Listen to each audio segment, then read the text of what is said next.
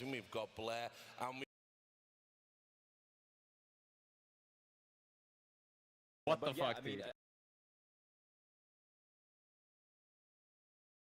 Great crowd response, because a lot of Na'Vi fans, a lot of FaZe fans, and Carrigan obviously the last day standing. Lots to look forward to. Listen, there are so many enthralling storylines going into this grand final, right? The first one in CS2 as well. Carrigan as a fan favorite. I am so ready for it. I'm going to try to manage my energy and not pop off immediately. You know, let's ease into this. Let's ease into this grand final. Yeah, we still got like I think an hour or so to work our way through this one. But yeah, I mean, I don't think I could have dreamt of a better run we've had so far in this playoffs to head into, you know, potentially Carrigan getting crowned a King Carrigan in the Royal Arena, right? So I'm just so stoked. I'm just pacing myself. Yeah, for my money, it's just been a super competitive major, right? I feel like every single game has had its own life. Every single game has had its own nerve.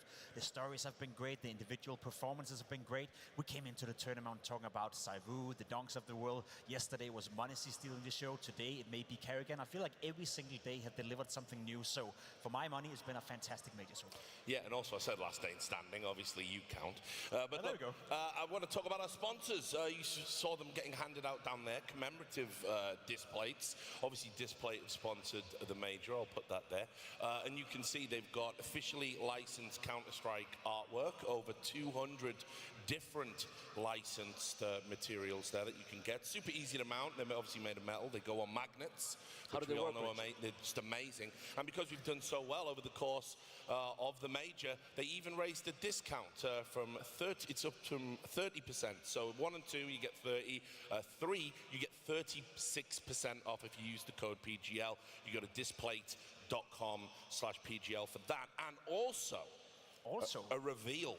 Hold on, I got more things under the table. I know I'm making you nervous, Matthew. It's all right. Sorry, I'm giving you the space. This is their new product. It's called Textra, right? Whoa. And what it is it's textured metal plate.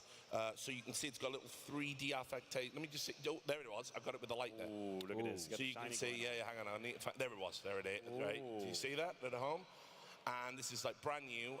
They're adding new designs to it all of the time. So again, if you go to display.com/PGL, you can just go in the search bar, type Textra, Textra, and you can check something out and channel your inner wolf. Does it look like Loki, Matthew? I know you have a sweet dog at home. Yeah, there you I go. do have a husky at home, and there is a resemblance. I can see my husky in there. I hope he doesn't look at you like that, mate. I'll be worried for you. When I'm having food in my hand, you know, and it's ready to come at me. I'm trying to have dinner, yeah. Immediately. All right, anyway, so look, as well as that, this segment as well is going to be brought to you by a new initiative from Save the Children called Save the Game, which we'll take a look at now.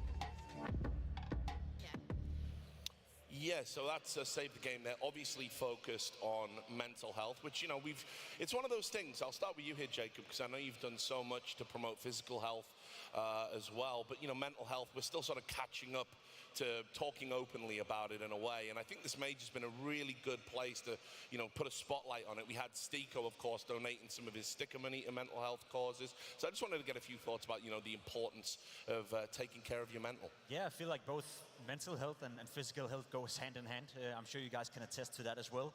God knows that we all have had our troubles. You know, growing up with Counter-Strike, it's not always been the nicest, let's put it, you know, the language that we use towards each other. So I think learning from our own mistakes and owning up to it, and then at some point, you know, try to be the best possible inspiration you can be. There's no one out there who's perfect, but I think if everyone is striving towards a better mental health and also a better physical health, you get a long way for that. So I think it's a very important cause and something we should take seriously. Yeah, definitely, I agree. I think normalizing, reaching out and offering support to your friends, to your ones you know. We have this incredible platform that is gaming, right? And first and foremost, it is about connecting with people. And I think we obviously know how to use the negative side of it. Lord knows the internet is full of it, but we have to be very public and open about, let's make good out of it. I mean, create something, create connections. I've had some of my best friends from the game, and I think it is a support net that we have to use and we have to promote, so good on them. I appreciate that. I mean, if I talk about some of the best friends I've ever made, well, you know, doing some of my slightly darker times it is from Counter-Strike, it is from gaming, so to speak, right? For me to know that a lot of people, they're getting put away from something which has given me so much, it has hurt me quite a bit. So yeah, just be nice, guys. Just be nice to each other. That's At least about try, it. you know? Yeah, try your best. So yeah, go to SaveTheGame.g to check that out. Right. We can start. And now we fight. And now we Now we do fight, battle. right. So, guys, obviously, we'll talk about yesterday's games first. I want to start with G2, and I want to do something that's going to surprise everyone at home. Now that my nightmare is over, okay, and G2 can't win the major. Obviously, they lost yesterday to Na'Vi in a great series. I just wanted to point out a few things because I did see a lot of criticism going the way of the IGL Hooksy, and I know often when you're a leader, you have to carry the can. But I'm just going to say to everybody out there, look, we gave Dan a pass, over on Vitality because Ziwu didn't show up. His stars, Hooksy stars, didn't show up at all yesterday. Hunter and Nico were terrible. He was getting blamed for a veto. That was the coaches. I'm just going to say, you can make arguments about whether Hooksy should or shouldn't be in this team, but there is nothing you can take from that match yesterday to use. It was other people's responsibilities. I think it's completely delusional to make the conversation only about Hooksy and the maps that they've chosen. When also just look at the way the third map went. Like they were in a position, they could have done it. There were a couple of rounds that were lost that changed the course. I mean, we'll obviously talk about this JLS for the years to come in Counter-Strike, one of the most impactful round.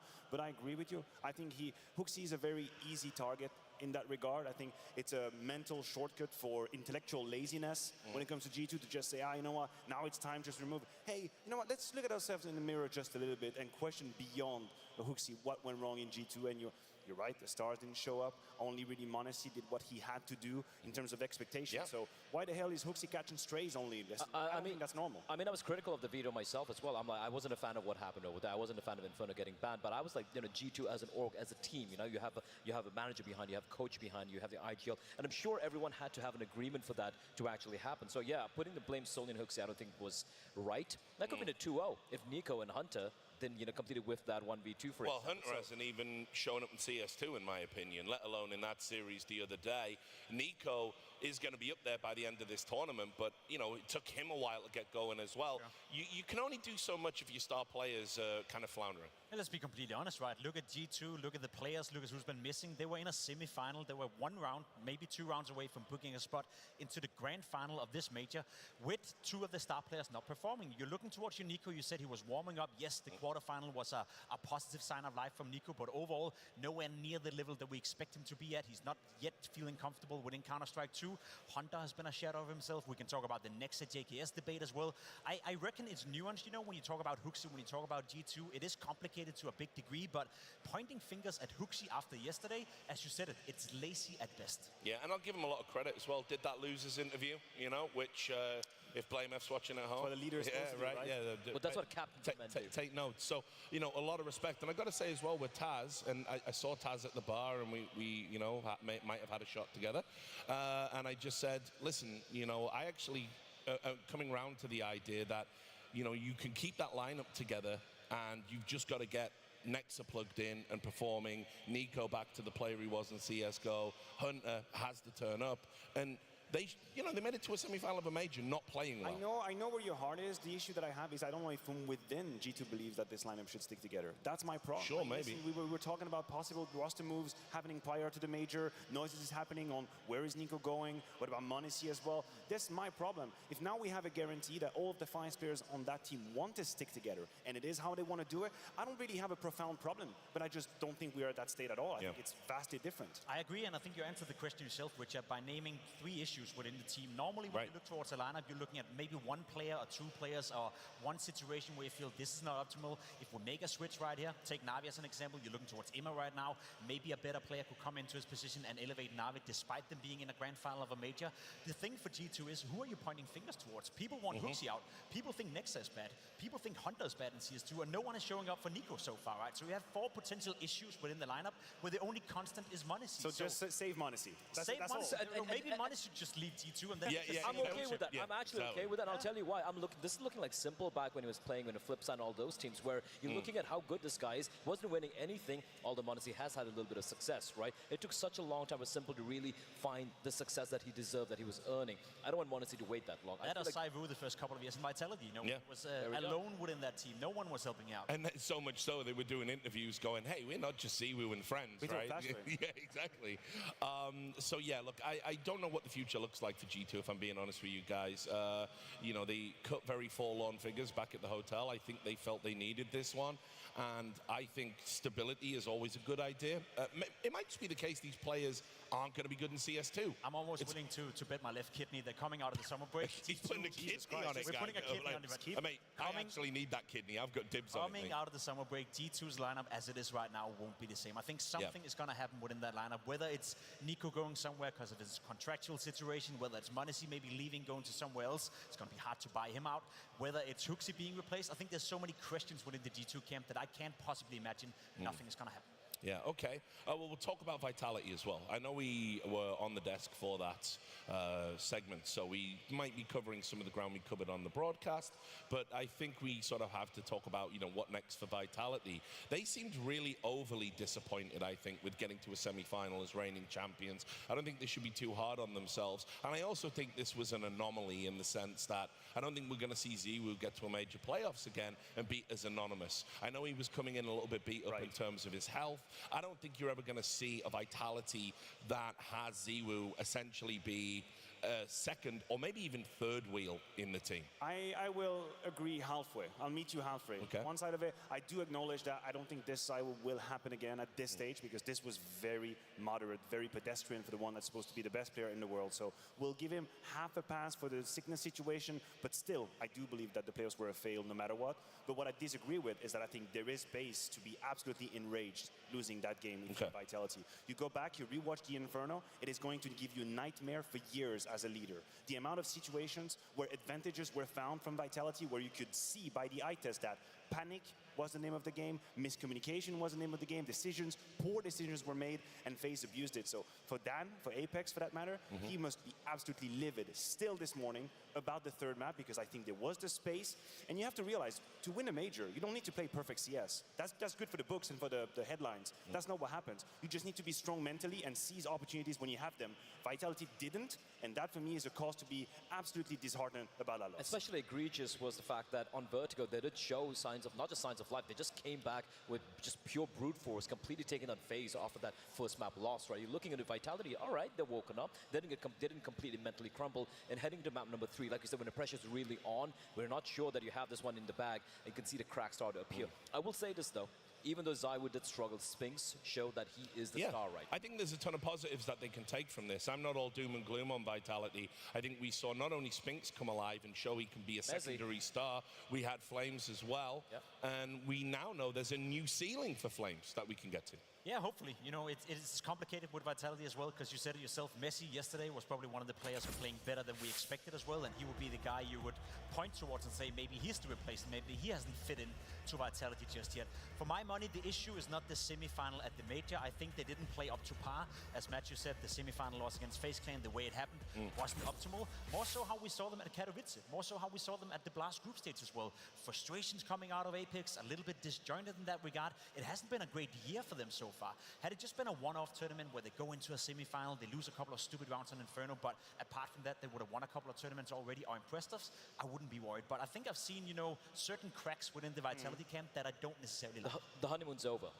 Yeah. So you need to start counseling and get it working. But I don't think it's doom and gloom. I think, you know, Vitality definitely going to be a team who are going to be kind of coming together better as the year progresses. I mean, they're still candidates for deep playoffs anyway, no matter where they go. And the question for them is to be able to keep working on the playbook while addressing some of the mental issues they face here. And this is sometimes like a double lane that is really hard, a line that's hard to walk on when you're a team. You might get a bit absorbed into this quasar that is talking about, you know, what's our mental, guys? We have to be stronger mentally. And then you forget to work on your game. You forget to work on the deep playbook and what you do. So if they can maintain that effort and keep on improving, keep on being creative, keep on being critical to themselves while getting a little stronger mentally, they're going to be fine. But that's a big if. Yeah, also, the other thing I wanted to talk about, Simple was in the building. We saw Parla give him one of the greatest stage intros of all time. And obviously Simple gave his thoughts. You know, he's here kind of on, you know, supporting Na'Vi, obviously, in the final. I just wanted to ask about kind of what's next for him, given that Na'Vi have been super successful. Because I'm kind of worried, because he's just put out a new video series today, and it's called On the Bench. On the Bench, the greatest ever On the Bench by Simple. And I'm kind of wondering, you know, whether that means that he's kind of leaning into the fact that, you know, if they were to win today, I don't think he can come back to this team. I feel for Simple.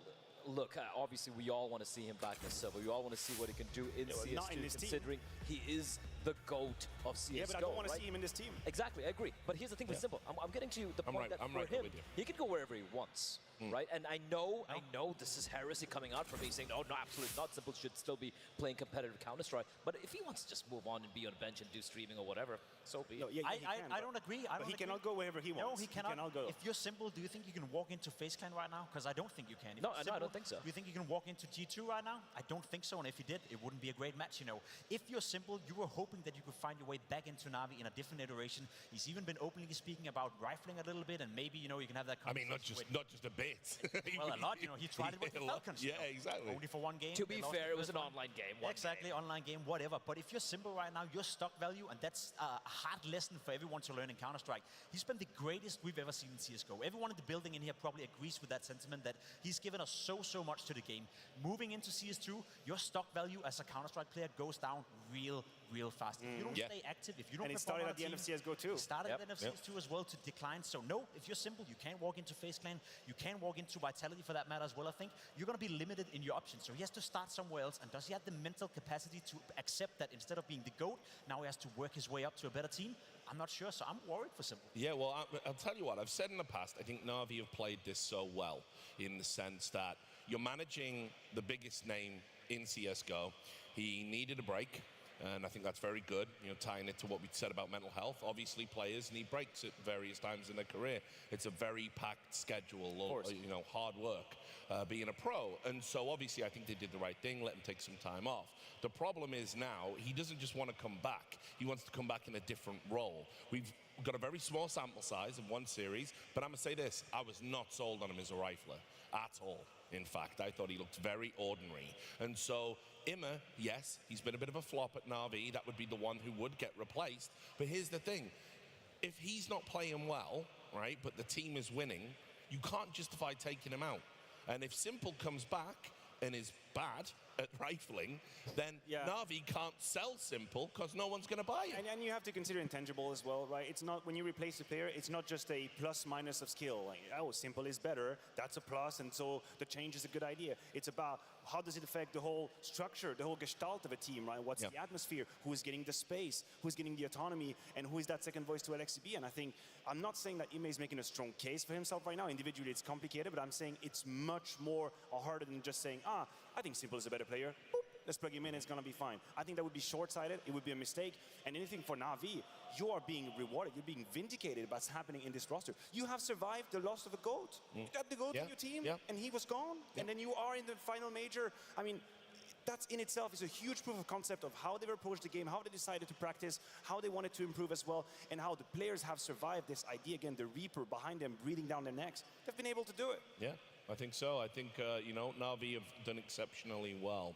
All right, hold those thoughts. I'm going to come back to you in just a moment. First, though, PGL would like to make an announcement.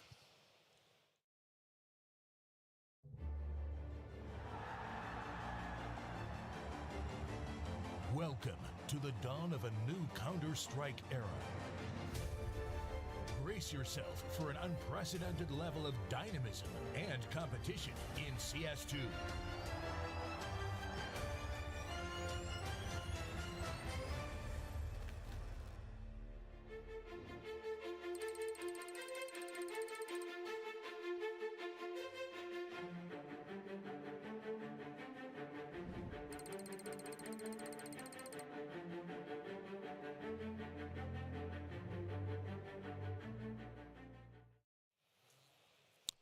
So there you have it, lots more PGL coming. And guys, the bad news is it means you're probably going to be seeing more of me at the events. Yeah, I know. For real? Yeah. Oh, God, I thought it was done with you. Back dude. in the game, mate. I've decided. Well, I was talking with PGL the other day. I said, yeah, you know what? You can put me down for all of them if you want. Like, I had a good time. And how is that a bad news? Do you think we haven't enjoyed your presence? You know, Can we get a some Hell more in a than others, Cell? I might wager, you know. Can we for actually get yourselves. a Hell in a Cell happening here? But yeah, anyway, so obviously PGL committing to this brand new circuit, lots of events across 2025 and 2026. And so I just wanted to get your thoughts about that because, you know, it's not really a topic we've had any opportunity to talk about. We always praise the teams, we always praise the players for having competition, we talk about replacing each other, etc., etc. I think it's good for the TOs to feel the same pressure. We saw what happened with ESL and Blast when they went head-to-head against each other. The product that we were able to put up with both Blast and ESL elevated to a whole new level. Now PGL wants in, I love it, you know, pressure each other, elevate each other, and make sure that the product we can give to you guys out there when it comes to Counter-Strike becomes even better. I mean, more Counter-Strike. There's nothing bad about that. It's when we're more Counter-Strike, we're going to have more competitions happening. And for teams as well, the really cool thing about the Counter-Strike ecosystem as opposed to maybe other games out there is just that so many more opportunities, not just with the majors, but with your ESLs and the Blast and the PGLs and whatnot. So there is no negative side to this. This is just great. Yeah, I mean, listen, more competition is great, rivalry is great, but what about the big S word, saturation? Yeah. I worked at a few esports that have done that. They're going to have to play nice to each other, you know, make space for each other. I mean, at least when it comes to Jacob and yourself, we've been in this space before in Counter-Strike, where it was just basically a mayhem. It was a mayhem. It was many different TOs. We were flying everywhere. It was a great time in the game. I liked that moment. I enjoyed it. I absolutely loved it. We used to have a time when 2 tournaments would run simultaneously. One pair of teams would be in China at an event in Shanghai, another one would be in Europe. So we didn't see the same teams play the same tournaments over and over and over again. Navi would pick one tournament to participate, FaZe would be at another. So we could actually build up the storyline that maybe if they were at the same tournament, we could have that match, but we have to wait for the next tournament or the next one again. And I absolutely love that. You see it with football, you see it with all other sports. We don't get to see the same teams play the same tournaments over and over and over and over again. And if that's a part of that, I love it. Yeah, and look, obviously as well, I mean, you know, the kind of death of the partner league system is going to open things up. I mean, you know, it's going to be really good for teams. You're going to get to pick and choose. You know, if there's overlapping tournament dates, you're going to have to choose one. And you're going to have to maybe dodge some teams you're worried about because you're going to have to get those ranking points. And that's how it's all going to be done in the future. So I think 2025 legitimately, you know me, I'm an old cynic, right? But like, I'm actually... Are you excited now? Are you positive? Actually, yeah. There we go. Actually. Rich is actually positive about like I'm actually an optimist about this new system for like the first time in I don't even know when. Because I'm like what Jacob was saying. I was getting so jaded. I'm watching the same matches all the time. What are the stakes? There aren't any. You know, and then also, not only do they just play each other all the time, they then end up going into another bracket where they play each other again at the same tournament. Like, I can't do this, guys. I mean, like, I love the fact that, you know, with CS2 coming in, obviously we're talking about a new game, you know, a new reset of the game, and also the fact, but along with that, if you're having the soft reset of the tournament system, so to speak, or maybe a throwback to 2014 to 2015, but a little bit more refined, a little bit more cleaner, I think that's great. I want a bit of a shake-up. I think that's what keeps Counter-Strike as a scene really, really cool and fun. Yeah. Valve gave it a shake. It's like a margarita in this bitch. Just let's go. And I want to add as well, for all the people who post on Reddit and social media, you know, Valve don't care, Those blah, guys. blah, blah. Yeah, those guys. You ever heard of them? Yeah, I have. you know, Valve here actually taking They a do lot. care. Yeah, Valve here taking a lot of feedback from us and other people, you know, about any improvements they can make to the circuit and the game itself. So I think this is actually, it feels really fresh. We're back at the start of something beautiful. You know, it's kind of why I got into esports in the first place. You know, you're traveling all over the world, you pick and choose your TOs, it's a new game. We don't know where it's going to go to developmentally. Yeah, it's kind of like 2012 all over again. But we've learned. Yeah. We've learned along the way. Yeah, well, We're a better version of ourselves. with 12 years of mistakes. But let's also Right. manage our expectations, right? Because it's not going to be perfect from the get-go. It is going to be a new system. It's a new world with known partner leagues, more tournaments, more TOs, you name it. It's going to be a little bit trial by error. There's going to be something that's going to suck. There's going to be some scenarios that we probably could avoid. But let's not pretend it's going to be perfect. It's exciting. It's going to be interesting. Yeah. It's something new, but nothing is going to be perfect. You know we're going to do this thing where we want to eat the cake and have it too. Yeah, you know, yeah. we're going to play by What's the wrong points, with and that? then What's FaZe wrong is going to with have 5,000 points. They're not going to show up in an event. The people are going to be outraged. Why is FaZe dodging this event? Like, hey, we're going to have to accept the rules of the game. We have to accept it. At least the tournament or you know their tournament partners now can't punish them for not being That's there, fair. Yeah, right? I'm okay with that. Yeah. I have no problem. So Just that's a you have to good accept the rules as they come. Then. Yeah. So look, it's 45 minutes on the clock. I'm looking up at the big screen. We're going to start ramping things up. It's time to take a look at FaZe's road to the final.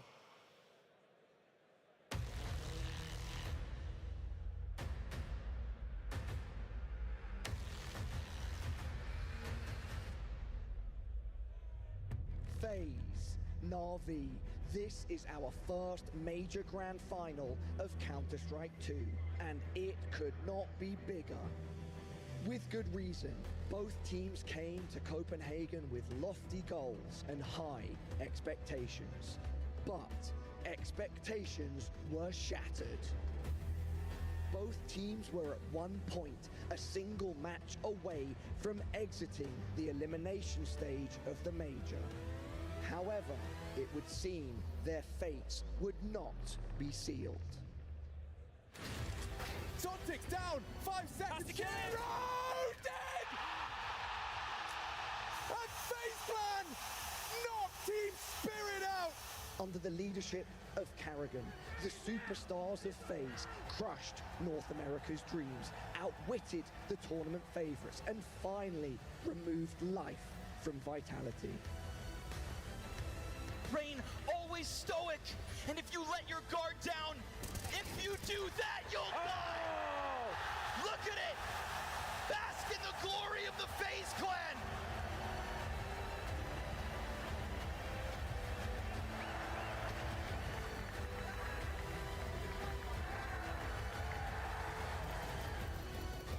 With a shot in the back, but he does go down. Centauris will fall. It's Na'Vi to bring the chaos to Copenhagen and the pain to eternal fire. On Na'Vi's side, Alexi B, the mastermind, his grand design finally coming to fruition, allowing them to fend off Brazil, Turkey, and a rising, scary G2. Modesty, what's you got? Misses his first, getting overrun. It looks like G2's time here in Copenhagen is over as JL racks up another 28 frags and counting. Hunter caught out. It's all on Nexa. Na'Vi pulled into the grand finals. One more kill. Wonderful gets it. Sometimes your opponent's just having a really good day.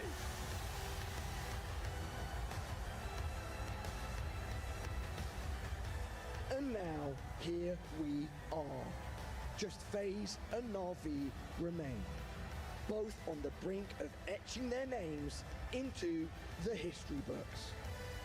We should consider ourselves lucky, because for the first major grand final of Counter-Strike 2, we get to witness the Battle of the Giants.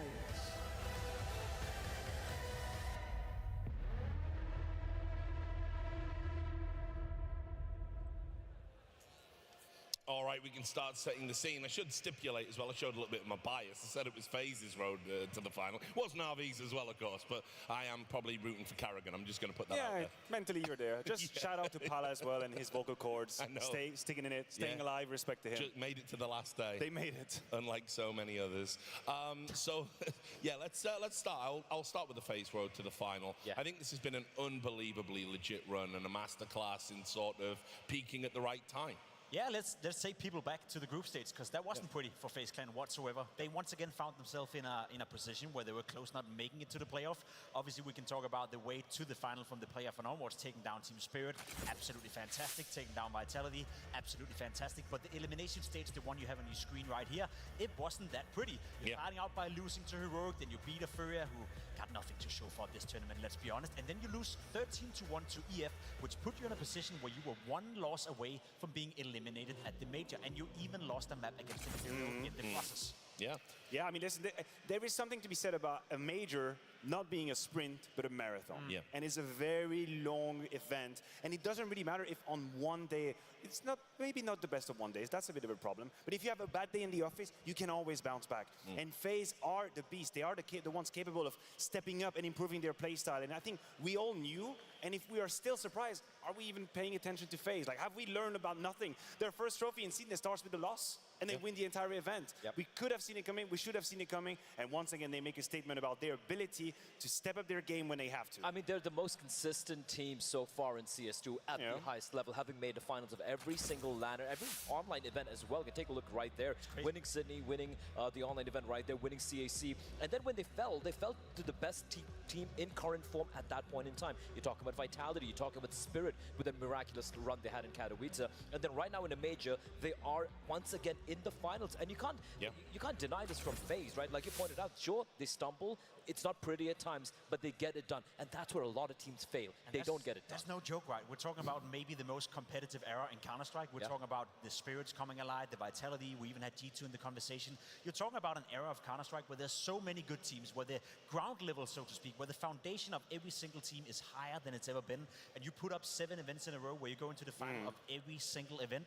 That in itself is a massive achievement, regardless of whether them winning or not today here. Obviously, losing a lot of those finals would suck and haunt their reputation, but being at 7 event finals in a row, that is almost unheard of in this era of Counter-Strike. I mean, if you look at the pick'ems we saw yesterday from Valve, where they showed the FaZe with the lowest picked amongst the semi-finalists, it's because their path was against Spirit with that freak of nature Dong, that phenom, right? They're facing them against the quarterfinals, and then they had to go up against potentially Vitality, a team who has been the bane of FaZe's existence for the past 3 months, and they get it done still. This is FaZe. This is playoffs. Major FaZe. I mean, listen, it's a byproduct of 2 things, if you ask me. One is obviously an incredible depth within the roster. And there might not be always a player that will be a capital S superstar, although Broky's had a couple of times these numbers here. But the fact that you have so many players who can step up, it just, by the mathematics, it improves the chance that someone is going to step, someone's with an S. That's the first step. The second step is the type of Counter-Strike that they play. And at that game, it's sometimes easy to maybe sleep on Kerrigan and say, you know, the map control and the call, that's all fine. No, he's got a very sustainable way to play Counter-Strike. There is creativity within a framework that works for FaZe, that makes them hard to predict, but allows them to replicate high-level CS time and time again. Because they're not just showing up with a game plan of 1, 2, 3, 4, 5 set strategies. No. They beat you in the very ground rules of Counter-Strike, and you can do that from event to event. They keep delivering. Well, I'll add as well, and you saw from the numbers on the screen, you know, look, Carrigan, towards the end of CSGO and at the start of CS2, I would say he was playing, as the kids say, like a bot, right? He wasn't very high stats-wise or whatever, but he wouldn't be. You get IGL privilege for that, so you get away with it, right? He's raised his game here individually. He's winning duels against elite-level players. He's clutching. You are right, Richard, but it's been happening for a long time. Sure. That is something that, once again, if you truly pay attention to Kerrigan, you will see. Amongst the sea of stats, there's a lot of red. There is a lot of red. That is just a fact. But whenever you hit the quarterfinal, semifinal, grand final moment, he will be capable of having a few maps here and there, where specifically at the beginning of a map, he is the one to lead the charge. And he will overperform compared to what he is used to do or supposed to do, and he will deliver 10, 15 kills within the first 8, 9, 10 rounds. That's what he does. He keeps on doing it. So I personally, I'm not that surprised of the numbers he's having now. I know he can. We're at the major. Where else would Kerrigan elevate? That's what he does. That's my issue with it, right? Because I would like to upplay just a little bit. We know he can, but he's having a 1 rating at a major where he's faced Spirit, he's faced Vitality in a semi-final, he's heading into the final now. We talked about it, we've seen it with the eye test, the impact he's had, and statistically speaking, I know it's been close when you look through his stats, but this is his best event in more than a year from the pure stats of it. So he has stepped it up a little bit. He's matching Rain on the server. Robs is just 0.05 better than him as well. We can talk about Robs having a bit These are 2 bad stuff. These are 2 bad stats for them then.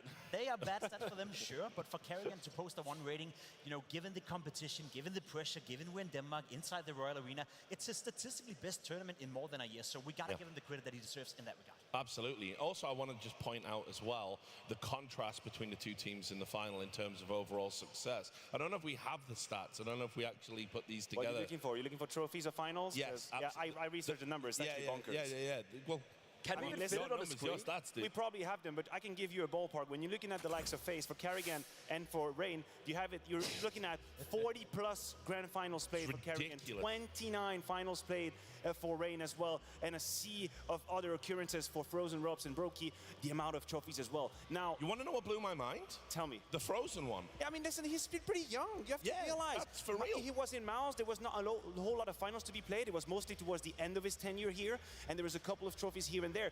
But where it really hits is the next graphic, the one that shows about Na'Vi. And this is where the contrast is actually about to rock your socks, because this is not even the same world. It's not even the same category. There's only one player in Na'Vi, really, that's LXCB, that has a whole lot of finals. Bit has trophies, but that's also because he was part of the golden Na'Vi generation, where he raised up as a rookie. And now, dun, dun, dun, these are the numbers you're looking at. And this is not even close. This is a whole new bargain. This is a whole new level. Wonderful has never played a goddamn grand final in his entire career. That's what we're talking about. Going up against a FaZe that has 100+ combined. I mean, listen, from experience on, they got him booked. That's just a fact. No, 100% agree with you. And that it is crazy that Carrigan alone, forget Carrigan, even Rain himself alone has more finals and more trophies won right there. And yes, the experience play comes into the topic when they're talking about its grand final. Of course. Right? And I love the fact these numbers are there, because it really quantifies how big of a gulf is between the experience. And this isn't just any finals. This is a major grand final. So if you talk about experience, I mean, it's completely tilted all the way for FaZe. The thing that stood out to me as well is LXCB. He's been in 9 grand finals, right? He's only been able to win 2. That was one of the critiques we had of him when he was in G2 and in his other rosters. He had a limitation almost to him. He could get a team to a semi-final, he could get a team to a final, but he would rarely win it. As you can see, only having won 2 out of 9 finals, not a great track record for LXCB. And now he's facing FaZe inside this arena. He's facing Carrigan, who has a pretty good track record, of winning finals. So for LXCB, it's truly another test to whether or not he still has that limitation attached to him, or whether or not he could surpass that. And what a polarizing figure LXCB is, right? For the newest fan in Counter-Strike, the people who just welcome, first of all, you've made an amazing choice. Thank you for being with us. That's the right game to be there. LXCB, he was put on the radar with ENCE, the Finnish team. That's when we started noticing him. 6 years ago. 2019, that's Katowice, exactly. That's a grand final in there. That's completely overcoming expectations. And then from this moment on, it's been a little bit up and down, lackluster. There is a camp in the community that says he's an absolute genius who's been dealt bad apples and rotten apples and weird rosters, but don't worry about it, he's got the game figured out. And there's other people who say, what the hell, you've been playing with Nico, you were in G2, you were in IP at the time, and you got nothing to show for it. So now, this is such an opportunity for him to make a statement. You take this Na'Vi roster, and you actually take it to a major trophy against FaZe. I mean, listen, what you gotta do? Vittu perkele, that's all you gotta do. I have to say this though about LXCB as well. There have been a lot of criticism, as you pointed out. People like, is he the problem? At some point, if everything stinks, maybe you are the problem, right? And there were doubts being raised right there. But NIP, we know what a messy project that was overall. Everyone's spoken about it. I want to touch about that. But it's able to pull this off, especially with the caliber, the pedigree of players he's got. Sure, Im and Jill, they played good at the major, right? But they don't have the pedigree as some of the players in FaZe or a G2 for that matter. You get Wonderful coming in, who's going to be nervous little kids that, oh shit, I have to play in simple shoes. This is not going to be easy. And he still makes it work. Bit learning English as he's playing in the game, taking English lessons just to calm with the team. And if he's able to get this motley crew to a grand finals of a major, one of the most competitive eras of Counter-Strike in a span of a few months, man, he is shutting everyone up. But I think that's the sharp contrast we have to accept, right? If it was Carrigan moving into this final leading Na'Vi, I would be a little bit more comfortable saying that Wonderful haven't played a final. I'd be a little bit more comfortable saying that Emma have only been in a couple of finals before. But it's LXCB who's only been in 9, and he's lost the vast majority of those. So if you're Emma, if you're Wonderful, you're looking towards LXCB, it's not a player that gives you the faith that, listen, he's been here 100 times before, he's won so many times before, he knows how to get it done. Fact of the matter is, he doesn't know how to get it done. He has that little limitation to him. You can argue that with ENCE getting to a grand final in itself, mega impressive. With G2 back in the days, with Ametek and the boys getting to a grand final, mega impressive. Even with NIP, he's been vindicated. Let's talk about that later. But you haven't won that many finals, and that's a bit of an issue. If you're Wonderful, if you're Emma, and you're looking towards LXCB for comfort, you're not... bro, if you're Emma, don't look at LXCB, look at your monitor to start with. But there is one man. A little bit. There is one man you can look for for comfort when it comes to winning. It's Blade. Blade will give you comfort? I mean, he should be giving them some comfort, because the thing with Blade is he's going to be the guy who's done it all, right? And he's kind of reinvent everything around this particular lineup. And he's just looking at him, and this is also going to be a testament to his system. The system. That is what they talk about every single time. Doesn't matter what the pieces are. Doesn't matter who we have to work with. The system, full faith in the system, as long as it works, even though you might have a 0.8 rating in the game, that's all that matters. And this has also been a progression in the way Alexi has been playing with this team. You go all the way back when the team came together, it was way more regimented, way more controlled, way more structured. He had to. And now he had to. And now he's giving the freedom the faith has been instilled in his players. I mean, listen, it always has to be a sort of a reciprocal situation, right? You cannot just say, hey, boss, give me some freedom. No, you have to make good on it. You have to actually have that autonomy. And I think players like Jael and Ime have been able to, at least in the calls, maybe not always in the fragging department, but we talk about Blade, something that is criminally underrated in a team is the osmosis between a leader and a coach. Yeah. That in itself is such a strong core to have. And it felt like at the very beginning, LXCB and Blade didn't necessarily want to play the same kind of Counter-Strike. You're LXCB, you've had things your way for a while. You come into the Na'Vi where, boy, you better do things the Na'Vi way. Yep. This is how we've been winning for years. So I think they've also gone a very long way to find a compromise, an entente on how they want to work the game together. And now it's coming to fruition. But it was not easy from the get-go. I mean, you talk about comfort.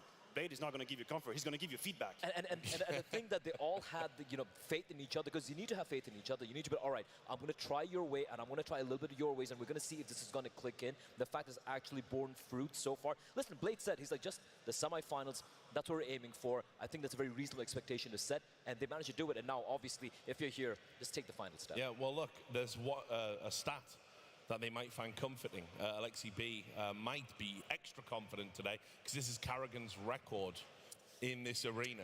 We've got it ready, apparently. You're trying to upset the people inside the arena right now? It's not been a good home for him at all. He's been in finals in here before. We looked at the fall finals back in 22. He did lose a game to a fan favorite in Cadian. I remember that game very vividly. It was a fun game, massive game. You saw Cadian smash a monitor, smash each other, and super, super happy for winning that one. Of course, that hurt for Carrigan. He comes back the next year. He goes into another final, the fall final 23, and he loses quite convincingly to Vitality 2-0. So for Carrigan being inside Royal Arena, as we heard him say it yesterday, everyone in here supports him. Everyone in here loves Carrigan, but they're yet to see him win inside the arena. And I think that adds another layer of pressure towards Carrigan. It's a man that we often praise for not being affected by the pressure. It's a man that we often praise for being level-headed, being calm. But imagine if you were to lose a third final inside Royal Arena in front of this crowd who are all showing up to watch you win, and you can't get it done at a major. That would hurt, that would amount pressure, and that would potentially be something he has to deal with throughout. Yeah, I mean, listen, I'm with you. It would be absolutely crushing for Carrigan to miss that chance here in Copenhagen. But I will say,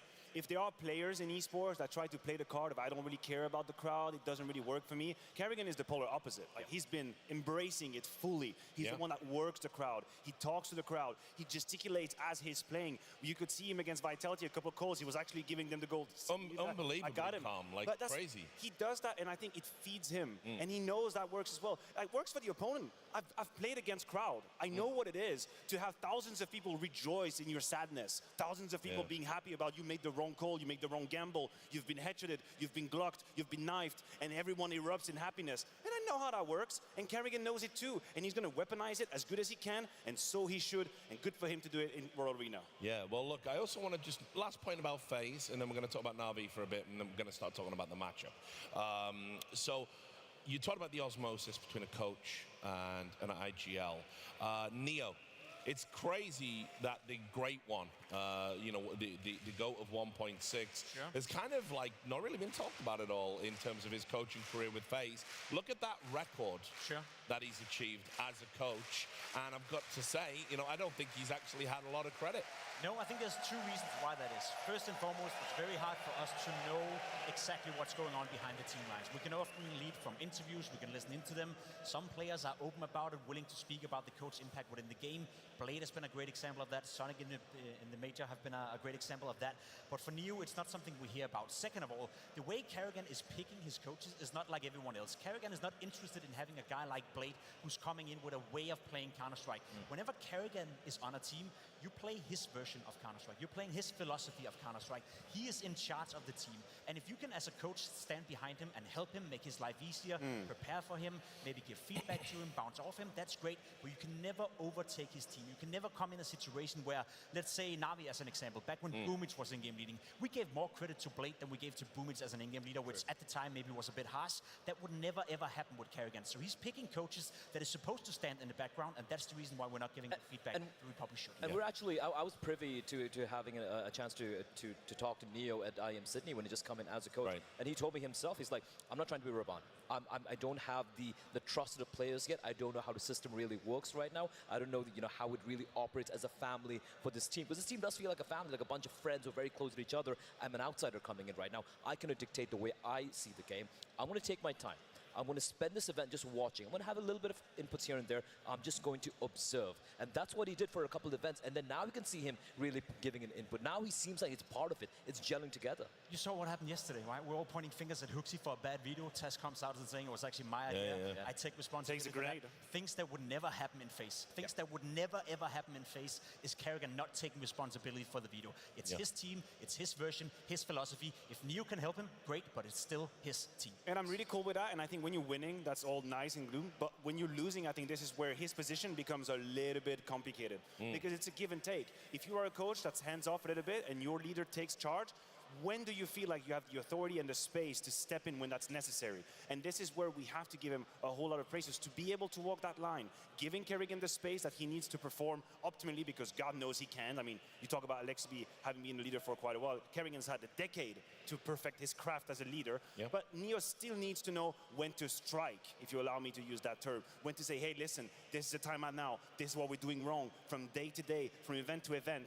And this is very impressive that he was able to do that in a team like FaZe that has a clear path on how they behave as a team. There's not a whole lot of margin to reinvent. You're not doing feng shui inside the apartment. You're just working with what you've been given and you're trying to improve it. Yeah, so speaking of which, Na'Vi, obviously I think there are some parallels we can draw with this international lineup.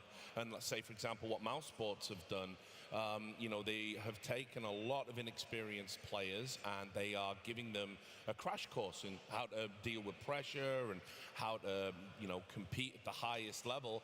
And at this tournament, at least, it seems to be working. I mean, nobody had them making it to the final. And it's a great point you're making right here. The obvious example is wonderful. Coming into Na'Vi, obviously blowing off the server, playing good Counter-Strike. The one thing I wanna say from the get-go, want us to stay away from, this is not a learning experience for Na'Vi. Yes, after the game we can discuss whether or not it was a learning experience, but for them to come into a grand final, they cannot have the mentality that this is a new roster, international lineup, we're coming in and we're trying to learn from this. Because of course they've never been in a position like this before. We saw it, wonderful, never been in a grand final. Immer, been in one major final, you know, not too bad, coming in for the second time in a row, by the way, but most of these guys are inexperienced compared to what they're going up against. A lot of people would say, a lot of people would already by now, before the game even begins, say, listen, it's just a learning experience for them. We can't really anticipate and have too high expectations for them. That's not how it is. You go into a grand final with the goal of winning, and then afterwards, yes, you can. I mean, if you're gonna use Mouse as an example, because you say you bank on experience and you give players a new ground to sort of perform. There's a massive difference here. Mouse had a core that knew each other. Yeah. They had something. They had a pre-existing relationship. They grew together, and that already is a bind that Na'Vi absolutely didn't have. This was a mishmash, a team that came together that we didn't really understand the hows and how. Who's going to be the superstar and who's going to be the second voice? And Bit doesn't speak English, and Alexi B has never worked with Blade. It's like there was so many equations. You would think you're in high school trying to figure out how this team is going to work, and that's why I truly think they deserve a truck ton of praise to be able to do something coherent out of pieces that had nothing to do with each other. Absolutely not. Might even not have wanted to play firstly together as it were, and then it still work out anyway. I think a lot of praise has definitely got to go the way of Alexi B and for Blade, right? Obviously, as the very differing ideologies as how to approach the game. And if either one of these were like, no, I'm not gonna work with this, we would not be seeing this team here on the stage right now. So the fact they're committed to it, the fact that someone like Bit's like, major winner, by the way, the only major winner on that team right now. He's like, I'm just going to make this work here with Na'Vi. I'm going to learn a language I'm not very comfortable speaking. I'm going to somehow manage to somehow still find impact here. I think a lot of praise. I feel they've already achieved more than what any one of us expected, even themselves. But, you know, now, I completely agree with Pimp right now. This is not really stopped though. You're in a major damn finals. You go for it. Alexi B has been here 6 years ago. Slay that demon. Yeah. And if we're going to give praises to the coaching staff, let's extend it just a little bit as well. Ursula, psychologist within the team, can you imagine the amount of BS she probably had to deal with to make this roster work together? How many different problems and dilemmas must have arisen between different cultures within the game, outside the game, the frustrations, the limitations of players out there. You have Bit, who again has to go into English mode for half a second. He's playing an anchor position sometimes. I'm sure the first weeks he didn't even know what the hell is going on the server. Absolutely lost. You have Ime, who's supposed to be a superstar, who get traumatized by Simple the first few weeks. He's thinking, what the hell, what am I want to go back to Shuhei. I want to go back to Game of Legion. I swear to God. Like, there were so many obstacles on the road to greatness where they are now that I truly think this is worth not one praise, but truckloads of him. Here's the crazy thing. When you think about Na'Vi and when you think about the player material they have, we can both agree that Immer coming into the lineup, he's a much worse player now than he was in Game of Legion. That's fair, 100%. Yet they're in a grand final. You look at another player as an example as well. You look at JL. I think he's upholding the same level we saw in Apex, maybe a little bit better. So it's the support player. It's the.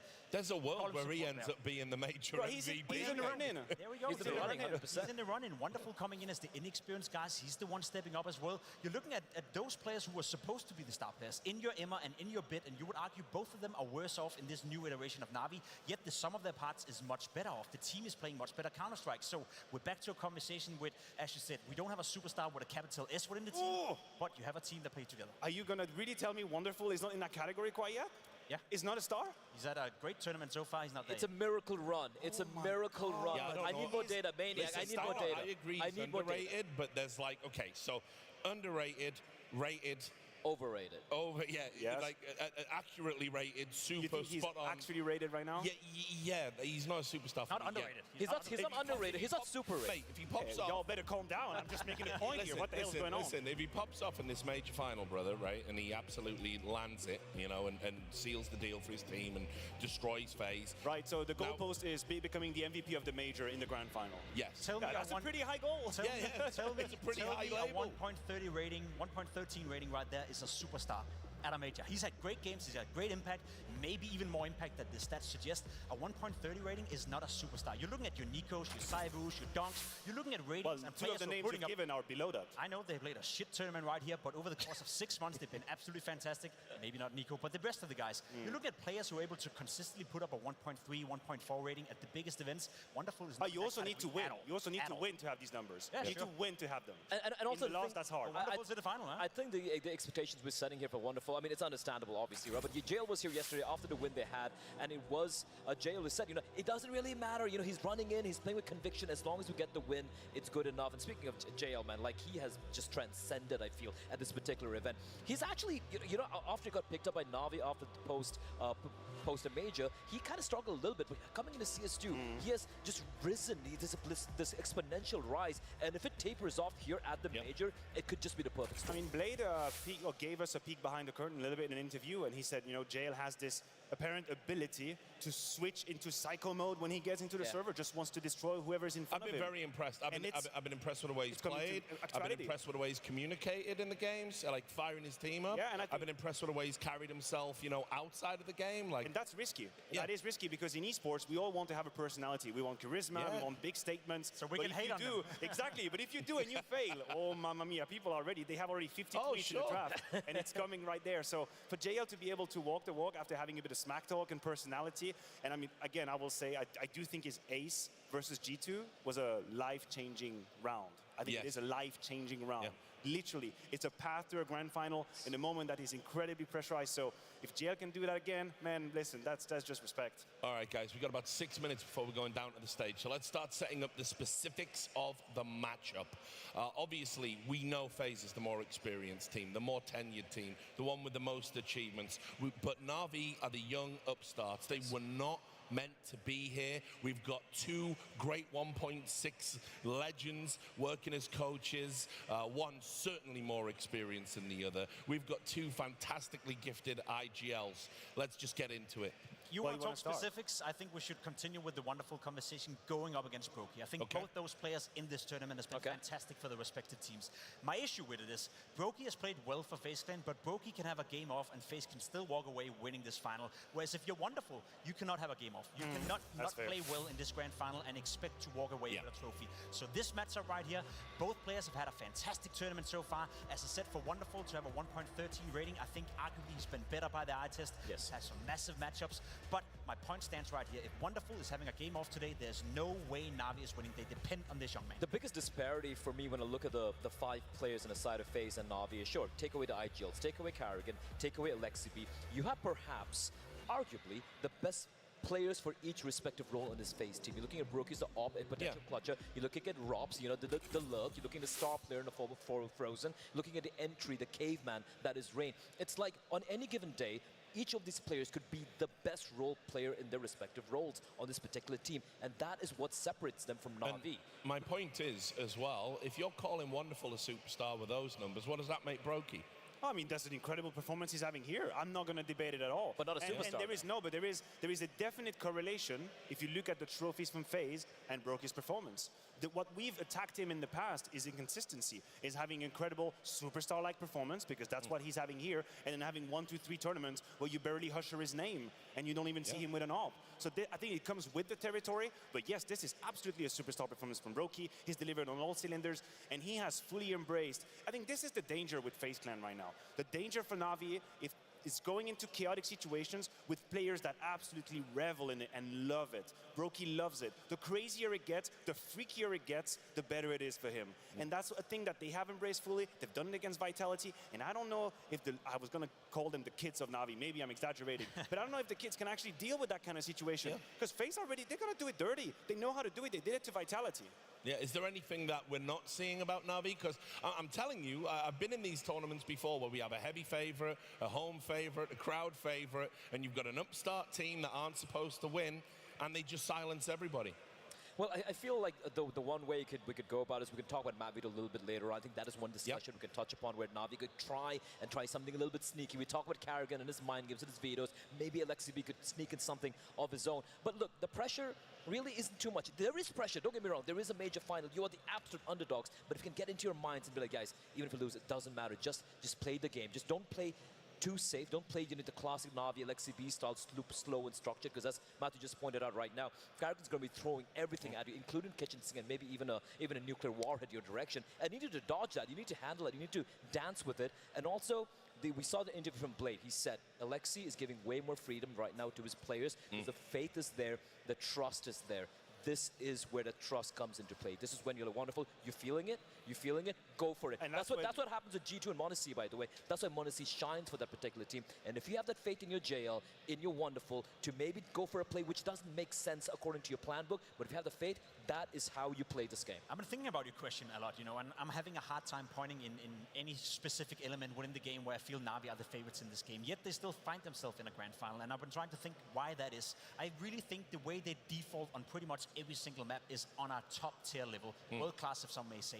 I think the way they play on the T side has been the strength so far this tournament, the LXCB calls, the calmness, and the synergy between the players. We have also, you know, a couple of players who haven't stepped into the tournament just yet, so one may argue there's some untapped potential within Imma, within Bit, who can definitely play better than we've seen so far. But there's a lot of ifs, you know. There's no doubt that FaZe are walking into this grand final inside this arena as the heavy favorites, but I still feel we haven't seen the best from Na'Vi. And if Bit can come alive, if Imma can come alive, some of the lurks we've seen in this tournament on the T side has been fantastic. It's more so on the CT side. There's definitely a world where Na'Vi can make this super competitive.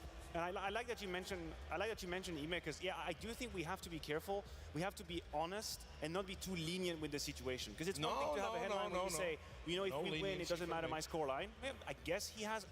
There is a point behind that very great sentence that in the end, if you have a trophy, who am I to tell you you didn't win the tournament? But there is a reality behind, if there was to be a failure, then there is going to be a moment where questions are asked. For me, it was too much too soon. He should never have been airlifted into a team like Na'Vi. The pressure is immense. You can't go from Gamer Legion off the back of a series of life games into one of the biggest esports orgs in the world. It also depends where we go in the context of where you're going. There has been players in the history of the game who have made an immediate entrance into the top level and did absolutely well. Frozen, you know who else? Robs.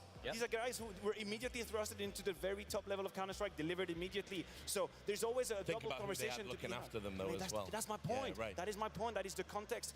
One is a little bit on the individual, what are you made of? And the other one is the context, the environment, the nurturing of these talents. And no, look at me in the eyes and tell me Simple nurtured Ime when he joined. Oh, no. Absolutely not. Simple doesn't nurture anybody. We know how he works. We know how the man that he can be.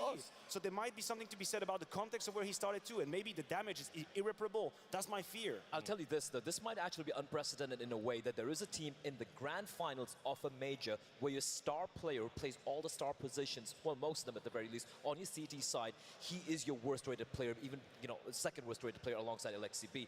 LXCB, IGLs can get away with that, but he's a star player. That's a huge problem. Lowest rated player, one of the lowest rated players in the major and in the grand finals as a star player. And you contrast that with Frozen. Look at his numbers. Look at what he's doing for his team. It's actually, I feel, almost a miracle to hear with Emma's performance. Final point, Jacob. If anything, that's also a sign of what we spoke about. The foundation within Na'Vi. You are at the grand final, and you can allow yourself to be inside the grand final without having your star player playing well. It's not necessarily built up around Emma. He's not supposed to be getting a lot of kills. Obviously, more would be nice. Certain games would be won where they could have lost, etc., etc. But you have a team who's able to make it all the way to a grand final without your star playing well. If that's not a testament to a good T-side and a great foundation built by Blade, what if he plays well? Well, what if he plays well? Maybe they win the final, Blade. Boom, Right, there we go. Right. Well, let's get the finalists on stage.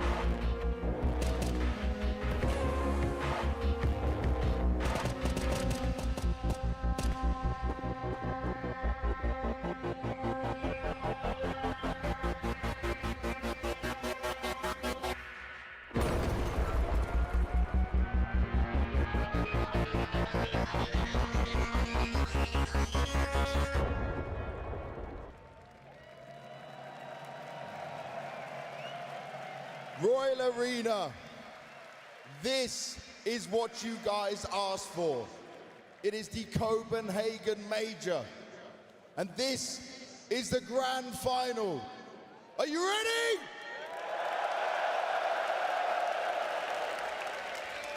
We are completely full. There is no room for any more people to sit in this arena, and we are about to show the world why the Royal Arena, while you guys, the Counter-Strike fans, are the best in the world. Let me hear you!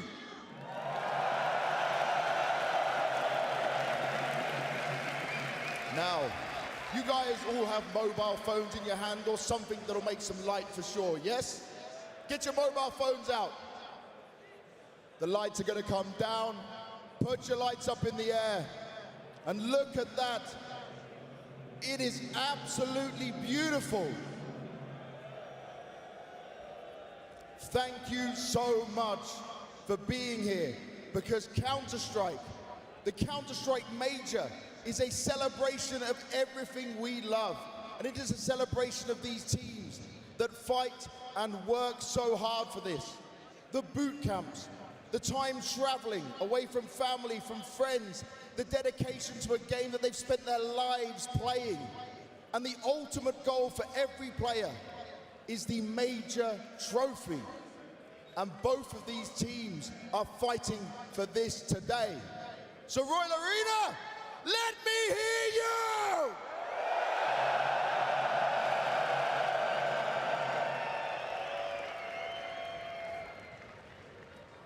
Entering the arena first. This is the most consistent team in Counter-Strike. They have constantly fought no matter the lineup they have. They are the PGL Major Antwerp 2022 champions. And they're looking for another one today. It's FaZe!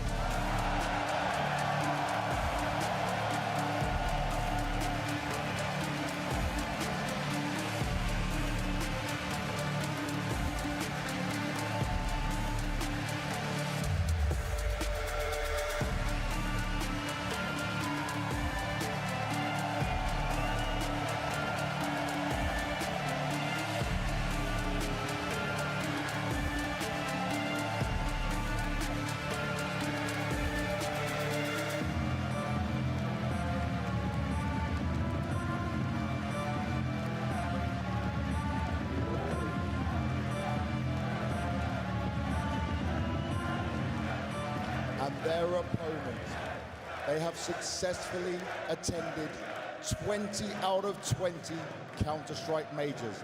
Including this one, they've been in 6 of the finals. They lifted the trophy back in Stockholm in 2021. But this is the first time they have a chance of doing it with their new international roster. The dream run can continue right here and now. It's Na'Vi!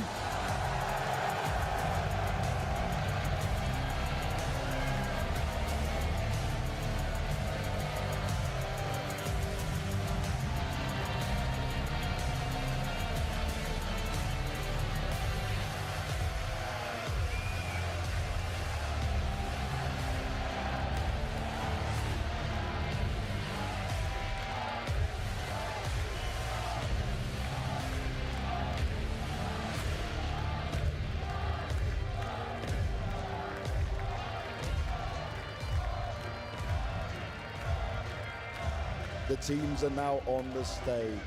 Alexi, come on over here. Carrigan, you as well.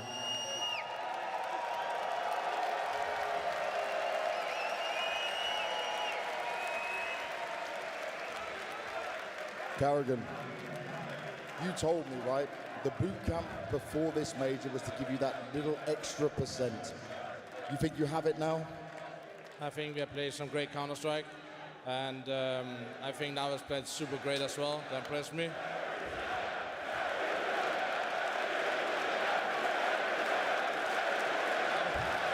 mean, I just know that this is a dream come true for me. And whatever happens in this game, I just think it's going to push Counter-Strike to a new level. I'm just looking forward to play out finally. That's what it's all about. And this crowd has been amazing. This crowd has been supportive. But you told me earlier in the tournament with Spirit, then it was Vitality, and you said you didn't have that pressure. But now against Na'Vi, you said they can be a tough team to deal with. But do you feel like the favorites now? Do you feel like the pressure is on? It doesn't matter who is favorite. In a grand final, everything can happen. I've tried that many times in my career. But I know for sure there's pressure. We are FaZe Clan. But I've learned pressure is a privilege, and this is a privilege to play in front of all these people here today. And you have played in front of this people in this arena before, for the Royal Arena. How much would it mean to you to win it now? Let's talk after the game, and I just know that, like I said, today's a dream come true. Whatever happens, I've been here, I did everything I could, and we have to respect the enemy. They're playing incredibly well. So I just hope for one of the best finals, and normally when we play finals, it gets very chaotic. It certainly does. For you, Alexi.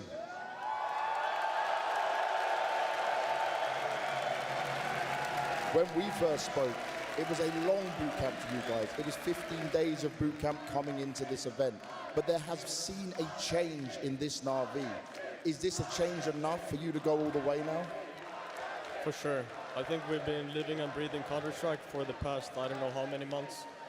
And I think the work is finally paying off, but we're still not finished.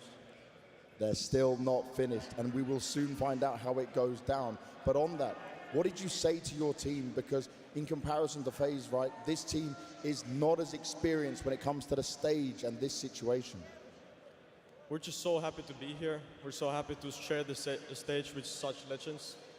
And we know that we deserve this moment, and we know we worked hard for this moment, and we're just gonna own it and show what we're capable of. And in terms of what you're capable of, you haven't faced this phase with this lineup, right? Does it feel like it's going to get wild? Do you feel like it's going to get chaotic, like Carrigan said? It is. I'm hoping for so quality CS. I mean, everybody knows the FaZe clan, and you know, it's just I just think that we've been manifesting this moment for so long. We're gonna show what Navi CS is. That's what we want to see. We're looking for the best Counter-Strike. Good luck, have fun to both sides.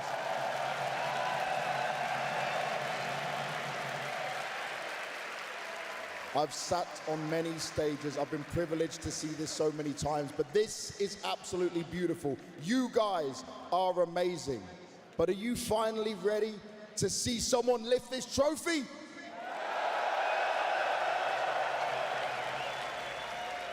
But who is gonna win in your eyes? Is it Na'Vi? FaZe? Na'Vi? FaZe? And what about Counter-Strike? The battle is about to begin. Richard, take it away. Much, James. Indeed, the winner is Counter-Strike. Capacity crowd, all rooting for FaZe, most of them it seems.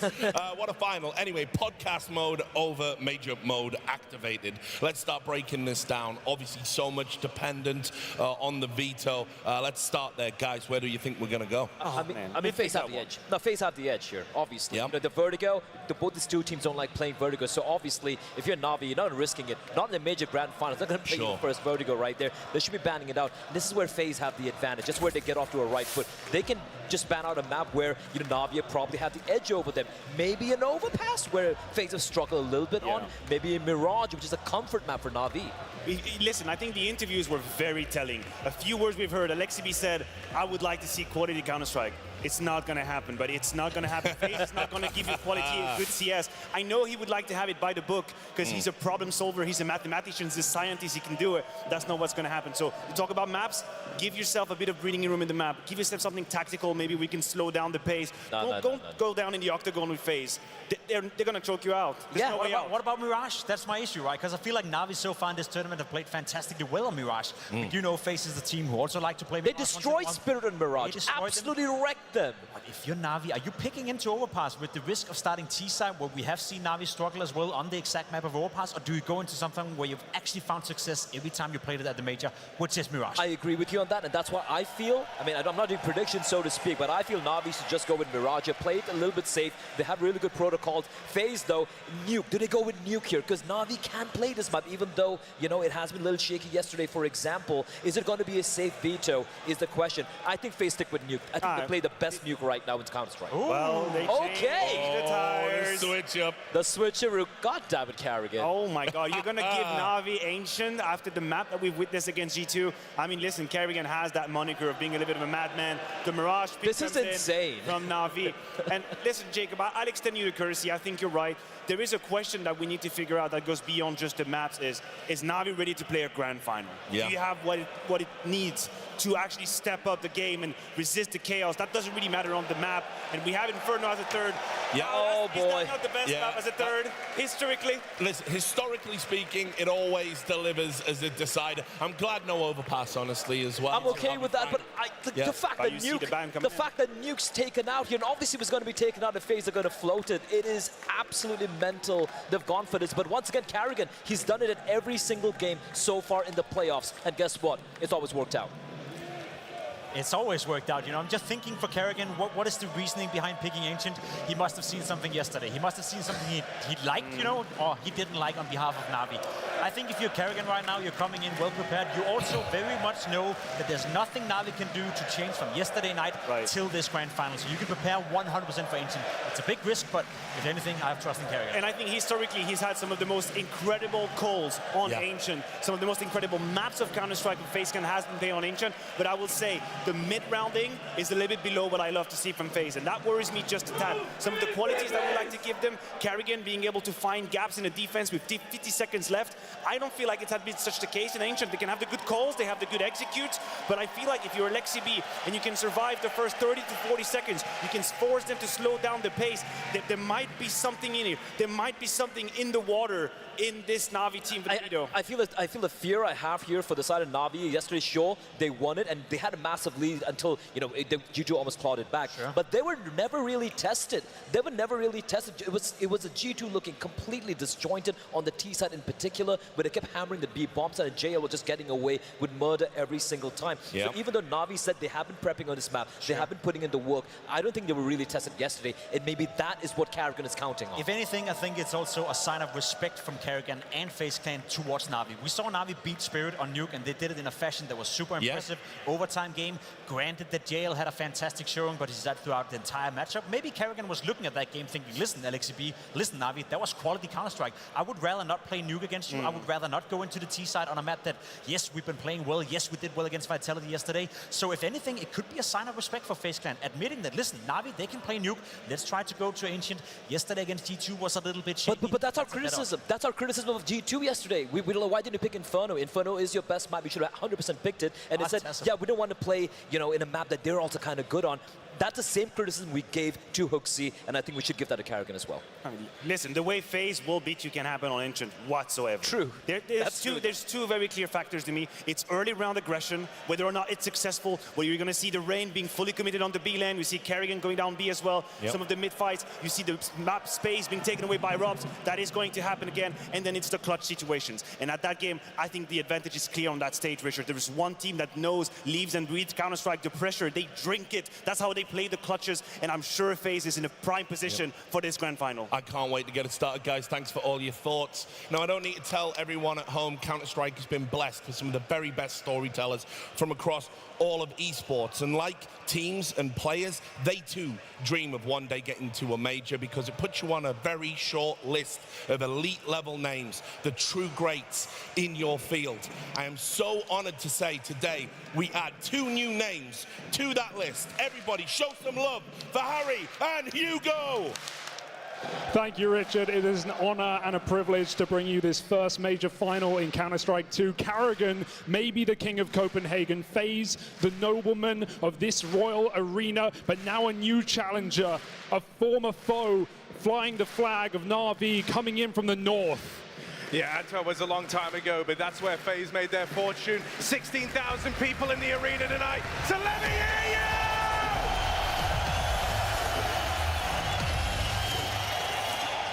We are blessed with some of Counter-Strike's brightest minds in the server tonight for this best-of-3 grand final. Karrigan v Alexi, FaZe v Na'Vi, and Ancient is where this begins. Dare I say, Inferno's where it ends. We have a beautiful map pool for this series. Yeah, we really do. And I mean, you're going to be treated to 2 of the best tactical masterminds going head-to-head. This is exactly what we wanted out of a grand final, the first grand final in Counter-Strike 2. To think the FaZe came straight through with the Ancient pick. Na'Vi, they showed us grit on this map last night. Now FaZe have to face it head on. Bit up in A main, looking for the first engagement. In the right place with the dual Berettas is Bit. Nearly caught getting out of there, and Na'Vi unperturbed. They're going to bring a second player over. Easy does it from FaZe Clan in the pistol. Nothing crazy and explosive out of them just yet. But they are slowly but surely taking this main space away. And that's when Bit decides to get involved. It's Karrigan, fan favorite, dead first. Yeah, but it does allow a player to slip into Donut. FaZe have real estate in this round, and Na'Vi haven't full rotated off that B site just yet. They don't know. They can't be certain. Alexi probes middle, desperate for information. It steps right in, he is, and he attacks. Look at this gap. He's found the golden window right now, man. I want to keep an eye on this. Ema's kind of having to turn around and check for it, but that leads to him getting sandwiched. And so FaZe Clan are looking for the recovery. They go a man down to open up this pistol, but they find their gaps, they find their timings. And Na'Vi just have to sit back in this 2v4.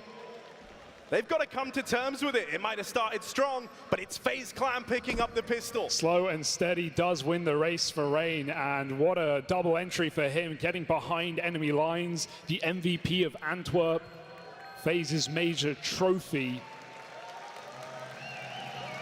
And all while he was in fear of being cut from this very roster. Rain walks so FaZe can run, and Na'Vi just try and save their guns. Very well recovered, very well recovered. And I mean, if that's a sign of things to come out of Rain, you're excited of just how far this can go for FaZe. A big game player, all that experience. Rain in this roster since its inception. The architect, he's built it from the ground up.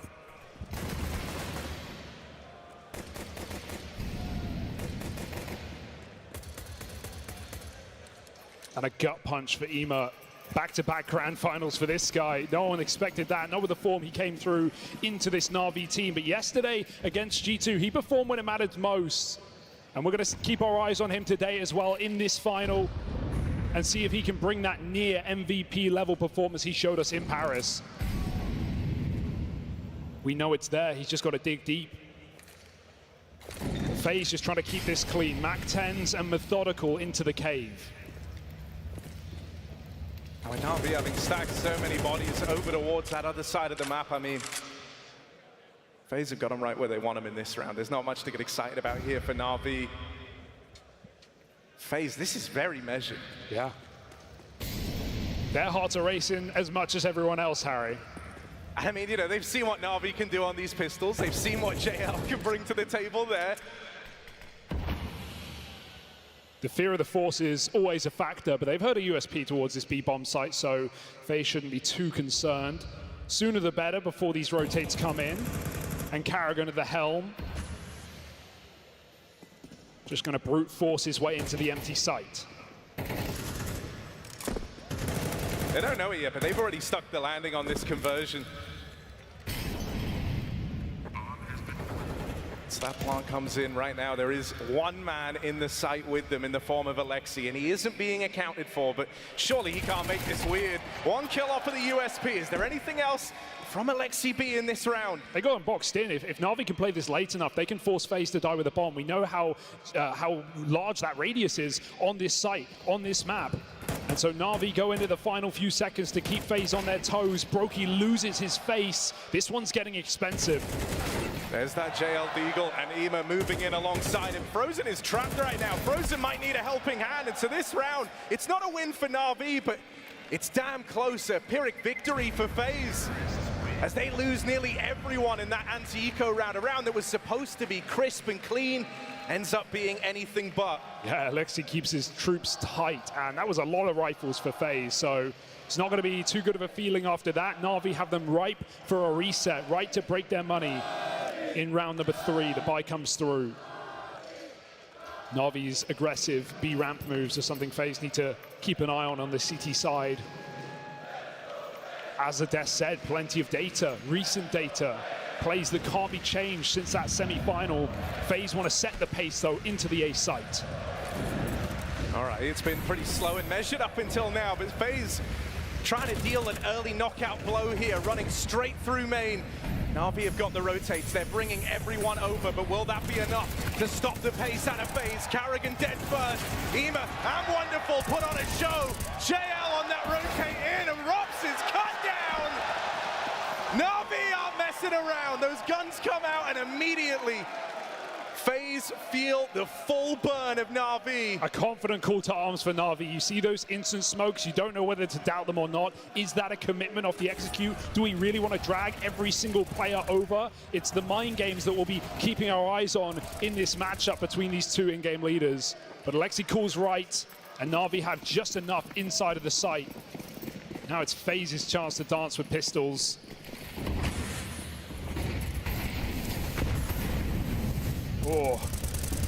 Oh, Frozen. Not afraid of the big stage, as it turns out. That's nearly the double. But he gets out with the first, and that is what really matters to FaZe right now in this low buy round. They open up on the Tech-9 once again. Carrigan battered out of it. Complains to the manager on that one. Alexi with the backstab. And a 3v3 now.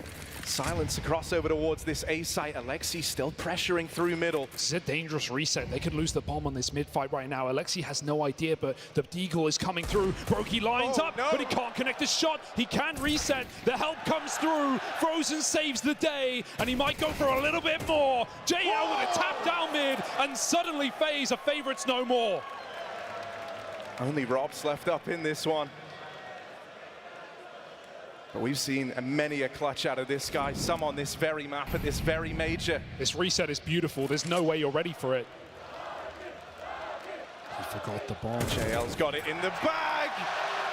And so JL showing up in full force. Beautiful taps down through middle. What a shot. Where did this guy come from? We saw him in the playoffs of a major.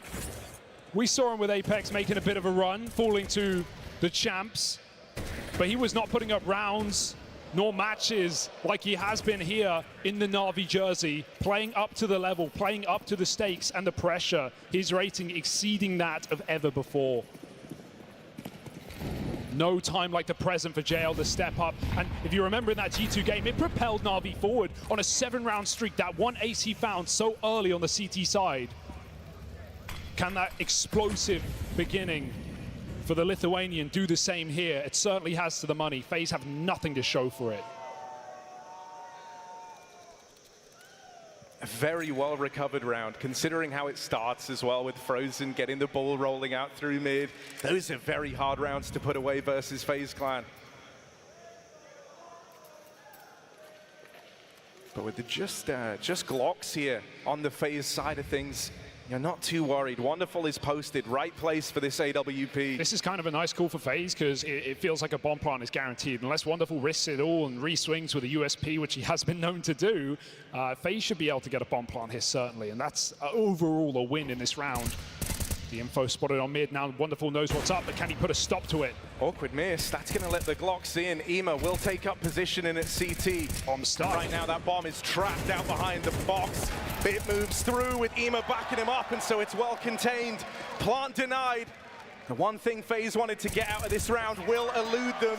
Bit of an error for Brokey to cross all the way behind Big. If he took the close routing, he could have got back to the site. And with Carrigan and Donut, that's a perfect round to make yourself some money. Money he would love for that AWP. You want to talk Brokey, he has been an absolute monster in this major. Highest rated player for FaZe, slipping under the radar.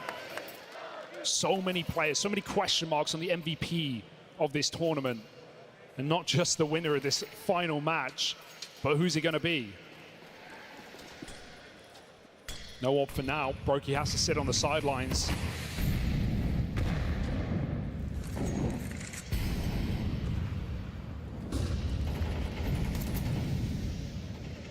Frozen's going to try stake his claim to mid again. Was able to do it with the Tech 9, so he's working that early. Wonderful here with the AWP, and he's got support as well. In the meantime, look at this from Carrigan, creeping through at the top of the B ramp. Nico couldn't do that yesterday. Somehow Carrigan can. And he's even got the read here, pushing up through the short smoke. Oh my God, Carrigan is making a play. Ema's got no idea. The captain carries the torch, and the rest of FaZe Clan follow him. This B site is now so tantalizing. They've spotted that AWP over in Donut. The one man they don't know about yet is Alexi. Oh, they know. They've got a feeling in their bones. He's in a cage.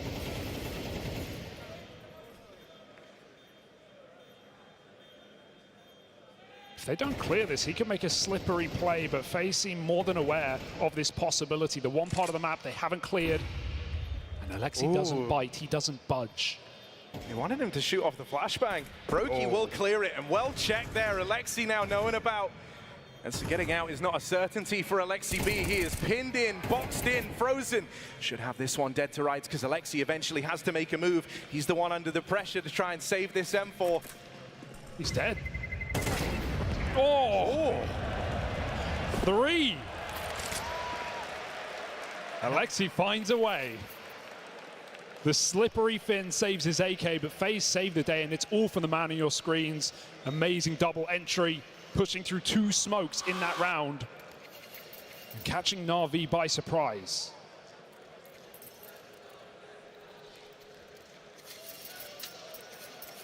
Good return to form from Carrigan as well. He's had a bit of a rough start to this game, hasn't he? Always been that first man to fall for FaZe. But he makes his play in that round there. And it brings them right back into the fold. The pressure now on Na'Vi's shoulders.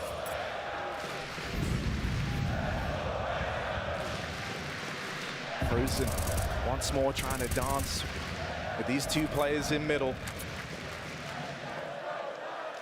And he finds a good timing here, slipping across right as Bit is up and moved away. Rain, I mean, this is basically his position. One of the most formidable cave players you've got. The caveman of FaZe Clan. Oh, and there's an opener. Will get swiftly traded and dealt with by Bit, but that's pressure over here towards B, and Alexi can still hear these footsteps right beside him. He knows they're coming his way. He knows they're looking for him. Rain makes it across. Do they want to challenge here onto Alexi? Bit seems to think so. He's there to back up his captain, and between the two of them, they will hold back FaZe Clan over at Cave. Frozen's going to throw his hat into the ring. Frozen arrives. Oh, what a crazy way to do it! But he can't find the second man. And that leaves it all on Rops. Smart player, listening for the info, listening for the footsteps. He goes hunting for Ema back in the spawn. That's the first on his way to the clutch. A lot more to do for Rops and not a lot of time to get it done in 20 seconds. He might need both kills here. Smoking his way, but he plays through it, and that's went wonderful. Stops Rops in his tracks.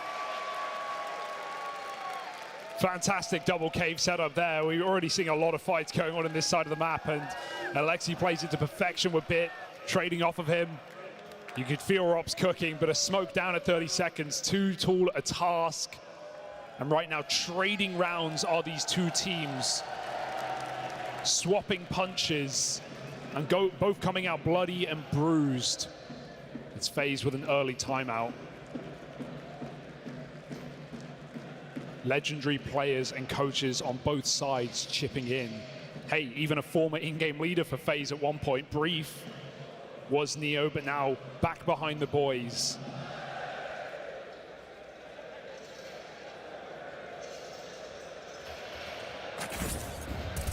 Right now, we're seeing Carrigan just completely counter JL. He's killed him at least twice on this B-site entry. Did not think he would be JL's kryptonite, but someone has to. Yeah, I mean, really, there's been two standout players throughout this, and that's wonderful. And JL, Ema has had a recovery since he's gotten onto these playoff stages. Right now, the most interesting one to me is Bit leading the way at 8-3. Yeah. The last man standing of that old Na'Vi squad. They saw FaZe in a final.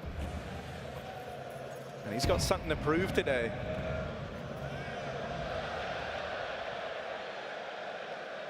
Alexi is fearless on this cave side. We often see players go through this smoke with a bit of mid-pressure.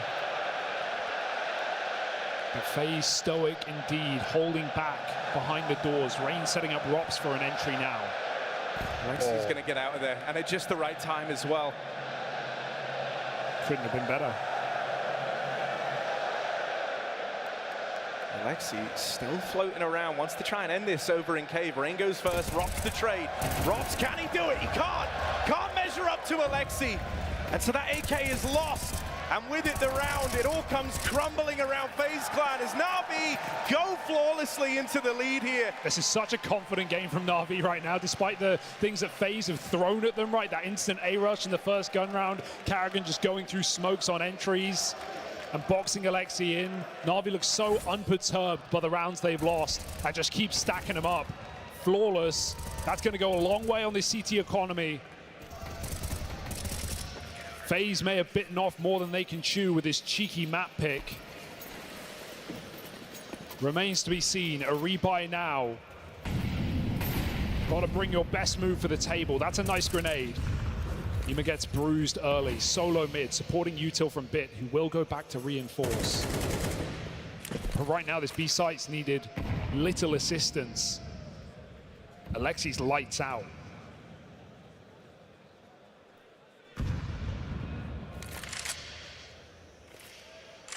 FaZe want middle, and with that, they've got to respect these smokes. Ema might find himself in the firing line here. Drops in that second smoke in mid. Eventually, FaZe are going to look to come through this. So how long does Ema hang around for? They're looking to come through right now. So Ema just got to spray and pray. One kill from the man. Brokey caught in the crossfire. Carrigan closing in, but won't get past the double donut setup. Hats off to Bit as he recovers this round. And FaZe Clan, it grinds to a really awkward halt here. All the spots perfect. Rob's baited the other way. And this is a done deal. Surely Na'Vi absolutely rolling over FaZe with another clean round on the bye. Can you imagine what this Na'Vi team would look like if all of these players played at their peaks? It feels like we might get that today. Bit's hitting some fantastic headshots.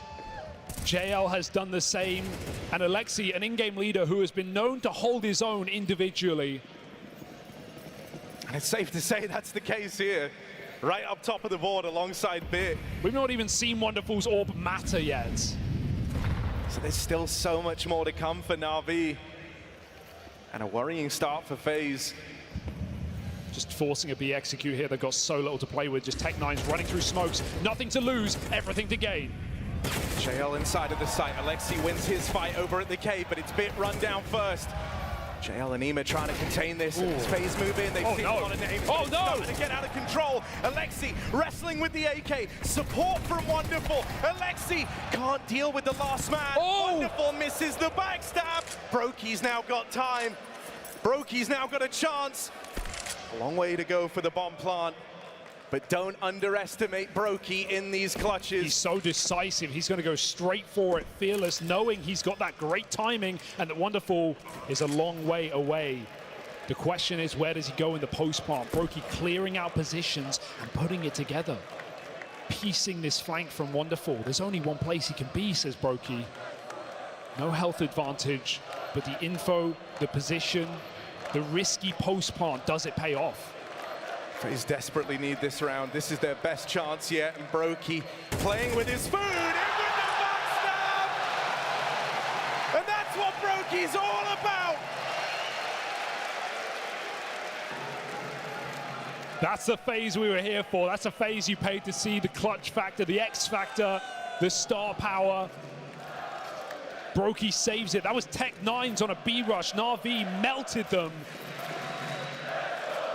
But a clutch comes through, and FaZe are back to their winning ways.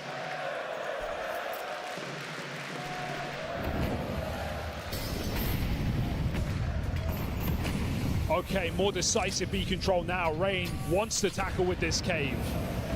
Comes at a cost. That cost is health, but he gains control in exchange.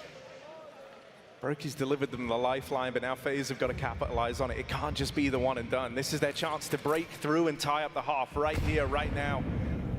Carrigan waits. Here it is. Took him a little while to find his footing here and get on the board with Carrigan. That kill tees up FaZe nicely. An early 5v4. JL caught pushing. So now Na'Vi scramble for answers. They scramble to try and make sense of this. There's that wonderful AW. Oh! Wonderful! No! Third shot misses. Brokey gets revenge, claws his way back into the round. FaZe are so good at resetting in these moments. They won't give you any more. They won't chase for another kill. They will go cold. They will go quiet.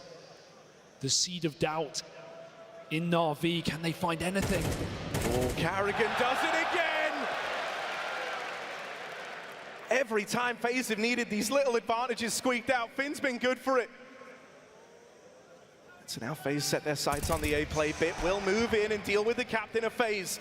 Even odds right now, they're not ready for Ema, they're not ready for this, and so Brokey clutching the last, he's got to do it again. This time, one step further, one step too far! As Na'Vi collect themselves, they dust off from that rough start they're gifted there. And they deny FaZe that even scoreline on the half. Yeah, despite those explosive entries as well, Carrigan still continuing to ruin JL's day, but it doesn't matter. He's got his team to rely on. Bit active mid-round, and Ema does not look scared on this stage. He's here to rewrite his story today. A star with an asterisk on him. And finally, in the final round of this T-side, Brokey funded for an AWP. Been a long time coming. How's it look now that Brokey gets his weapon of choice down the lane? Over towards Long, he's got this line, looking for that first incision. Brokey nails it. Tech9's run down JL. And a quick dig from Robs, the Pistols, backbone of that AWP. Looking to make amends here. Ema burning alive, and it's just wonderful. Left against it all.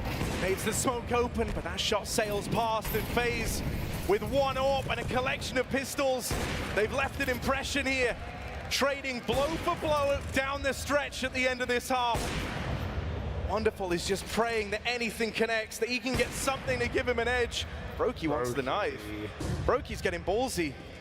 Wonderful flashed, and as he moves up, if he pulls this knife, Brokey will fall, but Frozen trades, and FaZe pull up with just that AWP and the pistols, and they get something to latch onto heading into this second half. Just enough. 5 rounds. You're not celebrating if you're FaZe, but you're well and truly in the game. Some clutch rounds coming through, but Na'Vi playing to another level right now, a level we've never seen out of this team.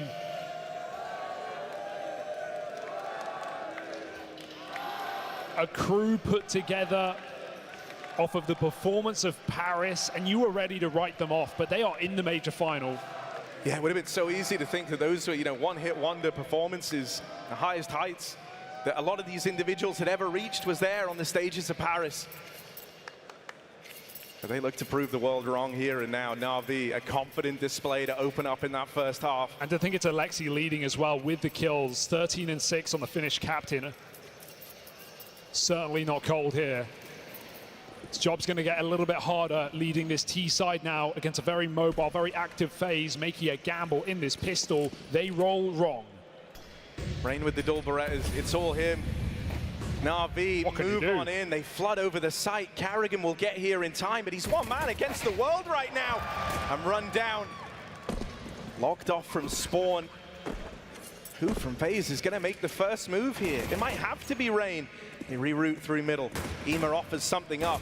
Ema offers up that 4v4 into the retake, and now they rejoin FaZe. They rejoin Rain over in Cave. Great control. He's been spotted, dinked by the Glock. 2 in from ramp. FaZe is slowly but surely moving in, but not for long as Na'Vi swiftly deal with this retake before it even begins. Denied at the door. No ID, no entry. And Na'Vi shut FaZe out of that B-bomb site. The gamble goes wrong, and this round gets worse. What are we witnessing? This is getting real stressful for FaZe. This is getting real stressful for Carrigan. They've played blinders throughout the playoff stage so far, but he still is yet to lift a trophy here in the Royal Arena. It's his third final in this very building, his 4th time on the stage. And still not enough. Will that be the question for Carrigan on home soil? Ema wants to make it so. Easy entries into the middle. And this force buy from FaZe dissipating in front of our eyes. They will have to dig deeper than ever before. This should be a 10-5 lead for Na'Vi when all is said and done. And once again, the Finnish tactician moves his pieces to the right place.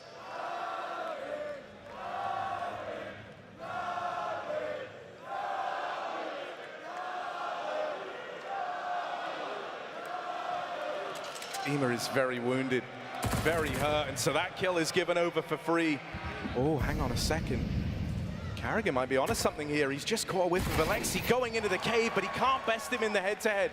And so that flank from the captain is nullified. That flank from the captain is knocked out of the round. Na'Vi with a bomb plant. And everything to play for here. FaZe can't justify going for this. And so Brokey and Rain have got to save, and look at what they're saving. Nova, MP9. As they concede a 9th round to Na'Vi. This is going to leave them with very little room down the stretch. It's got to start so strong for FaZe when those rifles come out. or else it might never get going here on Ancient. And they still have another round to catch their breath for Na'Vi to get more ferocious, more rapid, and one step closer to closing FaZe's map pick in this series. For crying out loud, Na'Vi, it's Mirage next. They've beaten this very team with Blade playing on that map.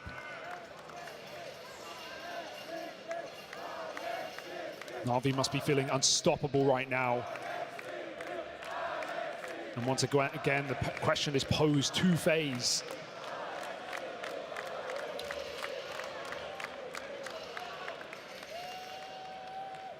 Had a little chat with Carrigan about what Neo brings to the table. He likes to call into these low buy rounds. He likes to help with the CT sides. He is that kind of analytical coach. Hands-on, tries to get involved. And so, desperate times calling for desperate measures. He's going to try and do that now.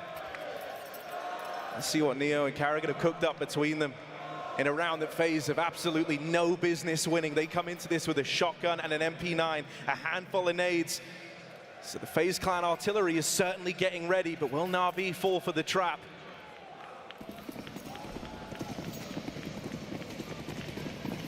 Looking like an instant dump. Na'Vi do not take their spawns nor their opportunity lightly. They go for a full A exec. It is empty with FaZe starting middle. They know they have the space. They hear those nades, and Na'Vi with a red carpet rolled out look to lock in 10 rounds. And there's nothing that FaZe can do or say about this. They're smoked off at every choke point. The only angle open is here through Temple, and even that's being held. There's no way Brokey can save the day with a Nova.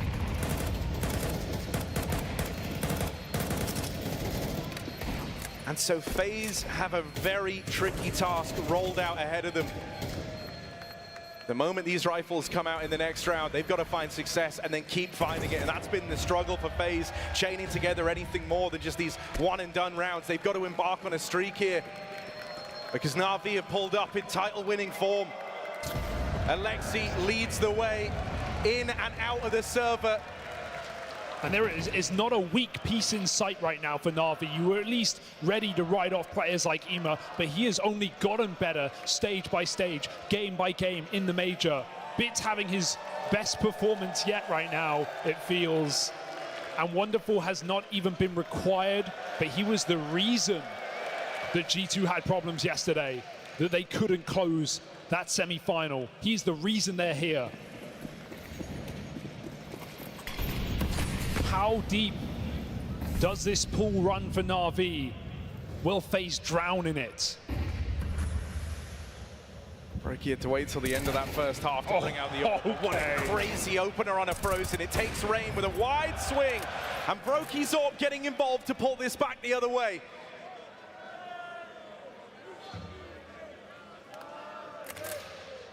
Rain waits with bated breath, fearing a reaction through the cave to try and catch him after that peek through middle. Goes through the motions, falls back into the site to go and help his captain. Molly forces him forward, but Rain is very much in the site now, getting involved. Him and Carrigan in tandem, send Na'Vi packing, and now it's just Alexi. Top in the chart, sure, but a 1v4. You would have never seen the day. Missed shot from Brokey to open, but there's so many players here ready to react, ready to punish, ready to trade. Alexi can't take this any further, surely. One more kill, but there's Rops. End of the line is found on that B site. Ima might have opened, but the victory is short-lived. What a great play for Rain as well, right? We talk about how powerful he is in the cave. He plays behind the molly, not fearing Alexi's move. He plays ahead of the molly, and he still lets Carrigan get that first contact that sets him up perfectly to refrag. Even if Carrigan dies on that, that just shows how selfless he is on a leader. He's happy to set up his stars, set up his players. Keen to go in first T side and divvy up that entry roll, and keen to take the first contact on B as well. FaZe have to propel themselves. They have to springboard off of that gun round. And with the way that Na'Vi are playing, it's not going to come easy. Ima running through a mid-smoke with no support. That just speaks to how Na'Vi are feeling right now in this grand final. There is something to be said, especially after, you know, a pretty dismal look in the elimination stage out of Ema. That confidence that he finds in himself on stage is that of a far more experienced player, been in this position once before, but you didn't imagine he would be the only man to be a repeat major grand finalist. Back to back, frozen up and over, but sandwiched down here in middle. Rain tries to respond. Oh no! Oh, Rain will respond. Alexi thought he had him right where he wanted him. Wonderful with the turnaround, and so this one's not done yet. This one is far from over. That kill should have been Carrigan's all day long. But Wonderful has found a way. They know he's low. They're going to punish him. This round lives and dies on the play made by Rain, but he's hit the gap. They're walking through. They have no idea. Rain waits. Bated breath. Wonderful. About to fall, and that's the bomb in tow. Rain won't turn around. They're out in sight. He's got to be aware of this. Rain waiting. Flash coming over, but Rain is ahead of it. Oh, I can't respond. Bit. Now has that bomb back under control. Rops, will he get there in time? He's low on health. But all this distraction down towards ramp has at least got this AWP set up in the right place at the right time. Will they go hunting for Rops? Will they go looking for the man in middle? Do they grab this bomb and move into B? Flashes over into the B site. Rops is about to confirm that the path forward is through mid. Dropping down. Rops gets out with the first. It's just Ema now. And in comes that AWP. Beautifully done from FaZe. They're able to withstand these blows from Na'Vi. And they are pulling themselves slowly but surely back into this game. It doesn't matter how many times you knock down FaZe, they still find a way to get back up after. Never out cold. Always good for a comeback, and I hope they give us that today, at least make this game competitive. Starting to get loud now. And starting to get easier. FaZe have broken that brittle economy of Na'Vi. FaZe are able to win these rounds on their T side, but Na'Vi, that's not going to do them any favors. A missed Molotov for that B site. A smoke in the face, Na'Vi go through. Straight through, straight into Carrigan. Straight into FaZe's mastermind, who's now going to make a stand all alone. He loses his teammate. Wow! Cave, and Carrigan keeps on giving. Plant found. Na'Vi, they can at least get this bomb planted, but can they do anything more? Frozen doesn't seem to think so. They had no chance when this one began, and hell is Frozen over now. Puts them in boxes. How has Carrigan been some of the most impactful fragger in this server, in this series? Both the captains have such an important double denial. You can tell me it's just pistols, but if they break through for free there, that's Na'Vi poised, armed, and in a post plant. Carrigan never lets it get to that.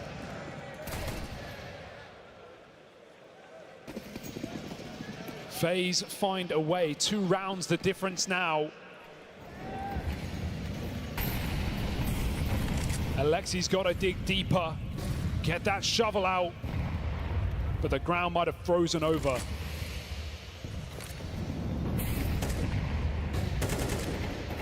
Oh.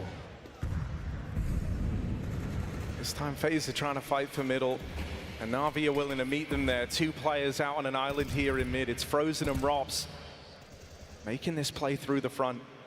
Rain even in cave, ready to support, and over at ramp, Carrigan waiting with a smoke pulled, ready to block and deny that presence up towards B. But Alexi, oh hello, sneaks on through the cave smoke, bypasses the 2 players in there. These wallbangs can be wicked though. He positions as safe as he physically can in this very dangerous position. And while Na'Vi take mid and blind FaZe while doing so, Brokey's passive enough that he doesn't seem to care. Double cave ramps open. We leave Carrigan to hold the window. With no kill offered up, Na'Vi must walk into the jaws of FaZe. Crossfire set up. Alexi hasn't cleared deep enough. Alexi didn't clear it. And so Frozen gets out scot-free. Can he fire? Oh! Frozen is awake now! Quick double kill, but he's still got more to do. His job not done yet in this round. JL cancelled as Frozen finds him, and now it's just Bit to go into the maws of this B site to concede this lead that Na'Vi once boasted, and Bit's gonna walk out with his tail between his legs. It's a one-round game.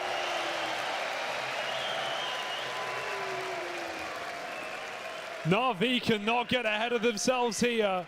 FaZe have been in these positions before, and they are making the absolute most of it.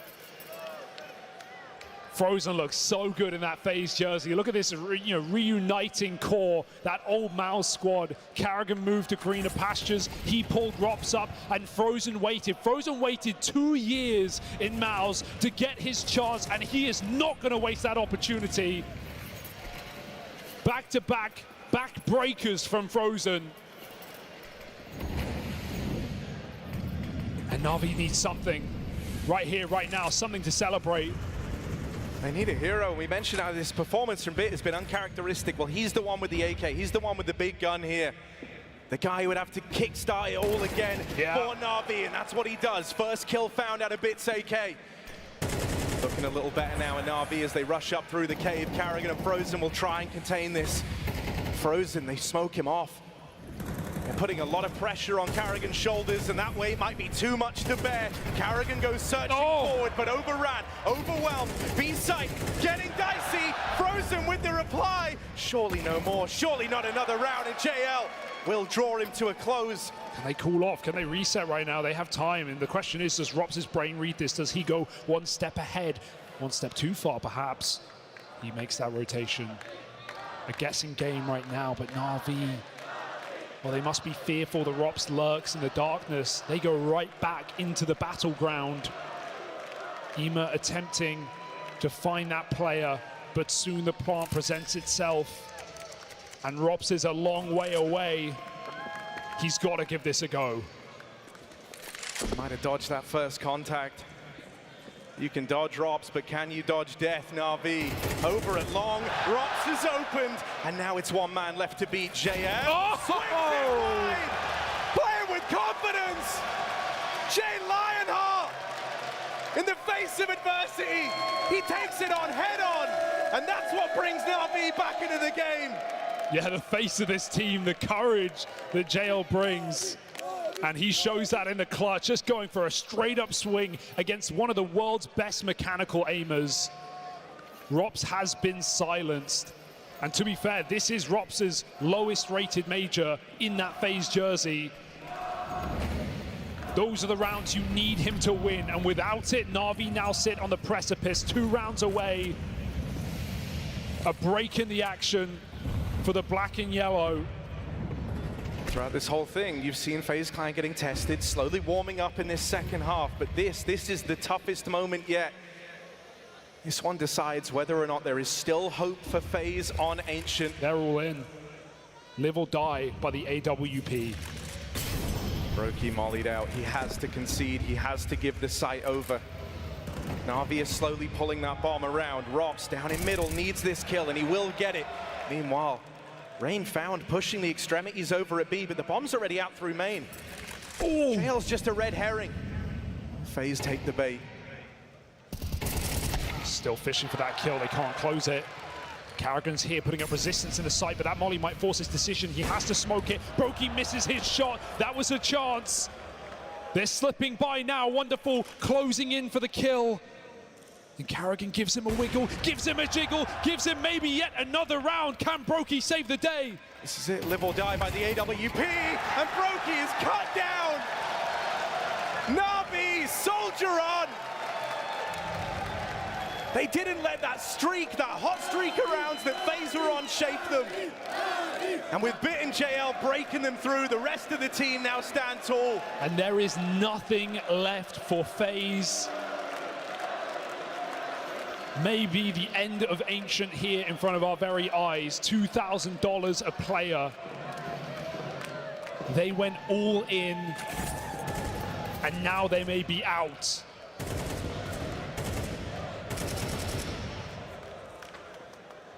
About time. We waited for Wonderful. He shows up in the most important round of this map so far. The turning point. And now it's the home stretch for Na'Vi. Cruise control on.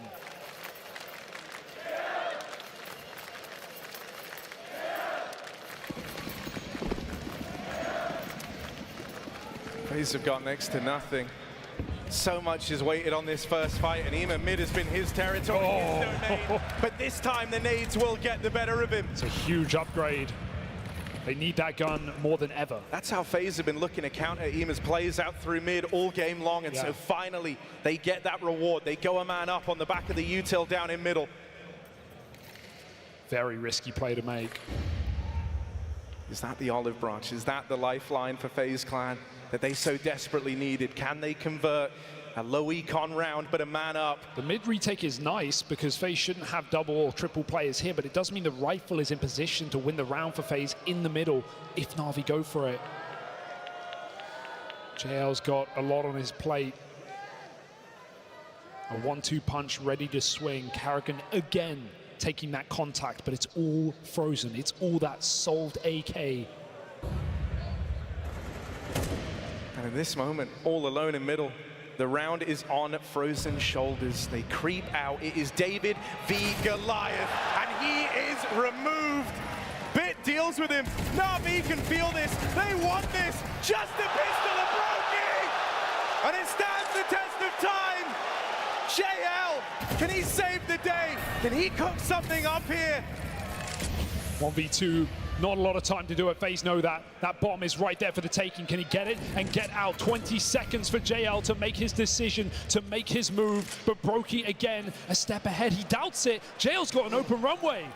Oh my God, calling off that rotate. That might cost FaZe everything. JL's gonna get in here. He's gonna have the plant for free. Now FaZe are left changing. Low on both players. This fight on a silver platter. And that move, that could be the move that cost FaZe $500,000. Just JL left in this one. And it's Rain. Over 8 years on this roster. This is the time to deliver. But the Lionheart, the mad lion of JL, lies in wait. And he is not giving them anything. All the pressure is on Rain's shoulders. No kit means he needs the kill. And JL has arrived in the Royal Arena! Alexi B usurps the king on Ancient. A risky map to rumble in the jungle, and Carrigan may pay that price. Na'Vi 1-0 in the grand final.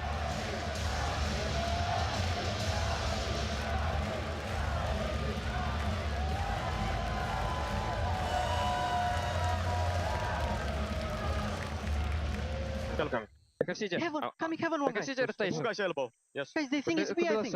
They think it's B. He's elbow left side, baby baller. I have. One temple, one cross temple, guys. I have that. Elbow and temple. I'm all him. I have temple. Did you miss? He's alone, he's alone. Guys, temple. Do, if he should. He could do it. No, if he should. But он прийти может. I have temple. Pretty close. Nice, last MVP, use temple. No? Yes. Oh, planting. Planting. Красите, guys. Get out!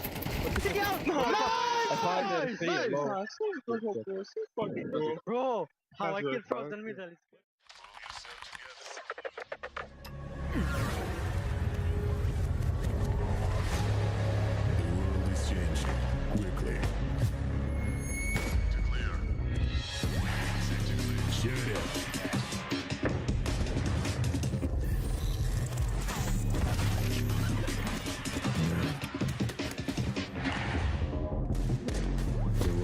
Changing, but one thing remains the same: victories with 1xBet. Level up your gaming space with metal posters from Displates. Hang your Displates in seconds. Swap them whenever you like. Get official art from your favorite games on a uniquely designed metal canvas and choose from thousands of posters. Join over 3 million collectors now. Your wall upgrade is here. Shop now at Displate.com.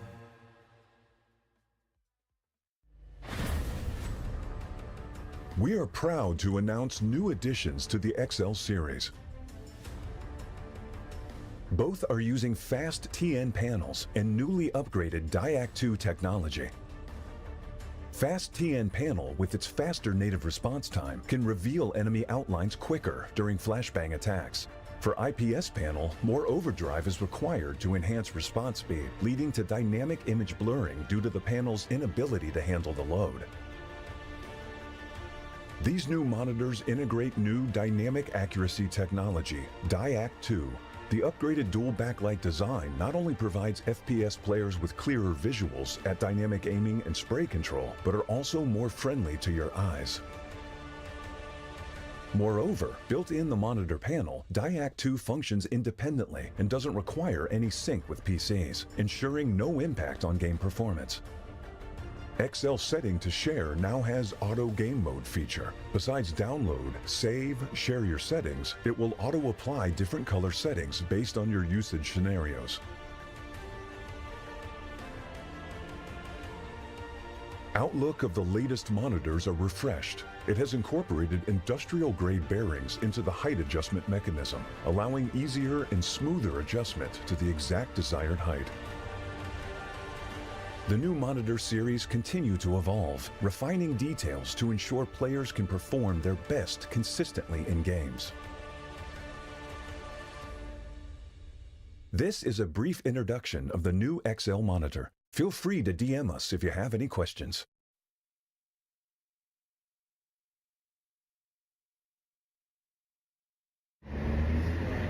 What's popular, it's loud.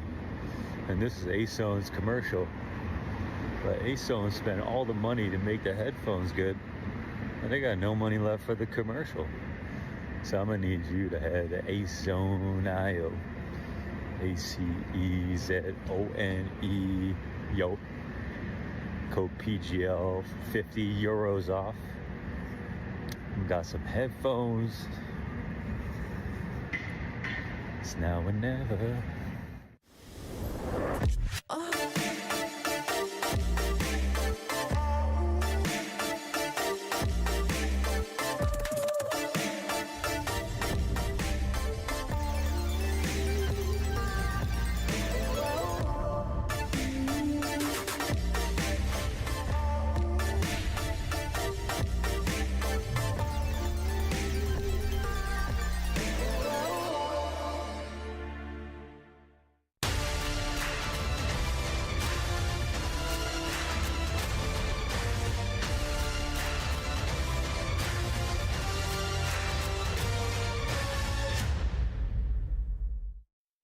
Welcome back to the desk. Na'Vi draw first blood. And guys, I'm going to throw it over to you. I think sometimes there is a very fine line between genius and insanity. We have praised Carrigan for being the veto master. He said we play all of the maps now. You never know what we're going to do. And we were surprised to see that Ancient pick come in, especially having seen Na'Vi on it just the other day. We got to criticize him. Sometimes when you're cooking, you can overcook it a little bit. I feel that's literally what happened. We preface it saying, and we had the same criticism of G2 yesterday. Why didn't you play Nuke? It's your best map. It's a map you're feeling comfortable on. Same thing can be said here for the side of FaZe. I think they're the best Nuke team right now in the world, and that is a map they should 100% be comfortable beating Na'Vi on, despite the fact that Na'Vi have a pretty decent Nuke as well. Sure. The fact is they go into Ancient, they have an okay game plan here and there, but then some of the individuals don't show up. But I want to take nothing away from Na'Vi. The individuals that we're pointing at, people like Imma, people like Jail. Guess who was at the bottom of the server, Rich? It was wonderful, and they still won it convincingly. Yeah, and I like that you mentioned Na'Vi, because this is my angle on the video. This is my surprise. Not just really how FaZe plays on different maps, but just what Na'Vi showed us on Ancient against G2. From one day to the other, you're going to give them a map on which they already have certainties. They figured out a couple of protocols. And look, the B defense was once again stacked. But I think we have to start by talking about what didn't happen for FaZe Clan. You're going to be on your T side, and there's two things that you really profoundly need.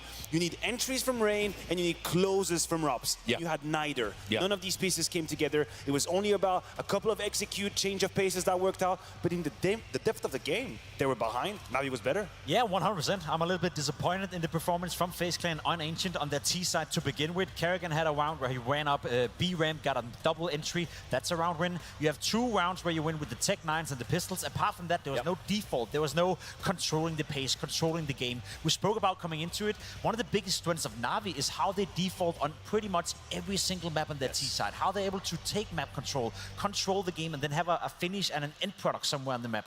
You said it yourself, Matthew. if Alexi B is thinking FaZe is playing picture-perfect Counter-Strike, he's wrong, and they weren't here on Ancient. And that's my issue, right? You know what they can deliver on Nuke. I'm a little bit more hesitant to say what they can deliver on Ancient, and we saw it right here. The T-side was lackluster. I mean, again, the mid-round is not up to par for the FaZe standards. I think if they lose the gamble early on in the half or the round, then they just lose the rounds. A couple times they wanted to test mid, something we wanted to see, boom, you face Ime, you face Bit. That's a connection that we have to touch on as well. Two names that we put a whole lot of scrutiny ahead of this grand final. But the tandem towards mid was working really well. And I don't know if it's a communication or if it's just the hype, but they were meshing together. Bit sometimes left his position to come help Ime just to make sure FaZe couldn't play mid. So Kerrigan kind of got himself boxed in. And there were supposed to be solutions. That's the perfect example right here. A minute 33, so it's pretty early in the round, and you see FaZe trying to put their teeth into mid. A little bit of success here, he gets flashed, but look at the cover that's coming in right here. That movement from the second CT. You have the sound check, bait here, Bit strikes it with a double kill, and that's what synchrony is for a defense. It's the ability to leave your position, come be that second line of defense, and FaZe is completely checkmate. Mentally speaking, huge round for Na'Vi. And it's so impressive even more if you think about it, the fact that we're talking about the communication for this team with a couple of players having never really played in an international lineup. So it really goes to show how much they've grown as a team. I want to highlight the rounds that FaZe have won over here, right? Fine, you win the pistol rounds right there. Apart from that, a lot of the rounds are predicated on Kerrigan just walking up a ramp through the smoke, catching Jail off guard a couple of times. We saw that Brokey clutch in a 1v1 just running towards A bomb side.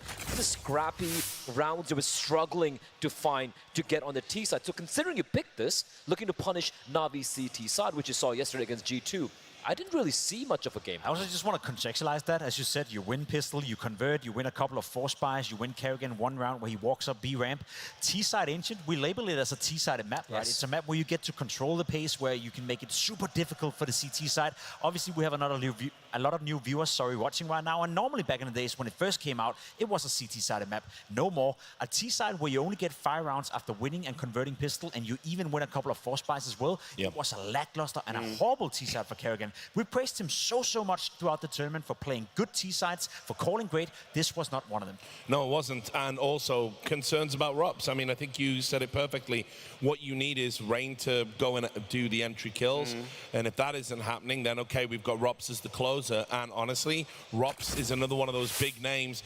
Hasn't been really in this major, not to the high standards that you associate with this guy. I agree with you. I think he's been living on the remnants of the first few months of CS2, where he was such a trendsetter and he was at the top of everybody's list. But since then, it's been very moderate when it comes to Robs. And in this game, I will agree once again. There are moments in his role where you are supposed to offer solutions. You have 1v1s to take that reopen a round that maybe does not look like it's in the best of a shape. That's what a lurker is supposed to do. You're supposed to identify the moment to strike, and you're supposed to offer a solution to Kerrigan. That never happened. We almost never saw a mid-round rotation based off of his info, based off of his move, and that in itself is a failure to accomplish. It's a bad map from Robs. And it's kind of shocking. I 100% agree with you. Just watching that game, you're looking at maybe Rain having, a kill over the Kerrigan, getting a couple of kills, Brokey with a clutch here and there, Frozen getting multi-kills.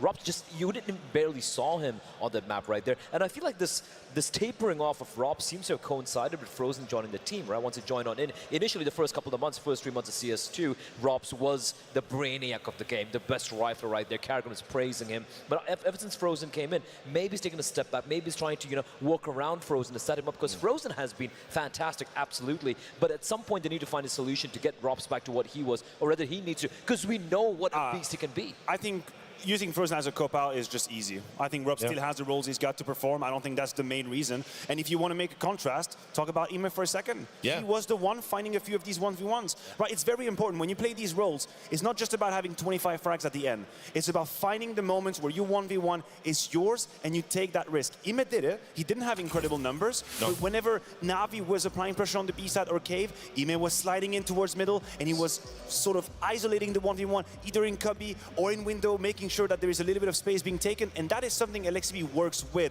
So that is a contrast in and of itself. The player that was the most disappointing of the entire event so far actually did what Robs was supposed to do, and he did it better. And especially considering we talk about Ima and his struggles on the CT side and whatnot, but on the T side, what we've noticed here is Ima's T side so far at the playoffs has been substantially better than Robs has been. Which we said, I mean, remember, which is insane. In Paris, all his best games were coming in the high pressure situations on the stage. So it's like, I don't know what happened prior to that to make the IMA coming in be so poor and then so poor again in the group stage. But look, if he can get things done here, then that's amazing. And this is the attitude you have to have when times are hard. But here's we the win thing. the major and I'm last on the scoreboard, no one cares. But He's right. Here's the thing, though. No, I disagree. You know why I disagree? Why do you disagree? If he wins a major, it's because he's not at the bottom of the scoreboard. He's actually delivering in the server. You look at his roles he has on his teams. If he continues to taper up and play at the bottom of the barrel with a 0.8 rating, I doubt Na'Vi would even be here. And maybe the fact is he stepped up. That's why they're one step away. And maybe that's part of the reason. Matthew just had a great round where we showed the synergy between Bit and Imma. Is not a player that is being set up to frag. Yes, I know that he, on paper, is playing in some of the positions where you'd like him to be the top fragger. And we can easily agree that him being the third worst rated player coming into the playoff is not good enough from Imma. But it's not like Na'Vi are spending a lot of time making him feel comfortable. They're spending a lot of time making everyone feel comfortable. They're spending a lot of time making the defense a good synergy in between each other. This is not a team that caters to the star players. This is not a team that is utilizing every single flash, every piece of utility to set Wonderful up or to set Imma up. This is a team with a big T. So as much as I want to put critique on towards Imma, which is definitely justified, he's not delivering as he's supposed to. He's not going to be the Imma from Gamer Legion, not within this iteration of Na'Vi. I mean, we're not going to criticize him now. We're going to hype him up. That's what we're doing, right? That's what we're doing in this grand final. I think what's crazy is that some of the things that we thought was going to happen to FaZe happened to Na'Vi. Hey, look at your entry fragger, Bit, incredible performance. He delivers massively. Your leader, we spent so long explaining how Carrigan steps up in big games and he's going to deliver above his own expectations. It's Alexibi who's actual multi-kill machine in Cave. He stops, he shuts the door in their faces a couple of times. So some of these win conditions just materialized for Na'Vi. And on top of that, we know that they have the playbook, we know they have the structure. Man, look at the ADR that Bit just dropped. I know. So what I said, he's a shadow of himself. 98 ADR, first map of the grand final. It is especially so impressive that, we're talking about the pressure. We preface this entire matchup saying when the pressure's really on, that's when the newbies, as I like to call it, they're going to struggle a little bit. They've been on the major stage in the past. It's all about this major winner right there. But that's a major winner right there. I'm looking at Alexi B, bottom-rated player in the entire tournament, heading into the playoffs, top fragging in the server, leading like a captain. It's like the impossible is materializing in front of us. And let's just quantify that outlier, because Alexi B has been the worst rated player throughout the entire tournament. We praised him for his T-side calling, for the way he set up Na'Vi. Individually, he has had some rounds and some games where he hasn't shown up at all. Now coming into the final, map number 1, faces surprise pick on Ancient. He's the top fragger. We praised Carrigan from the bottom of the roof, inside the entire arena for when he had a good map. We should definitely do the same for Alexi B. That was a wonderful performance. It was a wonderful calling coming out of Alexi B. And individually, he was also a big factor on the server as to why they won. You have that duel between Carrigan and Alexi B inside this arena right now. 1-0 for Alexi B with a big fat one. Absolutely, and in plays key positions, right? Cave, and now we can make the transition to Mirage as well. It's going to be a different horizon for Alexi B, because you're playing that B side, and I tell you, you're not getting a lot of love here. It's about testing how strong mentally you are. You can have very dry sequences as well, where the game is very, very not pacey for you. So this first map is exactly what Alexi B needed in order to be completely in flow state, knowing exactly what's happening. Is in Carrigan's head, he's individually fine, but he's going to rely on a good net of communication. The relay of information from his teammates on Mirage is going to be key, because he's a little bit isolated. That's just, that comes with the territory. The issue we've got here is, Mirage, obviously, Na'Vi's pick. There's a world where they can just blow FaZe out of the water on this map, particularly as we know Orpas can go big here. Wonderful, quiet on Ancient. You ready with that thought? You ready with that thought? Na'Vi winning 2-0? Yeah, are we getting there? Nobody would have called it, but we're on the precipice. I really think Mirage is such a good map for these guys. It is such a good map for these guys, and if you're looking at some logic in that veto, this is the one that made sense, right? Na'Vi, just go with the Mirage pick. We're good on this map. We're going to play it, but you would be wrong to assume FaZe is going to capitulate and just disappear from this map. They have looked stellar recently on this map. They dispatched Spirit, one of the best teams on this very map, in a very convincing fashion. You're talking about ops. There were 3 operas in a team at that point in time. It was Carrigan was opping towards the B apartments. We had Rob opping, with everyone sharing the opping duties, and they were playing disruptive, aggressive CT side Counter-Strike. That is the antithesis of what Na'Vi like to do on their T side. This is a different map altogether. We were complaining, we were bitching about FaZe's T side on the side of Ancient, justifiably so. CT side, whole different ballgame. Carrigan and FaZe Clan, they know what's coming for you. We've seen Na'Vi play Mirage a lot throughout this tournament, especially on that T side, one thing LXB loves to do is throw in a couple of A executes from out of spawn. And he does it with a high quality. The utility is fantastic, so you're looking at your players who's playing static on that defense within FaZe Clan. Can you stop that? Then I don't think Navi's T side or Mirage is that fearful. They like to go for A executes, they like to go for mid control, they like to default, as I said as well. If you're Karrigan, you know what's coming for you. Question is the quality of the way Navi is playing so good that even though you know what's coming for you, it's still gonna surround, it's still gonna be too much for FaZe to handle, or is it gonna be one of those scenarios where you're looking towards your big stage player in Rain to shut that Two players you got to watch for on this T side coming in from Navi, JL and Palace. He's going to ever present be there, and he's an architect. Oh, we're going to be talking about him. Imma's T side on Mirage might be his best map, in all honesty, and he could be the difference maker. Yeah, quick final thoughts from you? Yeah, listen, the same realization that I'm having right now, I wonder how the players are going to deal with it. Because if you are in the Navi jersey, all of the efforts you have to put in is to be able to deal with the idea that you are one map away from winning the major here in Copenhagen. And this thought comes at a heavy price sometimes. Do you think they're equipped to deal with it? Yeah, listen, I'm going to say this. Sometimes destiny, it isn't all it's cracked up to be. And Karrigan, if he's been thinking it was going to happen just because it looked like it was, there's an old saying where I'm from, if you want to make God laugh, you tell him your plans. We're going to get over to Harry and Hugo now. For map 2, it's going to be Mirage. Can't wait to watch this one. It's bound to be a banger, Richard.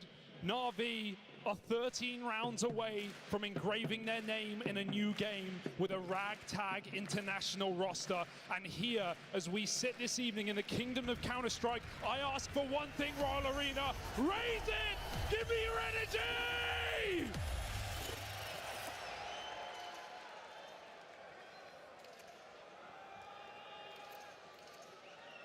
Karrigan had to know that this one was coming. He had to know that Mirage was going to be coming through the pipeline here. And sometimes this FaZe squad do their best work from behind. A map down in this series. They've got an eye on impossible task. The one that they will take to Na'Vi, T-side opener, and a chance for them to set the pace in what could be the defining map of this first CS2 major. Fearless start for FaZe. Straight up top mid with a vengeance. Donk-esque, but denied. Robs gets pushed all the way back to the safety of the A site. How safe is it really? Smokes go over. It's a farce. The bomb is a long way out. If Na'Vi are going to commit, they have to bring it all the way back through spawn. These smokes will be long gone by that point. Bit double fake back to B. Can he draw them out of position? Wonderful needs this entry right now. It's not getting given. The back shot comes in from Frozen, finding Bit. Now the bomb's out ramp, and now the kills come through for Na'Vi. Oh, Robs. Awkward misses to open. Now they know about him. Trapped in at the stairs, and JL will secure that. Plant found for Na'Vi. They're trying to pull this one back. 2v4 when it opens. Can JL and Alexi cook something up for Na'Vi? Plant found. FaZe grouping. A long rotate out of Frozen, who's been the kind of standout player for FaZe so far, the one that you could have justified crumbling in this grand final. Furthest he's ever gone. But kills to the good already. They're going to need him here and now as JL drops another man. Alexi never even giving them the fight from ramp. Smoke on the bomb. Connects. Karrigan dead, and Frozen's going to fly solo. Knives are out. Knives are pulled, and Frozen. Oh! It matters not. Explosive beginning for Na'Vi, and already Alexi B up to his tricks. A hit into B fake, back to the former site. They're going to keep FaZe guessing in this game. And as the death feared, there is a world, there is a way that Na'Vi could just roll over FaZe in this final map. A FaZe that had seemingly done everything, seemingly set themselves up for another major. Slaying the Dragon in the quarterfinal, removing the reigning champs of Vitality in that semi. But the final boss, underestimated, unexpected, but up for the task, it's Na'Vi.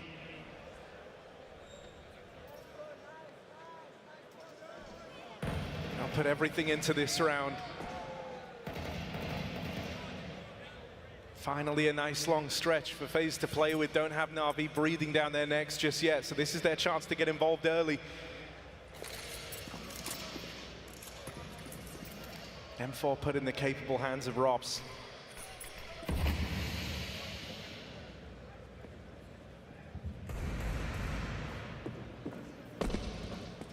Aggression through the Palace gives FaZe Clan a lot of information to work with. For Na'Vi, instead they've honed in on middle. Free smoke in their way, that's going to waste precious time. Over at ramp, JL getting pressured. Oh, gotta go quick. The smoke won't last forever. And how deep is Rain pushed in, and he's still being given absolutely nothing. Na'Vi know that FaZe are playing to the extremities right now, and JL just doesn't want to risk it. Reset. Leave this lurk. They're going to come find it, come fight it. Ema won't last long, and now FaZe are arming themselves. They're finding more and more space. Another kill off the pistol. And Na'Vi just back to this B site, desperate times. They won't get in. Brokey even in with the backstab, and it's a flawless pistol round. Flawlessly done. With that 1 M4, they break through, and it's not even needed.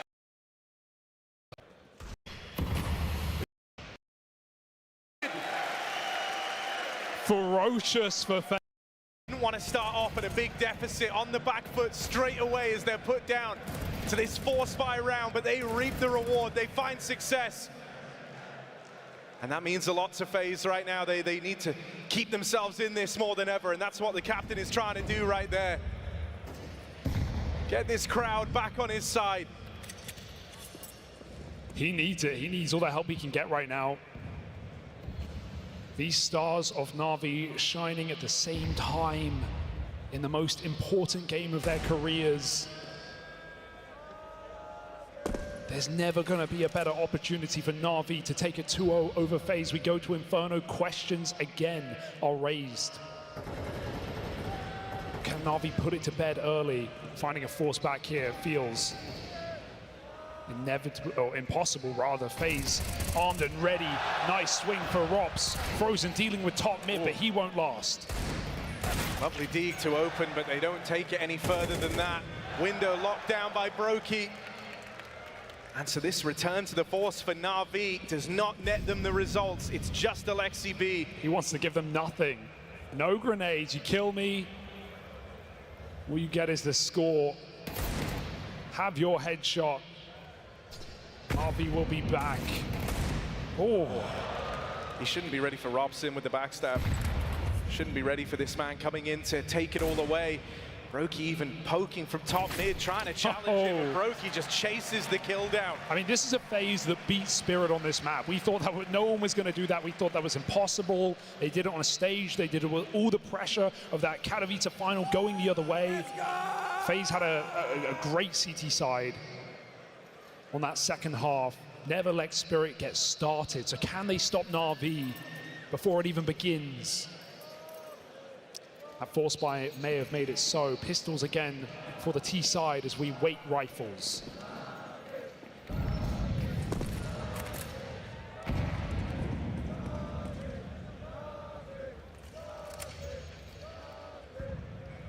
See Alexi taking a bit of time to start talking over that next round.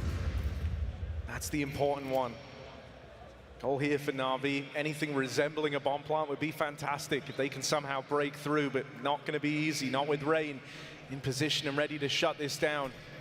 Robs even, right place, right time over the stairs as they both get involved. This A site is locked down, and so the Glocks don't get in for Na'Vi. And this has been one of the problems with Na'Vi on this map. Ema on these mid-lurks, not necessarily been finding the best timings in this tournament, having trouble finding impact. Of course, it doesn't matter in a round like this, but he is integral. He is a requirement in this map if Na'Vi are going to get a good T-side rolling. Nothing there and then, but now Na'Vi get to bite the bullet.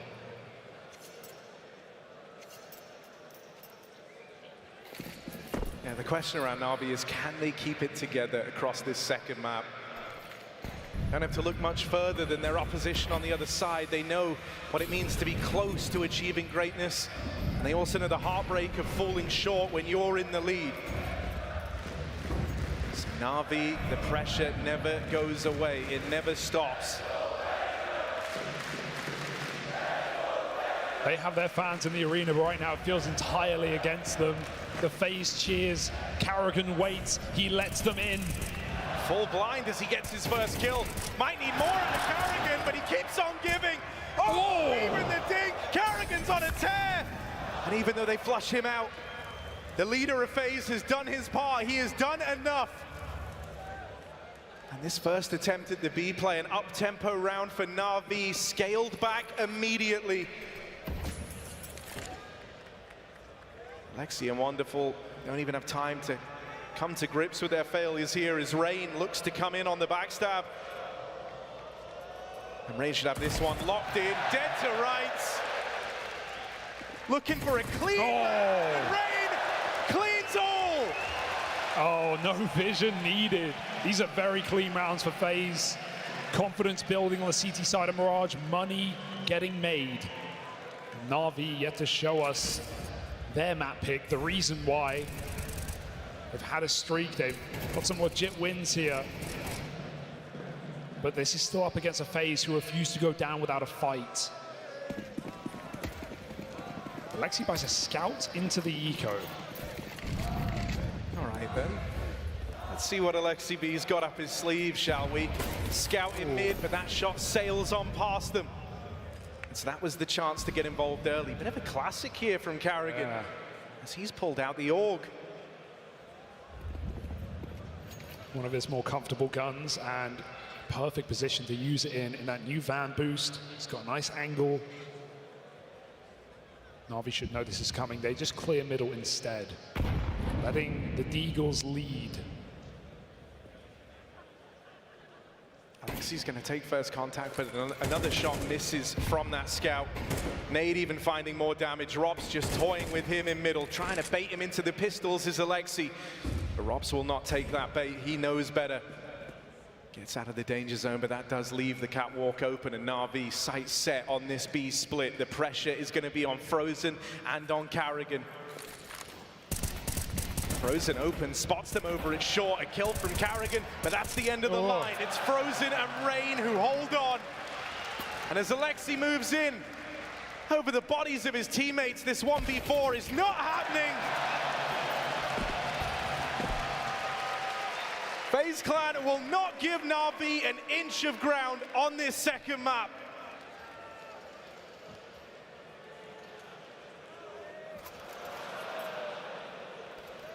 Orbs out as well.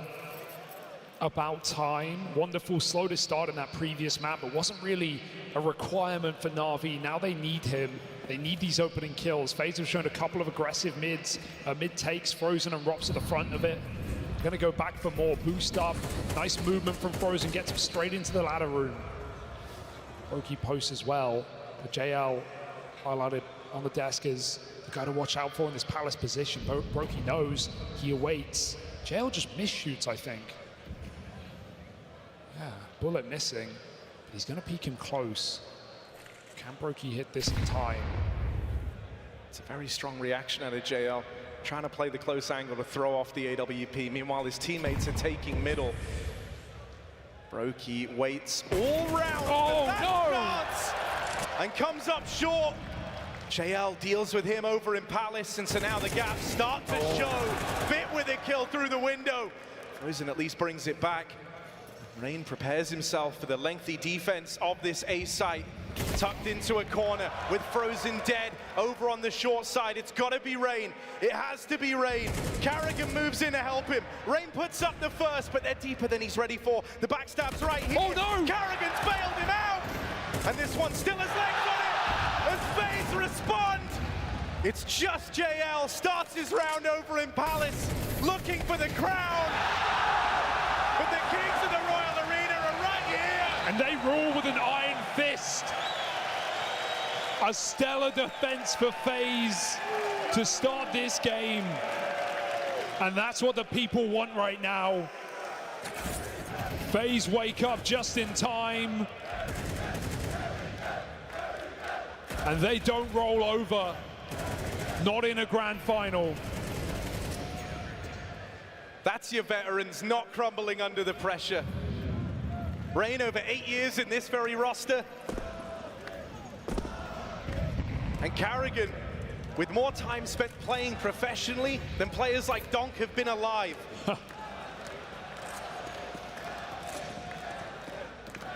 They're out mid, the timing's awkward, they're double under. Frozen provides immaculate cover. Both kills off the spray. Very well recovered. And Na'Vi, nothing to show for yet another eco that will go by the wayside. Couple of pistols that could, but probably won't. And if you're Na'Vi, you're wondering, how has it started like this? Moments ago, you were riding the high of stealing away FaZe's map pick in the series. You felt like this grand final was as good as yours. But you've got nothing to show for these first 8 rounds played on Mirage. It's going to get worse before it gets better. Rops awaits inside of the connector, impatient, bloodthirsty. Brokey brings his laser, missed shot. Gonna have another chance, but they're getting closer and closer by the second. Support needs to be called in. Rob swaps positions. Rain might pay the price. Oh. A backstab comes in. The Deagle connects. Somehow it's a 3-on-3. I don't know where Rob's got to in all this. He's playing the long game right now. He's got to make the play that wins the round. It was him who got bypassed in this smoke. Oh no! And falling off. Oh! All together. You can dodge him for a moment, but you can't cheat death. It's just bit 1v2, and Rob runs him down. Not even close. It may have cost that clean advantage, but Rob saves the day when FaZe need him, and they need him now. My, oh my.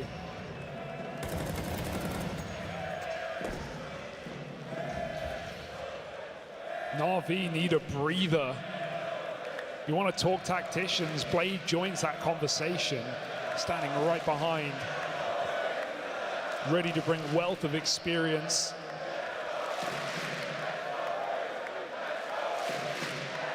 He may not soothe your mental, but he will fix your game plan. And right now, Na'Vi need exactly that.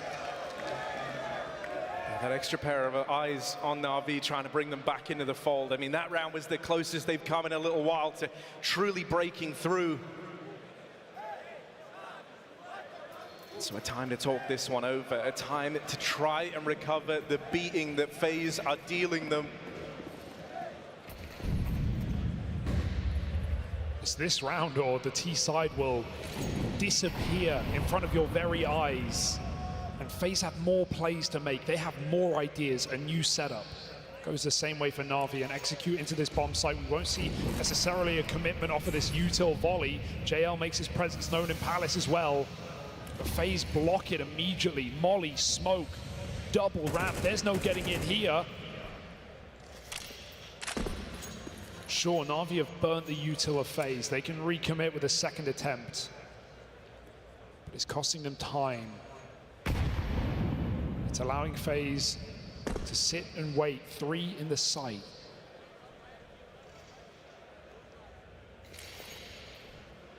Rain and Frozen top to bottom here. As the play's looking to come through, Rain seeks refuge under the Palace. Frozen has to watch out for him from up above. Frozen answers the call. Rain is dead, but Frozen's still a threat. And more players flood the defensive lines for FaZe. They repel the A play. Ema late lurk out through middle, but what can he hope to achieve? Oh, they saw him. This is that timing on the man running under. And that just cuts off the bomb. That Wonderful know to prep for a fight, but Wonderful needs speed, he needs pace, and Carrigan knows that that one smoke grenade could have just won the round. It's perfect. Forces a reroute out of Wonderful with the bomb. This one is down to the final few seconds, down to the buzzer. Na'Vi moving quickly, they need to. Time is not on their side. Oh! Ema with the double. Suddenly there's a chance. Na'Vi chase that bomb plant and they're going to get it down. Wonderful. Charge that, and that gets him off the bomb. Brokey takes it away. What? What? He lives just long enough. Brokey That's one way to do it. It almost cost them, well, it did cost them last map, playing ahead of the bomb in a 2v1. Right there, it saves FaZe's bacon. And that was a beautiful move. We had a big flank coming in all the way through T-spawn. We had Carrigan being loud in the apartments, allowing his team to fight with him. Still Na'Vi make that look winnable. But one not. And they are just desperate, trying to cling on in this map. Another buy comes around this orb. The trek through middle begins for Na'Vi. Broky tries to give himself an angle. This time they lose that early man. They go a man down. So FaZe are fighting from the back foot. Na'Vi, they've been so close to breaking through, but they've not yet been able to do it. And this is why Frozen, any more from him, will get silenced. JL secures that kill. Broky on the rotate over. Rain about to meet his fate through the murder hole. It's Alexi B to lock it in. Broky maintains control of the B site, and this one falls apart. Once again, Na'Vi feel like they're close, but they just can't break through. They just can't find the gap. They can't find a player sleeping. Even when they're going for full XX on one side, those lurks are getting hounded down. Backstabs on backstabs. FaZe holds strong. They won't group in this 2v1. This gives Ima a chance. He woke up, found his first kill of the game last round. And he now needs both in this B bomb site. Bomb plant allowed. He won't be certain of that. He never expects that they would give him this much room. They would give him the chance to play around this bomb, and so he'll go hunting first, checking out every sight line that's available. Ima will lock in a bomb plant here, but as Broky moves in, sliding through the market, Ima has got to do this all alone. Oh, Broky! Not missing a beat! There's that Latvian laser we were promised. We were waiting for. And in a grand final, no less. Broky is saving the day for FaZe in these last couple of rounds. Just as Na'Vi get close, it's not close enough. This is brutal from FaZe. This is a statement. It's the mentality of a championship winning team. It's not over till it's over. I mean, they've been in a fair few finals, Harry. We've seen them. We've seen FaZe in every single Tier 1 LAN grand final since the inception of this game. From Shanghai to this arena, Katowice, they've had it all except the wins. Only 2 out of the 5. This would be their 3rd out of 6.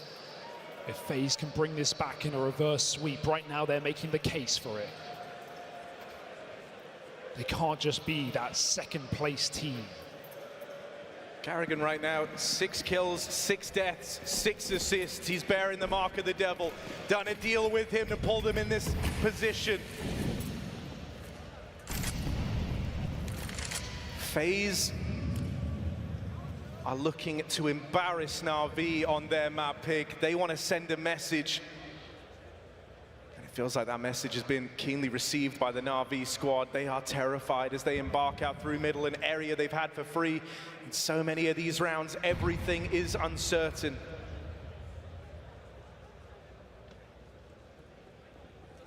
The game has slowed to a crawl. But now Na'Vi look to make their move. A mid-take with the bomb. The smokes are down, but FaZe don't look to hide behind them. They look to go through, in front, up, top, everywhere. You'll find FaZe in your face, in your dreams, in your nightmares. 5 on 2 in the blink of an eye. Oh! Is that entry enough? Well, it has got them control of the site. It has got them some serious room. And right now, FaZe are embarking on a double flank that won't find anything because that bomb is already here. Plant comes in and FaZe know they've got to get moving. Frozen and Rops a little faster on the backstab now. Looks like they want to try play into this one first. Surrounded. Na'Vi are boxed in, wonderful, desperately looking for a route out, but he can't find it. And so now it's got to be Bit on for an ace clutch. The legacy member of Na'Vi, the longest standing, spammed out, finished off. The hells are empty because its demons are right here. And they are in the ranks of FaZe Clan. They are lighting Na'Vi up. A whole map of Mirage and nothing to show for it for Na'Vi. This is the FaZe we were promised. And Na'Vi, the deal is off the table. The half falls in tow. Not a weak player in sight, not a gap, not a way back. Frozen is 15-3. He wants to join this squad. He wants to take a trophy with his team. Robs is burning alive, doesn't even realize. Down to 6 before he escapes, but still FaZe somehow infallible. They don't fall. But that's a collateral from Carrigan Zorb. A wild statement in and of itself. You've seen him done it before, but Carrigan is really taking some liberties here. This is a nice beast player. FaZe don't have the resources. They need to pull Brokey over ASAP. That's the double lob defense over towards B then if Brokey joins the party. Brokey's not moving a muscle right now. It is just Carrigan and Frozen who have got to make this stand. They've got to hold on. Frozen overran. Carrigan trying to roll back the years but can't find any more off that AWP. It's Brokey or it's bust. 1 kill back. And that levels the playing field. Brokey, you've seen that tendency to get aggressive, betray him before. And Ema will deal with that point man out through the market. Rops is so low from the start of the round as Na'Vi scramble for anything at the last of the half. They're eyeing up 2. It's only Rain who can stop them. Rops is too low, too wounded since the start of this round, and so Rain's got to be the guy. With Rops dead, Rain follows, and Ema salvages something there for Na'Vi. But 2 might be all they get if they can't come into this second half swinging on their map pick.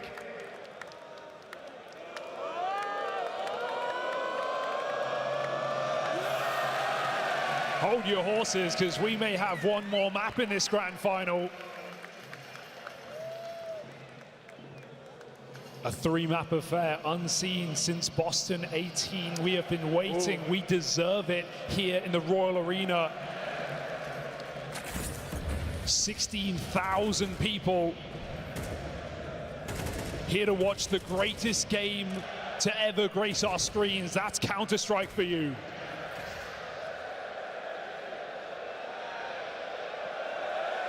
Royal Arena, are you ready to rumble?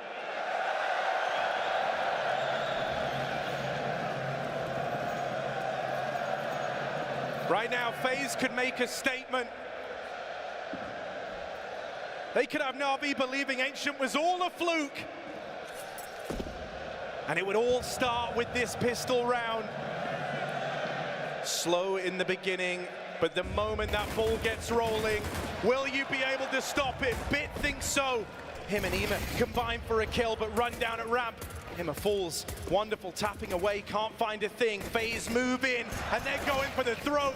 Dead to the man, back in con. Carrigan whittles down, and now it's Rops. Rops being delivered! He always does!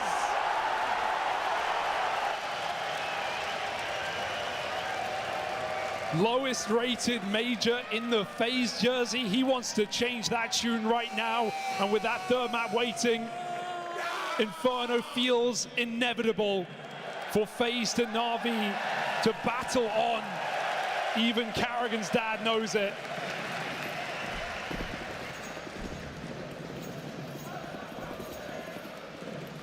It's the thing, as many a team have learned, when you beat FaZe, one man more than any other takes it very personally, and that man is Carrigan.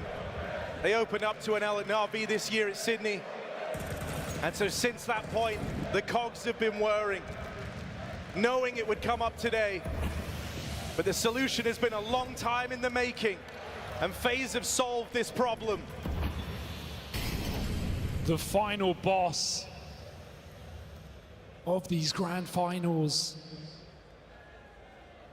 And Na'Vi cowering back, 4-on-5, make it worse. Carrigan puts him in a hearse.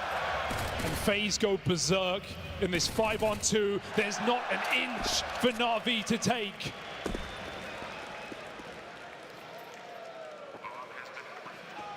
They win the first and the last round of that first half, but everything in between belongs to FaZe.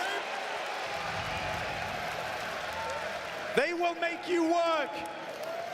And if you're not ready to do that, then this one will get away from you. What a recovery from FaZe. No one was stepping up on Ancient. The only bright light was Frozen.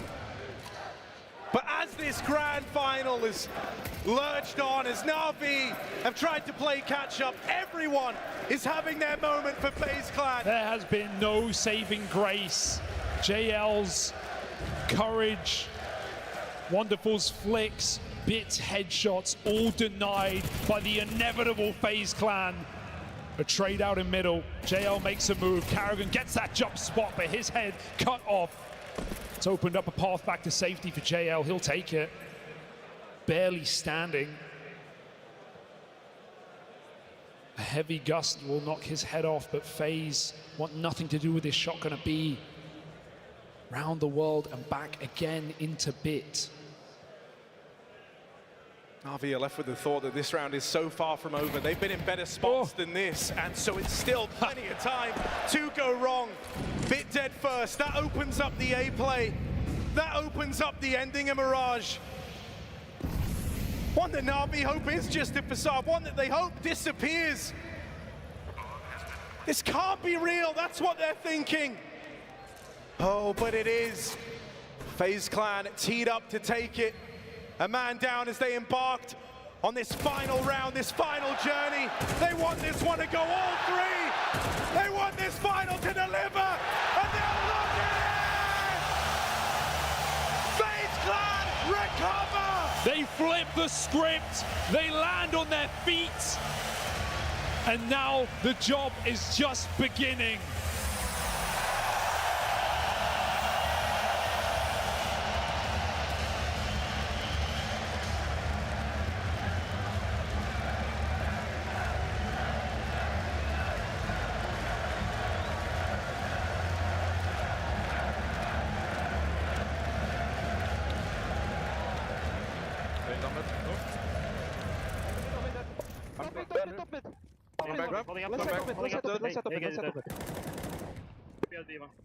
Happy, he's not happy. Let's knock that.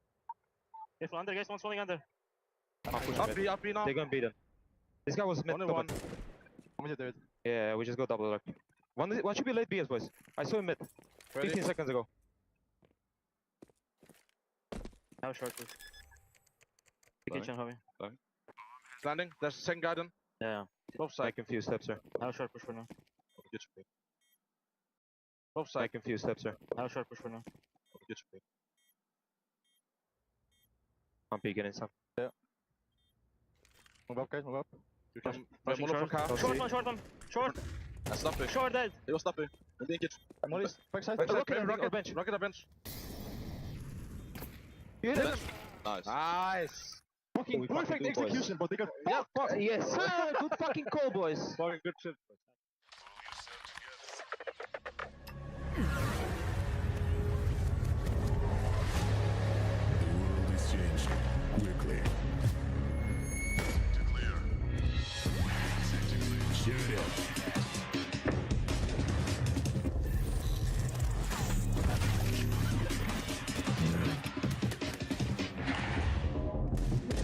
The world is changing, but one thing remains the same. Victories with 1xBet. Level up your gaming space with metal posters from Displays. Hang your displays in seconds. Swap them whenever you like. Get official art from your favorite games on a uniquely designed metal canvas and choose from thousands of posters. Join over 3 million collectors now. Your wall upgrade is here. Shop now at display.com.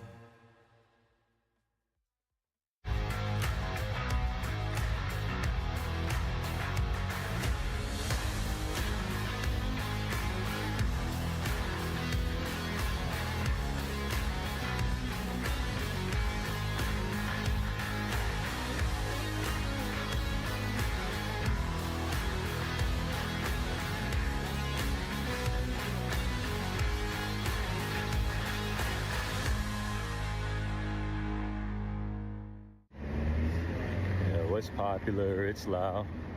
And this is A-Zone's commercial. But A-Zone spent all the money to make the headphones good, and they got no money left for the commercial.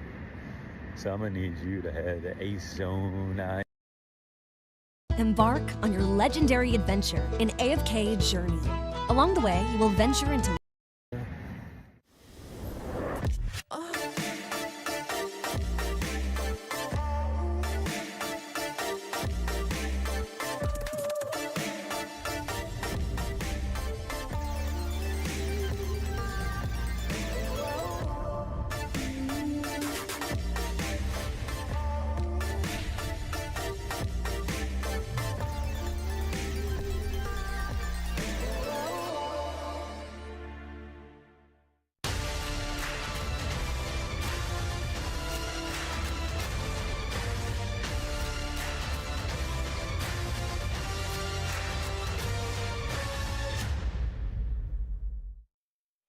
Welcome back to the desk, and Na'Vi have just learned why they say, beware the wounded beast. FaZe biting back.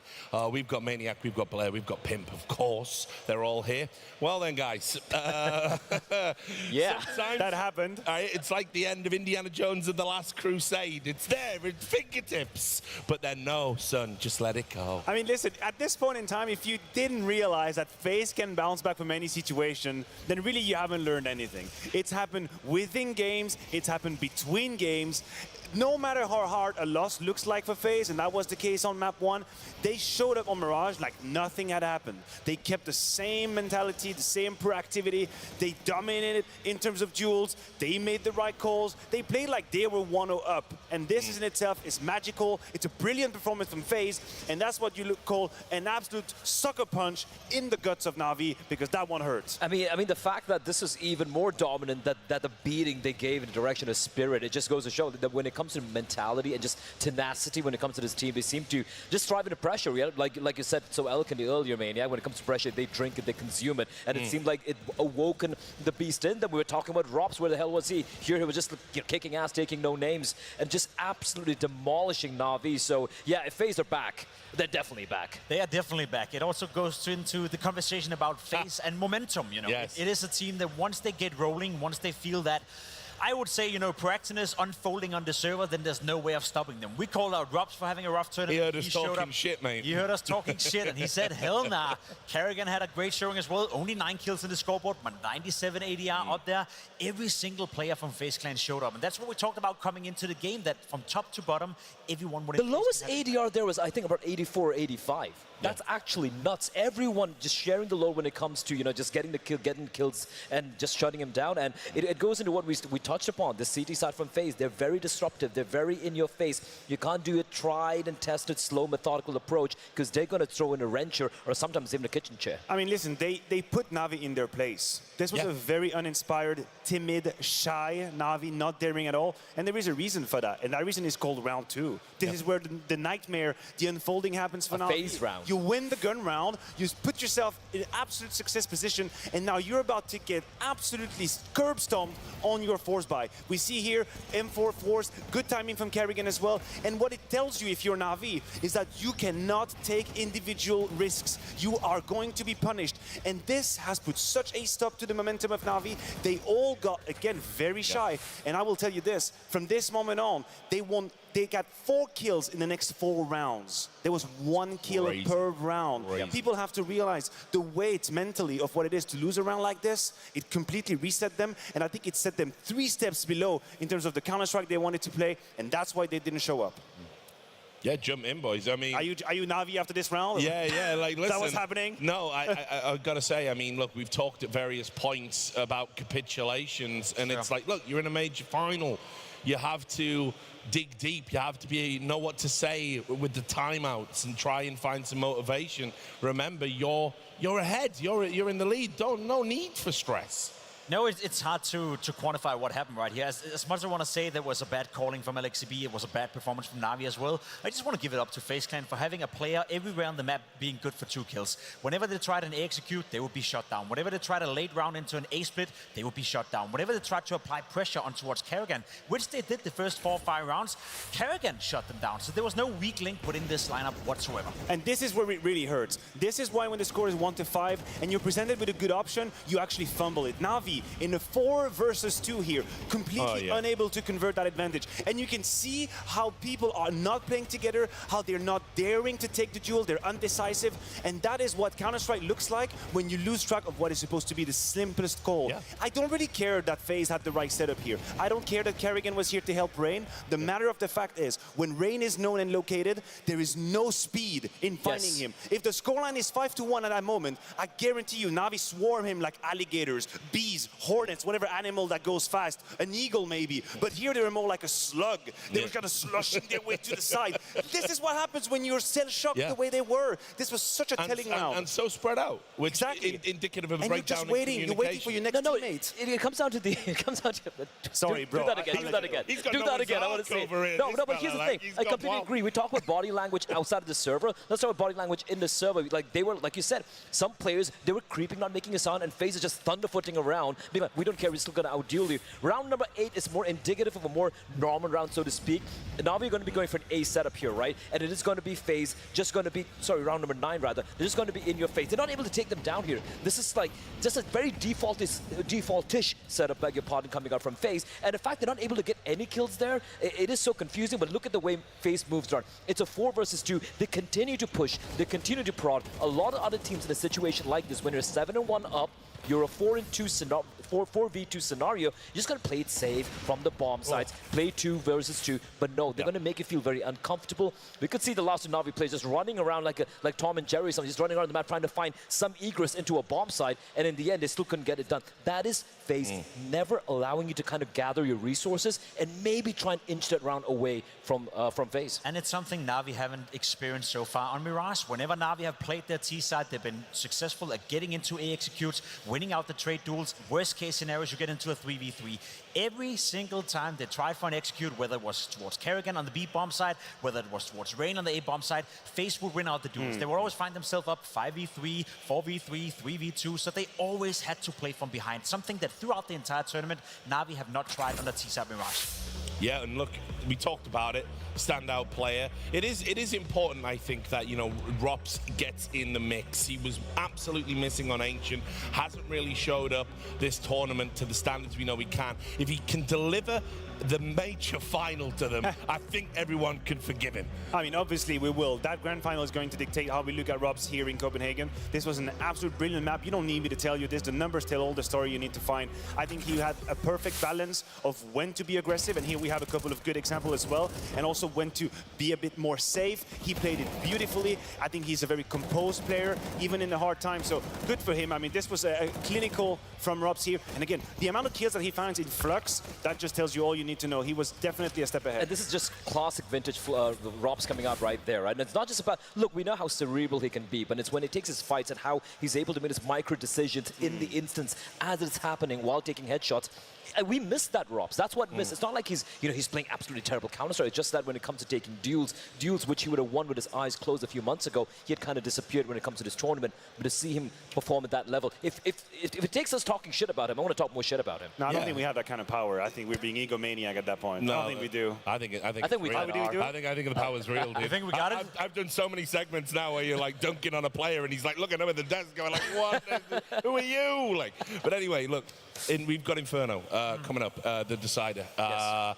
It's always a classic as a decider, even though I think the map right now has this weird kind of meta to it where no one even fires a bullet for the first minute every round, and it kind of sucks. But well, I mean, you watched the FaZe Vitality game. That wasn't like that. Yeah. They were ready to go at each other. Banana and set each other on fire. Exactly. That was pretty much the case. Some flambe going on. I mean, for Inferno, you got to remember when it came to the early CS2 meta on Inferno, it was FaZe who were the trendsetters, so to speak. Sure, and if you look at the Infernos that played so far this year with Frozen, they haven't lost a single one. They destroyed Vitality on it. It was a messy affair, but they got it done. They took down G2 on it as well.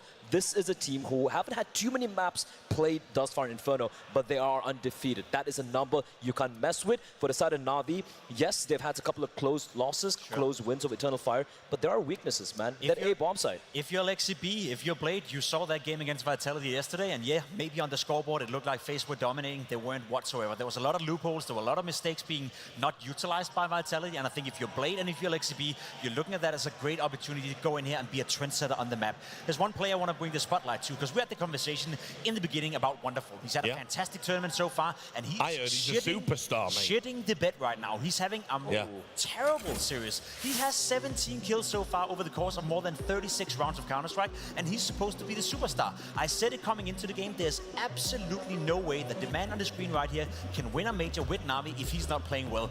He's had 2 awful maps, one given they won, he wasn't that needed. Now Inferno, he has to step it up. He has to find some sort of impact, otherwise Na'Vi is not going. And you're going to touch upon the fact that the Eternal Fire win they had, which was a very kind of a close affair till at the end when they kind of ran away with it. It was wonderful on that A bomb side with that AWP, which getting multi-kills after multi-kills while Bit were crapping the pants. I'm right there with you, and I know that he wasn't exactly stellar on map 1, and if anything, that's the bigger indictment, because honestly, when you get slapped around like it happened on Mirage, I don't really think it matters. Have to. Whether you have 3 kills or you have 6, it's cosmetic. All it fuels is HLTV forums threads of whoever's got 3 is going to get the hate. So I don't really hold a whole lot on that Mirage game. That's how it works. That's how it works. But Inferno is a great moment for him to strike back. The worry that I have is that I feel like the beginning of the map is going to dictate whether we take path A or path B. Path A is a competitive game where Na'Vi finds a couple very early on and they get the blood going, and you can see decisions happening, you can see a little bit of assertiveness, and path B is FaZe absolutely knocking them out. And we just had a proof of concept right here. It's the writing is on the wall. If FaZe is up 5-1, the way they are capable of pushing the momentum and bullying their opponent, I fear is going to happen again. I think Na'Vi need to come alive very quickly in order for us to witness a game, which I would love to see. This Mirage was not entertaining. It did not do the honor that a major final is supposed to have. It was too one-sided. Yeah, definitely not. The first map definitely delivered. The second, not so much. But, you know, just by the nature of Inferno, I think this one's going to go long. I don't think we're going to see a one-sided affair. I think the map doesn't really lend itself to that anymore. A team that can dominate on Inferno are like, you know, and knock somebody out like 13-5. I think they're like the very best teams on Inferno. I don't know if FaZe are that, but you can tell me, you're the expert. Yeah, I think FaZe is great on it. One of the biggest difference, I think, in this game on Inferno compared to what they faced against Vitality yesterday was the fact that Vitality would love to fight in middle. We often talk about banana, you know, banana control back and forth. Of course, we're going to see that. Vitality were very prone to fight in middle. So whenever Rain and the boys would walk up towards middle, they would find a fight early on. That's not going to be the case against Na'Vi. They like to play back on that bomb side. They like to play defensive. So the game and I guess the spacing that FaZe will receive on a map like Inferno on the T side would be much larger. How is Kerrigan going to use that? Is he going to use middle to throw off fakes, to throw off rotations? He's going to enable Rubs to do some of the lurks that we love to see him do on Inferno? Or is that space going to be an issue? Is that going to give them room to overthink? Is that going to give Na'Vi room to shut it down? Because one thing that is very different from the way Na'Vi is playing compared to Vitality is that they're way more defensive. This man we're seeing right here, he's looking, he's peering into Imma's mind right now. He's looking into Imma's mind because Imma, we've been praising him so far in the playoffs. He's like, he's getting his job done. He's had a rough tournament, but he's getting the job done. He has the most critical position on that CT side of Inferno for Na'Vi. He is that A rotator. He's that A star rifler while Bit's playing towards the pit position. And he sometimes is a bit of an island by himself towards Arch, towards a cubby position, towards brackets. And I feel like that could potentially be a liability. If FaZe are able to target him, take him down. Bro, they're so screwed. Wonderful with the opt towards A, Bit in pit. The other two players are towards a B bomb side. They have so many avenues to work with. Sure, and I'll tell you who isn't a liability. That man on your screen right there. We got to take just a few minutes to talk about JL and the extra levels, the extra gears he's found, because it is so bold to try and put yourself out there as, I'll be the lightning rod, I'll be the face, I'll be the voice, I'll do it all. I'll do all the media work, and I will declare myself a legend before I've even played in a major final. And I was thinking, wait, well, that's a good one. Like that. I'm talking about JL, but yeah, it's great. No, here's the thing, though. But like, you know, he's calling himself a legend, and I'm like, listen, you know, not yet, mate, but if he can get his team over the line, then yeah, you've earned it. Right here, right now, if he does it, he will be called legend. The J is silent, and he absolutely will deserve his spot amongst the Pantheons of one of the greatest performances ever. And he did it earlier in Inferno. He was the guy running from B to A, getting 1v2 clutches, clutching out time and time again. But I don't want to rely only on that to be the winning condition. I mean, you're going to have a couple of individuals having these moments, right? I take you back to the ace against G2 that changes the whole course of the game. That was JL. And I like to see him, I like to imagine him here in Banana with an XCB as well, because there's going to be a moment where the best Counter-Strike is not going to be an option. It's going to get messy. It's going to get about crossing smokes and all. And I think he's very indicated to be that. You talk about Ime and his rotations. I agree with you. I don't think LXCB is in a position where on this map, he can coordinate everything. I think you rely heavily on some of the individuals making plays. This was one of the map where Apex was so adamant about it in Vitality, saying they're not doing anything. They're not helping me. They're not moving. I don't know how the map is going to look like. This is where Ime has to do a couple of moves. This Wonderful has to reclaim space with the AWP. You don't want to be aggressive in the beginning, as Jacob was talking about. That's fine. You don't want to fight up in bracket. That's fine. But when the round prolongs, you have to go and look for information. You have to have that distance, that motivation, and that movement, which they haven't had on the first map. So you got to materialize it. If you play safe against FaZe right now, they're screwed. Yeah, they are screwed, you know, but there's one reliability, and I will, you know, put focus on towards JL again. I think one of the main qualities he's had throughout the entire tournament is that he's making the right plays regardless of the pressure of the situation. That's right. Every single time he's in a clutch, he's been winning it out. You know, he's had a lot of game-winning clutches for Na'Vi. And one of the things I absolutely love the most is it doesn't matter if the scoreline is 2-2, 7-1, or 13-13 in overtime. JL will always go for the play that he thinks is right in the situation. The vista for the game, the way he reads the game, the way he's able to win game-winning clutches by keeping himself calm in those pressure situations, it's been outstanding to watch. As you said, Richard, you love Inferno, you think it's going to be a close game back and forth, well, then you put focus on JL, because he's had a game-winning clutch pretty much every single game he's played during the major. Yeah, and look, I think also, you know, had some stellar performances on this map.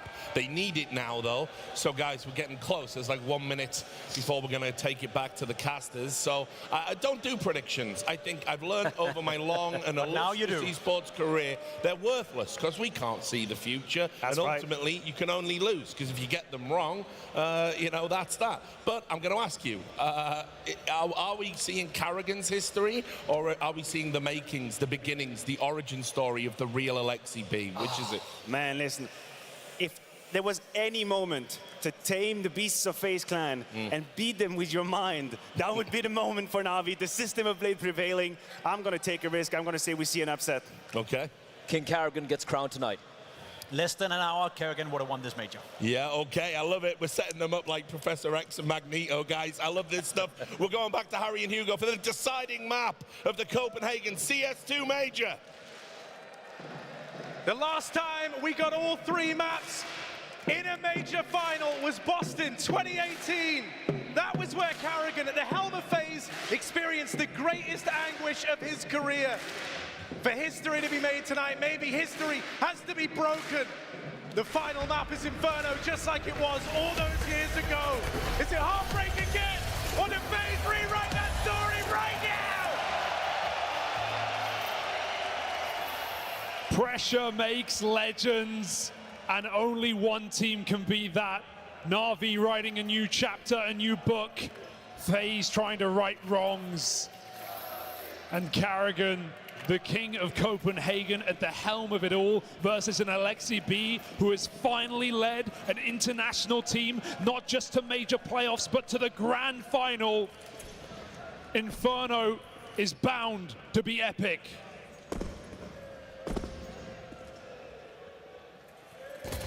Always used to make for a great decider.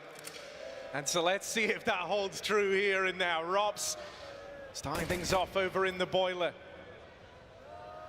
And it looks like the rest of FaZe Clan want to come around and join him. Na'Vi lie in wait with only 2 players to defend this side of the map. Ime and Bit, they've got their work cut out for them. Pressure towards the powers. They'll deal with ropz early. They flush him out from balcony. The apartments are clear, but rent is due. FaZe are moving in. Tap on a Bit. And that stems the bleeding. That stops the aggression. That allows a bomb plant here for FaZe Clan. They know how important this early game is.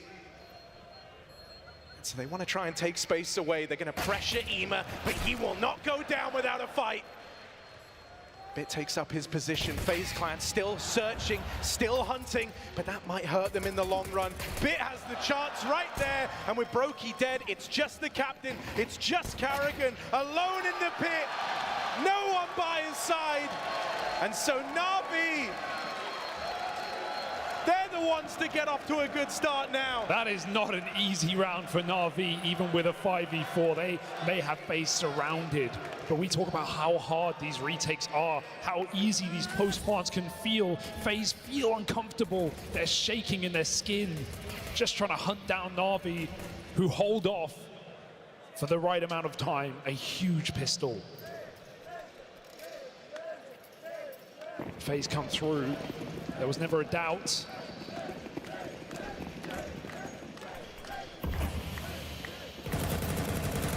Galil's on 4, but Na'Vi want to keep them honest in middle. Deep smoke, deep Molotov, denial of space, and a denial of vision for Ema. He gets flashed out. Frozen comes hounding down. Frozen in the smoke.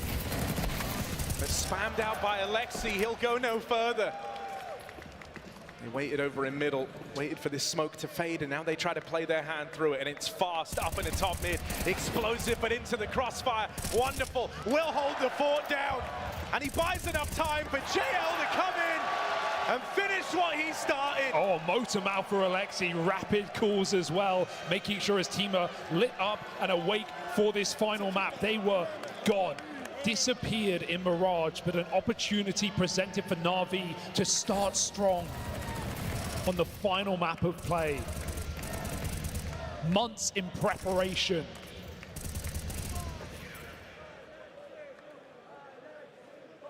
And this major's culmination in the next hour or so.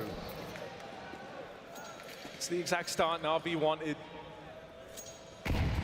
Now, while we give FaZe all that respect for how convincingly they showed up on Mirage, it felt like Na'Vi had just flown too close to the sun. They thought they had this one in the bag. But a little time in between games, a chance to talk to one another and really talk. And then you come in here, you win the pistol, you convert that second round this time. A feat you weren't able to accomplish back on Mirage. It can be forgotten. Write it off. This is a BO1 right now, with the world on their shoulders, with everything to play for. Legacy. Are Na'Vi truly born to win? Alexi spraying, they come gunning through. The pistols are making this round tense. JL, all that stands between them in this site. JL, he'll lock them out of it, buying time. Na'Vi have got everyone here now. And just like that, FaZe Clan have to look for other options, other avenues. Greener pastures here as they run it back through mid. Fast on the rotate. Oh dear. Here's Ima. He can't stop this, surely. Can't catch him on the cross, but he will find Rain, and now it's just Brokey. A Deagle and a bomb plant, that's all he's got to work with. Na'Vi are the ones on the clock, but it's Brokey feeling all the pressure. Swinging it with the Deag, and with these shots missing, that window is closing. That gap is closing. Brokey can't find a thing. 7 bullets, and he won't convert the kill. It's all JL to keep this round in check. Thin margins right now, but Na'Vi are ticking all the boxes. One more bullet in that MP9, that would be the way in. Denied at the door again. A strong start for Na'Vi, but we haven't seen FaZe come through with a full buy. This will be it. Wonderful early on the AWP. We've been waiting for him to have his moment in this series. It certainly wasn't Mirage. This isn't his first rodeo. Well, you've got a team of Na'Vi players who have barely played 10 big tier 1 lands, with the exception of Alexi and Bit. Wonderful, no stranger to a major stage. Saw him in Spirit, 1.2 rating, getting into those playoffs. We know what he can do, and now Na'Vi need him to show it. Oh, nades downrange, and Frozen is found. Dealt with early. A star from both maps for FaZe Clan fizzles out of existence here in their first rifle round. And Ema, quick as he arrives over towards B, he's ready over at long. Carrigan sent and Bit in alongside him. The A site is closed, and FaZe, they will get that memo.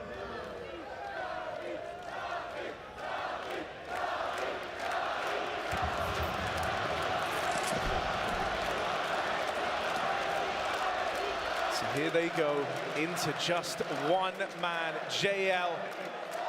And a 1v2 that decides to FaZe have anything to play for in this round. Alexi. Molotov.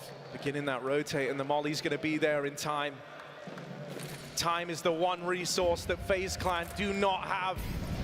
He doesn't elect to throw it. It comes in too late. They're already past this. Bomb dropped. JL into the back of the site. This Bastion that just refuses to give up ground will get run down. So now it's Rops. Has to go where no one's gone before. 1v5 at the B site and tap on the bomb, but not given the fights. Wonderful. Will walk that one home.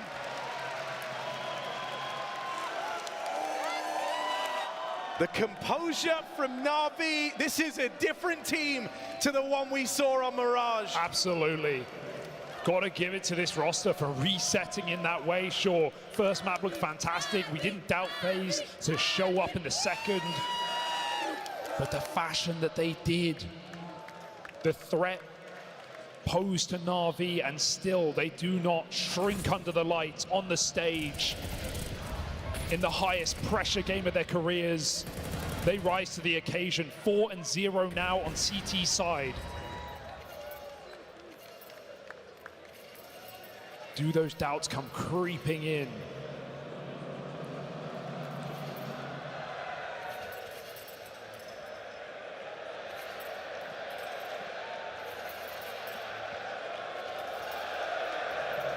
Na'Vi going where some of these individuals have never gone before, all the way.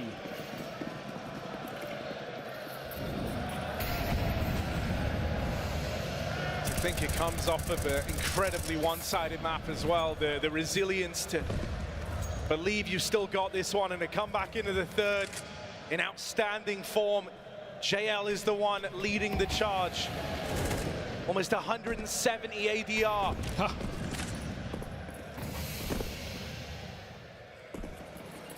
And so FaZe slow it right down. They haven't liked the pace of these last few rounds. Na'Vi anxiously await them. Roki's flash starts to tee up the aggression up through Banana, but another smoke down. Thus far, FaZe have respected every single one of them. So that won't change anytime soon. But look at this mid-round re-aggro out of Na'Vi. Grouping in top mid, they're trying to take real estate back, and they spot the top middle is clear. They've given Alexi all he needs to work with in this round to piece it together. It would have to be a Carrigan classic with the late rotate, because right now it looks destined to be this B-bomb site. Alexi wants to force this. He wants to catch them sleeping at the wheel. Flash blinds him. Do they see? No! They find out the hard way. A TK comes through. JL atop the boxes, and FaZe fall. They crumble. 20 seconds, nothing to show for it. Carrigan may find the gap, but there's no bomb, there's no chance. It's all Na'Vi. This is monumental.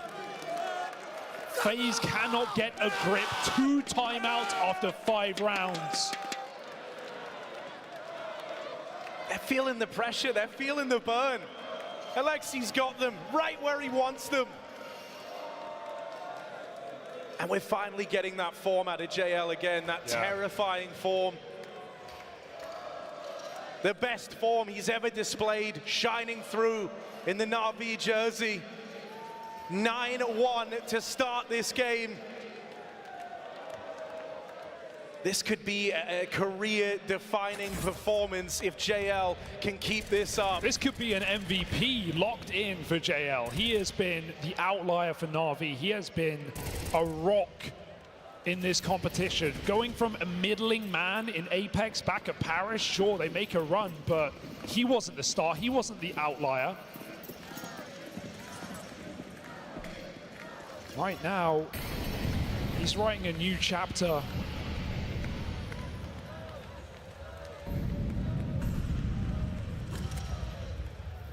FaZe.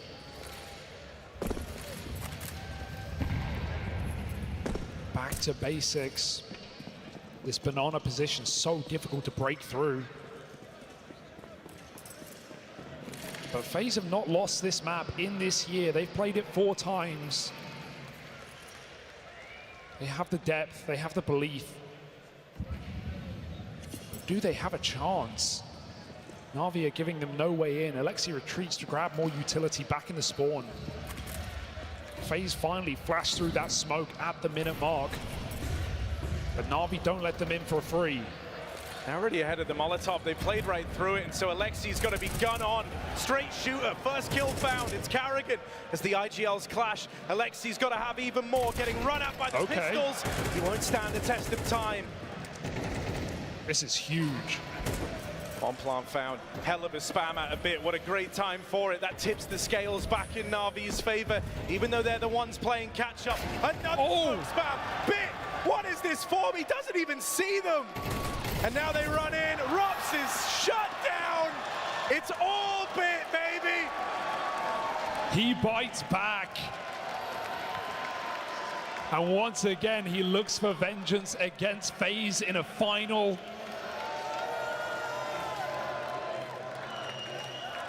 Yeah, I mean, you know, he is that legacy Na'Vi player. He is the one still standing from when Na'Vi last lifted a major trophy, and he's the one with a score to settle versus FaZe Clan.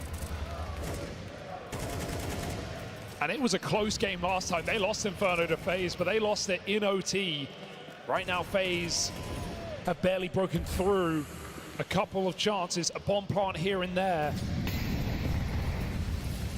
But Na'Vi are not giving them peace of mind that they can be competitive in this grand final.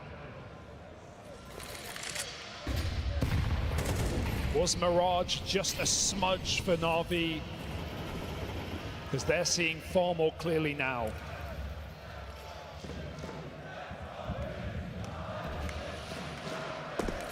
Oh, the cracks are showing. That pressure is certainly building for FaZe. Great setup as well. Wonderful, not been needed on this ace site. Now's the time. Got Ima with a lot to do as well. Bit will be that first point man. The Rops goes in, it's a 50-50, he rolls wrong. Now Bit posted, they try to run him down through the molly, but there's no getting past the brick wall of Bit.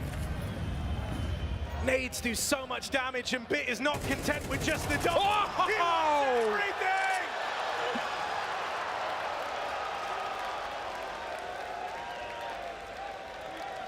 Only broke he.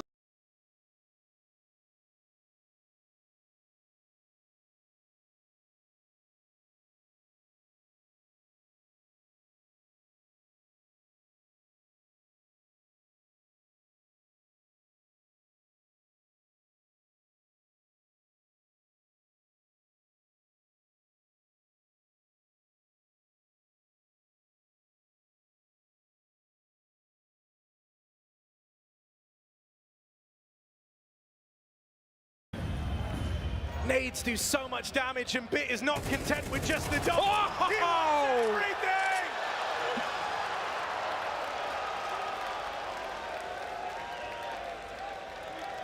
Only Brokey.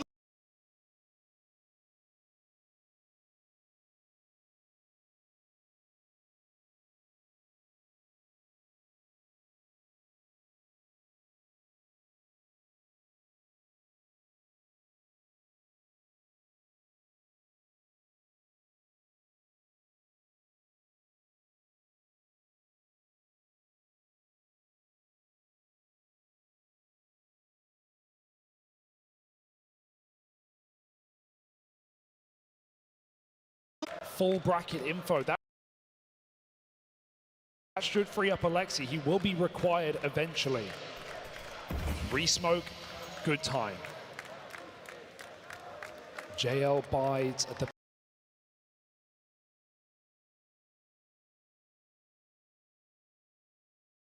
back of the coffins, looking to put them in boxes. They're going to come through this smoke. They're going to try and play with some confidence here, a FaZe. And that will get them control over the site, but JL spamming away is still a threat here. And Rain learns that the hard way. Any more? Oh dear. JL on the spam. They're so low. Everyone is injured. Everyone is wounded. Rop's the only man with HP. RV poised for a retake. They want to keep this scoreline flawless.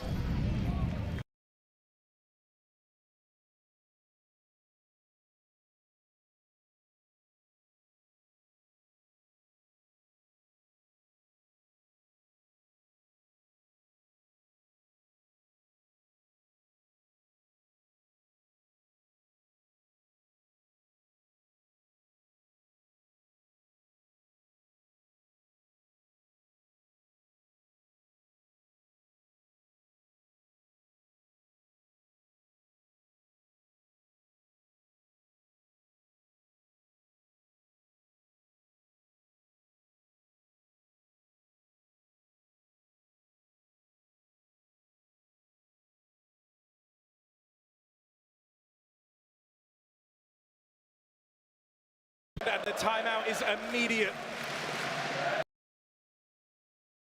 That felt like a bit of a misstep. They knew about that last player over towards Banana, and yet the first man in was not checking for it. So this is that one chance now to keep your... RV poised for a retake. They want to keep this scoreline flawless. And the timeout is immediate. The timeout is immediate. That felt like a bit of a misstep. They knew about that last player over towards Banana, and yet the first man in was not checking for it. So this is that one chance now to keep your boot firmly pressed against FaZe, and don't let them build back into this. I mean, they win, but at what cost, right? They get out with Galils. FaZe have no money to show after this streak of rounds for Na'Vi.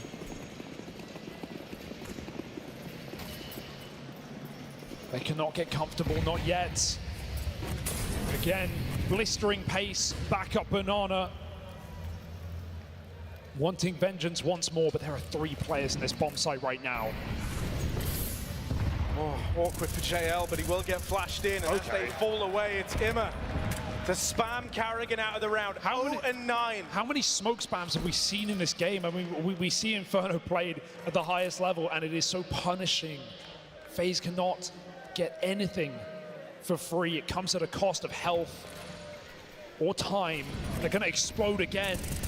Through the molly, through the smokes. FaZe always playing through the util. They deal with Alexi. JL back of the site. Had a great start to the game, but he's got to do a lot here, does JL. They're pressuring him onto the USP. Got to try and do it with the side up. What? They just can't deal with him, and eventually Rain will. 2v3 in the retake. Oh dear. The 2v3 in the retake.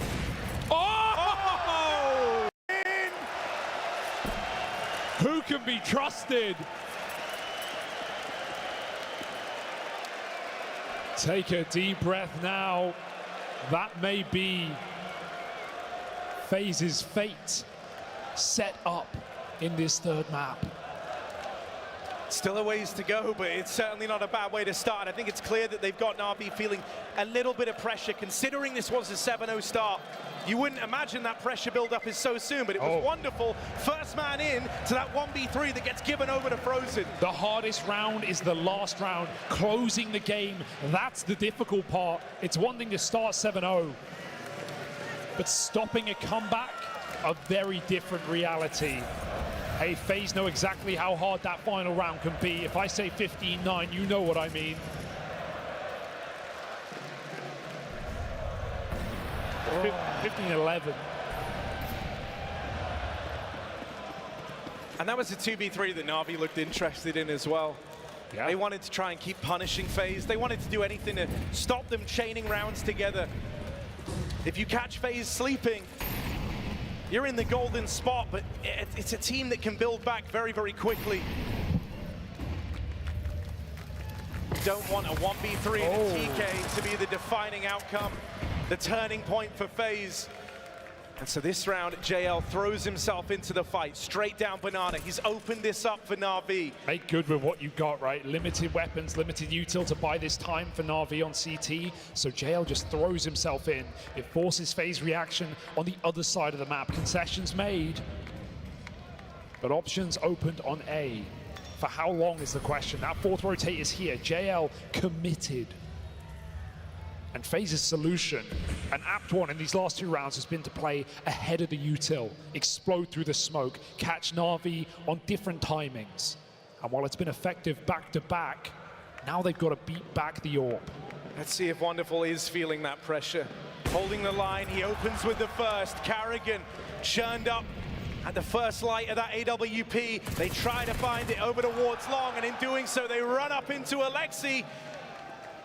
Na'Vi look to put those last 2 rounds behind them here and now, and it's just Brokey, now Rops, that stands between them and that goal. Straight away, Na'Vi are back into it. A lost clutch, an awkward retake, and they leave that behind them. Back to their winning ways now. And FaZe have dealt with a lot of difficult games, difficult playoff matches, grand finals, but this would be a comeback unlike any other. Na'Vi in full control of the CT side, even with blunders being made. Almost nothing comes for free.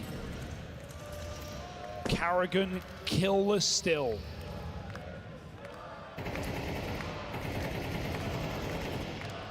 Rops his quietest major yet.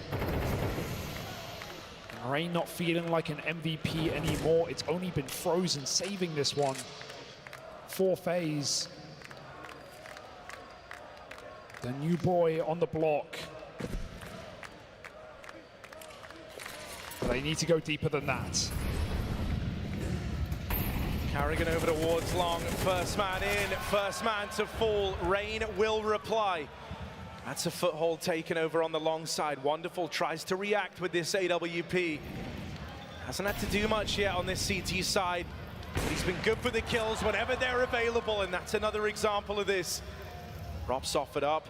Wonderful's not content with just the first. Brokey waits around this corner. Wonderful. Oh! And so finally he has his round. JL mopping up Banana. And Na'Vi are building all over again. Wonderful. Spots that final player, and even then doesn't take the risk. Rain is a dead man walking as Na'Vi surge through this third and final map. And how long did we wait to see if Wonderful is the real deal? A title taker, a Titan toppler.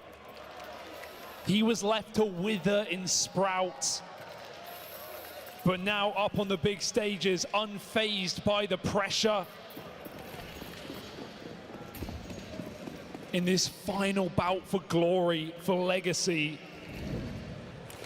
Only one death in this entire map. A monstrous appearance against G2. Wonderful is the real deal right now. Can FaZe break through yet again? A glimmer at the end of their T side. Another smoke to appear through. Na'Vi's util has been near perfect this entire game. I mean, their read over what FaZe are doing here has been stellar. For that, you've got to credit Alexi, but even the kind of individual moments, those micro moments, they've all come through for Na'Vi. And so a desperate play up through A. Wonderful will get traded, but Bit still stands. And Bit doesn't want to let them in for free. He's now the only hope up in the apartments. But at 16-4. Having his best game of the major right now. In the grand final, in the third map. Bit still has more to give, still has more to say. Frozen quakes in his boots as the end is nigh, and Bit is the one looking to deliver it. Rain in the pit, and a lot of time ticked off this bomb. Rain can't secure, but Brokey will. Just about 3. in the second half, the last half to be played up on this stage. It's not a lot of ground to cover. A huge challenge, an insurmountable challenge stands before FaZe, and for Na'Vi, they are in top form right now. Every single player playing at their peak, it feels. We have Parasima, we have JL a step above, and we have the behemoth bits making life difficult for FaZe. 3 rounds, it's enough.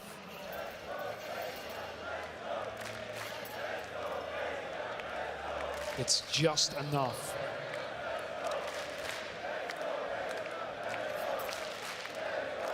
But FaZe need to muster everything they've got. Their captain killless at halftime. And even that is terrifying, right? You want Carrigan in top form to feel comfortable, to make the calls to recover this game.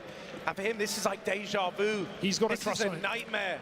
He's got to trust on his team now. He's got to rely on the firepower, the star power of FaZe. Exactly what this roster is and always has been. Some of the best shooters in the game. And they can't make a mistake. Na'Vi frothing at the mouth, but Alexi holds them back. Make sure you just win this pistol, and that trophy might be yours. Na'Vi are flowing. The read over the game has been stellar. Even in this round, they were about to walk into the 3-man B-stack in the pistol, and they decide last minute to up and leave, moving back over to an under-defended A site. It's Rain and it's Rops to try hold back the coming tide of Na'Vi. Rops pressured, Rops dealt with, and Rain finished off as well. The site cracked wide open.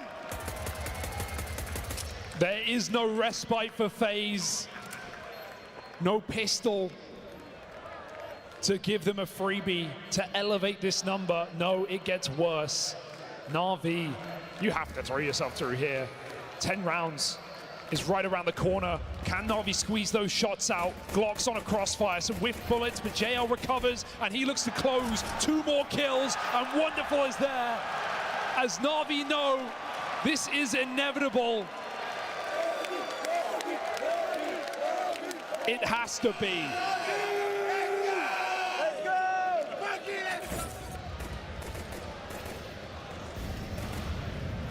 Alexi tried for so long, so many international rosters. It was 5 years ago we saw him in a major grand final with a full Finnish team, but ever since unsuccessful. And not only did he take down his former roster in G2 in that semi-final, now he's taking down the big dog of Counter-Strike to secure a major victory. And there's so little standing in their way. And Alexi can feel that. Na'Vi can feel that. They know that they've got FaZe quaking in their boots. And with each round, each kill, they're moving closer to Counter-Strike's holy grail. Once more, the A site crumbles. Na'Vi are up to the task after getting destroyed on their map pick and Mirage. Better teams, more experienced squads would have crumbled here. But Na'Vi have doubled down. They earned their spot in this grand final. They weren't about to let it slide away from them. They doubled down heading into a 3rd map, and everyone comes alive. FaZe are left with one shot, one stab in the dark to try and stop being swallowed up whole by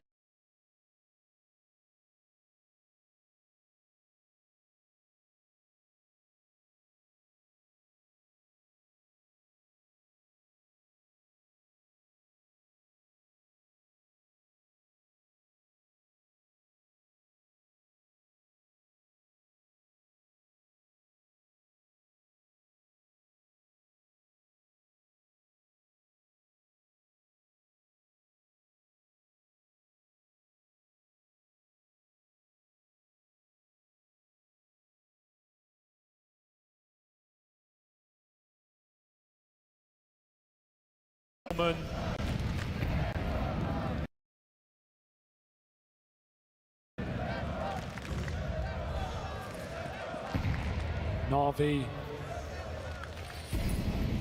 in no hurry. A full spread default. Apps take, Banana theirs. And at so little cost. FaZe have to hold on to what they got. It is not a lot. Molly ready at the B-bomb site. Smoke must go. Na'Vi chomping at the bit. The guillotine is out. They on for his head. Carrigan blocks him for a moment. Small sigh of relief for FaZe as they do stop what was looking to be a B-explode from Na'Vi, but Alexi left options open here, even in his absence. The backup plan still looks to come through for Na'Vi as they work their way up long. Bit has been unstoppable, and so there's no slowing him down now. He wants that second major trophy in his cabinet, and he's looking to take Na'Vi there to the promised land. Bit chains together another, and as Carrigan moves in, no kill yet, will finally deal with Bit, but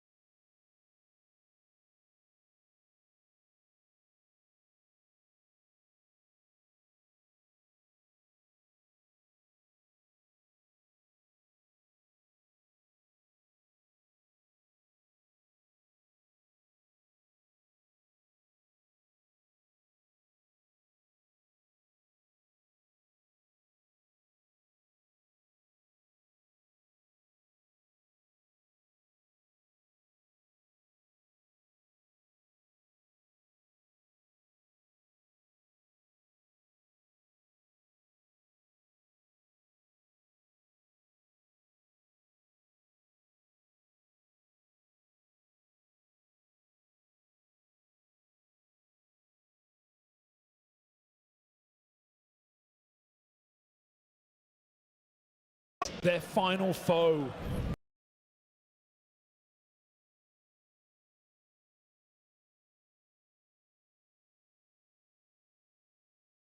is a brutalization of a world-class roster before your very eyes. To recover from Mirage in the way they did, the way they died, that felt like the series had started for FaZe. But the reality is so much grimmer. And Na'Vi tiptoe their way to a trophy at the first Counter-Strike 2 major. Alexi couldn't do it with his Finnish brethren, but entrusted with Na'Vi's first ever international venture. He looks to take home the gold. And he wants FaZe to feel that. He knows they're under all the pressure. A slow round with a big ending. Victory is right there for Na'Vi, and all that's left to do is reach out and grab it. Ema opens, Bit responds, and Na'Vi with each kill, with each second, they can feel that they are on their way to the crowning achievement of Counter-Strike. In the city of Spires, a new kingdom looks to arise. Na'Vi, one kill away. And they know it now. They all know it now. The best moment of the rest of their lives is about to come through. And there's the killing blow. Na'Vi's highest height in years. And the gamble of taking breakout players from Paris and molding them in their image pays off. Vindication for one of Counter-Strike's brightest minds. Alexi B securing his major trophy, taking down his former roster in the semis, and besting one of the greatest in-game leaders Counter-Strike has ever seen when it matters. Bit, the only remaining Stockholm champion in the black and yellow, he held on when others had enough. Revenge for the Antwerp final against FaZe finds him glory once again, and Ema proves that Paris was no fluke. He ascends once more and one step further, engraving his name on a major trophy. JL enters the pantheon of legend. He called it and an MVP level performance to propel this roster to new heights. He is just getting started.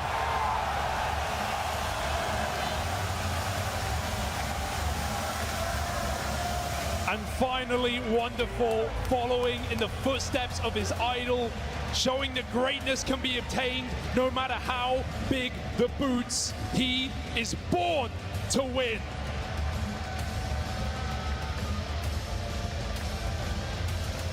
In their first outing as an international squad at the Major, they etched their names into the history books here and now.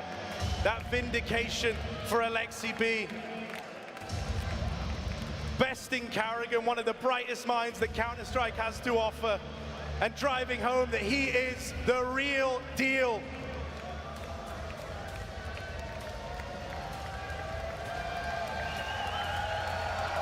Na'Vi, the first team to lift a major trophy in CS2, your champions of the PGL Copenhagen Major, it's Na'Vi!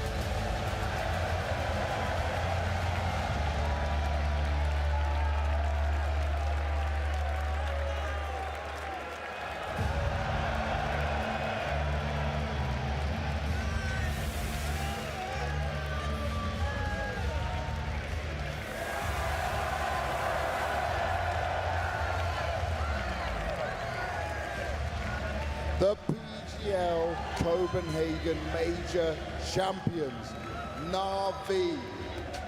Let me start with the mastermind behind it all, Blade. When we first spoke, you said top 4 would be nice. Well, how nice is this? Top 4 was minimum goal, bro. So, of course, like, you always can win. You will not disbelieve, just believe. And what was going through your mind during this game, and how did you guys come back, especially after that second map? We knew that new map will be, third map will be different. That's for sure. Like Inferno is completely different map in terms of map control, in terms of decision making. We did a lot of mistakes from Mirage. We fully reset. It was no-brainer. We knew that we can start city side and smash them. And you certainly did. Congratulations once again. Bit.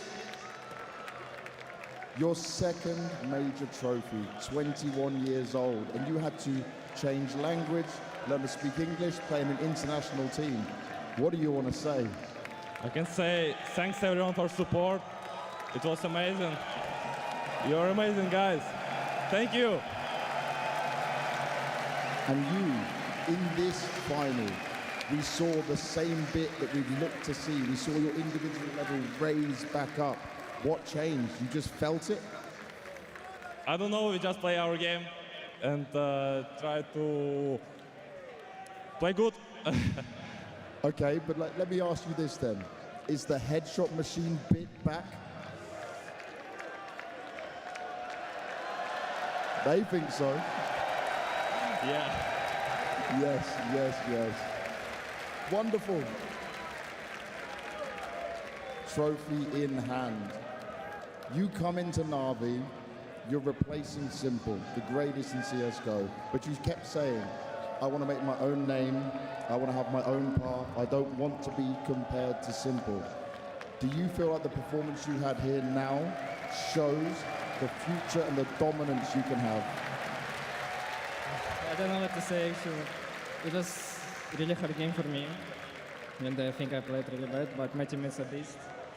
And I want to say thank you everyone, guys, for supporting. Thank you my family, thank you my girlfriend for supporting. I love you guys, thank you. I need Mr. Where did Alexis gone back in there? This has been one hell of a performance, has a lot of emotions. Royal Arena, were you entertained?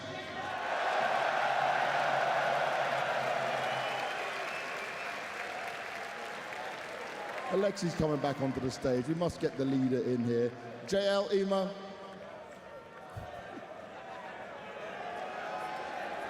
Mate, you did it. I fucking did it!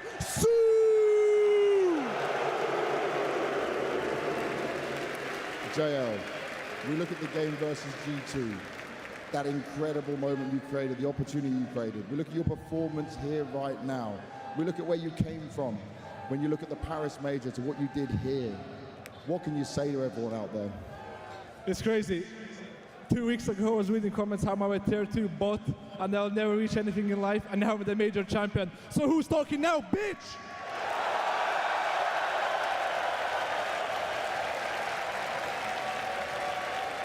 I think that's very well said, Joe. Ema, second place last major. You come onto Navi and you've had your struggles. It's not been easy at times. You said it doesn't matter if you're bottom of the scoreboard, if we win the whole thing. What do you want to say to all the people that didn't believe in you, didn't believe you could do it again? I mean, I can start with saying that if I have to choose between last major when I was like top ranking every time and then losing, and this one whenever I'm most of the time bottom or I'm doing everything for my team and winning the major, there's no brainer, trust me, like it's crazy. And I don't know, it's unbelievable. It's unbelievable, but you have done it. When you get through this though, right, when you have all this criticism online, did you ever start to let it get to you? Did it ever hurt your mentality? Wait, can you repeat that? Did it ever get into your mind, the criticism, the thoughts from people? I mean, like, sometimes, I mean, I don't mind at all. Like, I got a lot of hate in my career before, but now it was like a lot of hate. Not like it was a lot of hate, and sometimes you cannot, maybe it affects you a bit, but what you can do, you need to move on, and then now I prove them I want a major no matter what, like what they can say now. Exactly, they can say nothing because you are a major champion. I need to say one more thing, Jack, si pregătește PC-ul. Thank you very much, Ema. Alexei.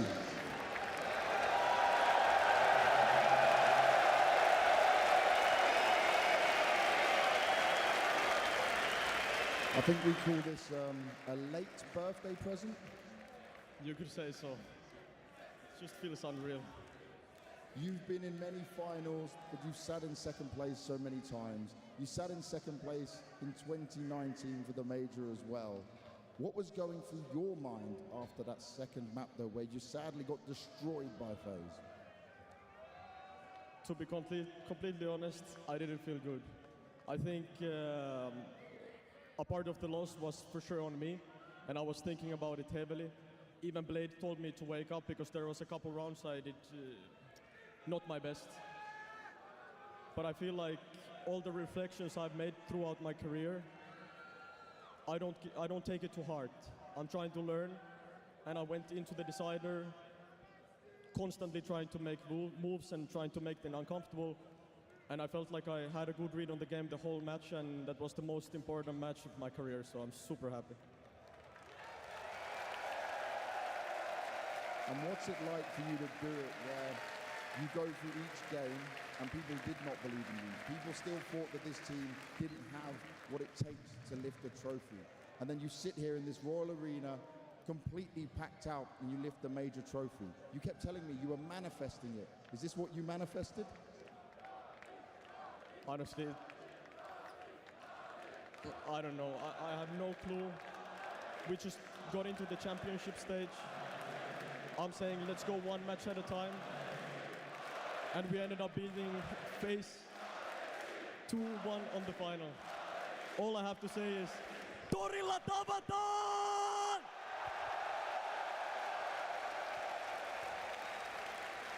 Royal Arena. Oh, he's got one more. Well, we will give the champion one more. Nothing of this could have been possible with the teammates I've had. So selfless, everybody doing tons of work. The past 6 months we've been having up and downs. Everybody has worked their ass off, and Blade deserves his respect as well. He made me a better IGL, and he's the best coach in the world.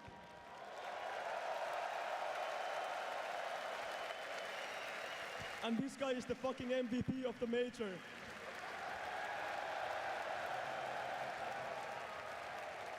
This is one very hyped up, one very excited Na'Vi, and they are your PGL Major Copenhagen champions. Royal Arena, let me hear you make some noise!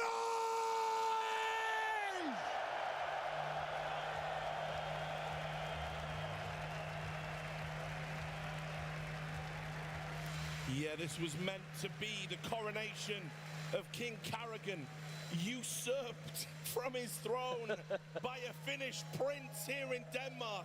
And we just saw the arrival of Alexi B, the real deal, finally winning a major, winning a big one. Maligned for so long. What a story. If anyone had to take down Carrigan, it better be someone who truthfully deserved it. And I think Alexi B and the Na'Vi boys did that. Of course, everyone inside the arena, or most people, would have loved to see Carrigan win. I think out there in the world, for everyone watching, internationally speaking, everyone can stand behind the fact that Na'Vi played one hell of a game tonight against FaZe Clan. They were the better team, they had the better individuals, and they fully deserved this victory. Again, for Carrigan, it does suck to lose another final in here, but they did it to a team who on the day were better. What an incredible path for Na'Vi in this playoff, Richard. You have to realize first, pit against Eternal Fire, people thought there's no way they can tame these beasts. They made it. You move on to G2, you're thinking, wow, that's one step too high. There's no way they're gonna take them down. They're big stage players. And then finally, when you pit against FaZe, we're standing here saying in an hour, this is gonna be done, and Carrigan had won. They defied odds at every single turn. And this is how you create a legendary run, by taking it, all the changes against you, and what a group of people. I called it. I didn't think it would be that easy, but goddamn, they deserve it. I go back to about 14 years ago, 15 years ago, Richard, seeing this small Ukrainian organization called Na'Vi come in and play 1.6, an unknown bunch of players, and they evoked a dream in their country, in their region. 15 years later, completely different players altogether, but what a story. Similar shades of just surprise, just completely throwing away all expectations, all reasoning, all logic, so to speak. We're looking at Ima, we were questioning him. He stood up. We're talking wonderful and how he might be starting to maybe crumble under the nerves. He showed up. JL stepped up. We said maybe if they pull off this miracle, he's going to be the MVP. All the necessary elements for this team to pull off this miracle run. It just happened. It is a miracle. And here's the scariest thing. This is a really young team. You know? Yeah. Some of these guys could be playing at Na'Vi for a long, long time. We've seen the emergence of Wonderful, you know, couldn't even speak in the interviews. And this is why it's an amazing story. We talked about the Shadow was simple. Of course. You know, there were people out there, you know, certain friends of ours that may or may not be here, who said, put Simple in for Ima and they win the major straight away. But what about now? What about now, right? That is a beautiful response. It is the most beautiful response you could have. And I agree with you. It's absolutely beautiful to see and to feel the emotions. And when Alexi B is talking about the work they put in, I think it has to be the motto, right? It's about reaping the rewards of all of the work you've put in. And you were in the shadow, and you were never really in the conversations for title contenders. We said, you have a high floor, but that's it. There's not really superstar quality. JL, worthy of an MVP. Bit. What a romance. A player that we got to know on Inferno. We got to know him on Inferno, and then he steps up again. But we have an MVP. I mean, I'm calling it ahead. It's not my MVP. Listen, but for my money, he's right there. He's the MVP of the major. You have to understand. This is JL. Who is JL? When he joins this team, everyone's underwhelmed. Yeah. You know, and he didn't make a great start. But he said, I'm going to put in the work. I'm going to earn that legend status that I have conferred upon myself.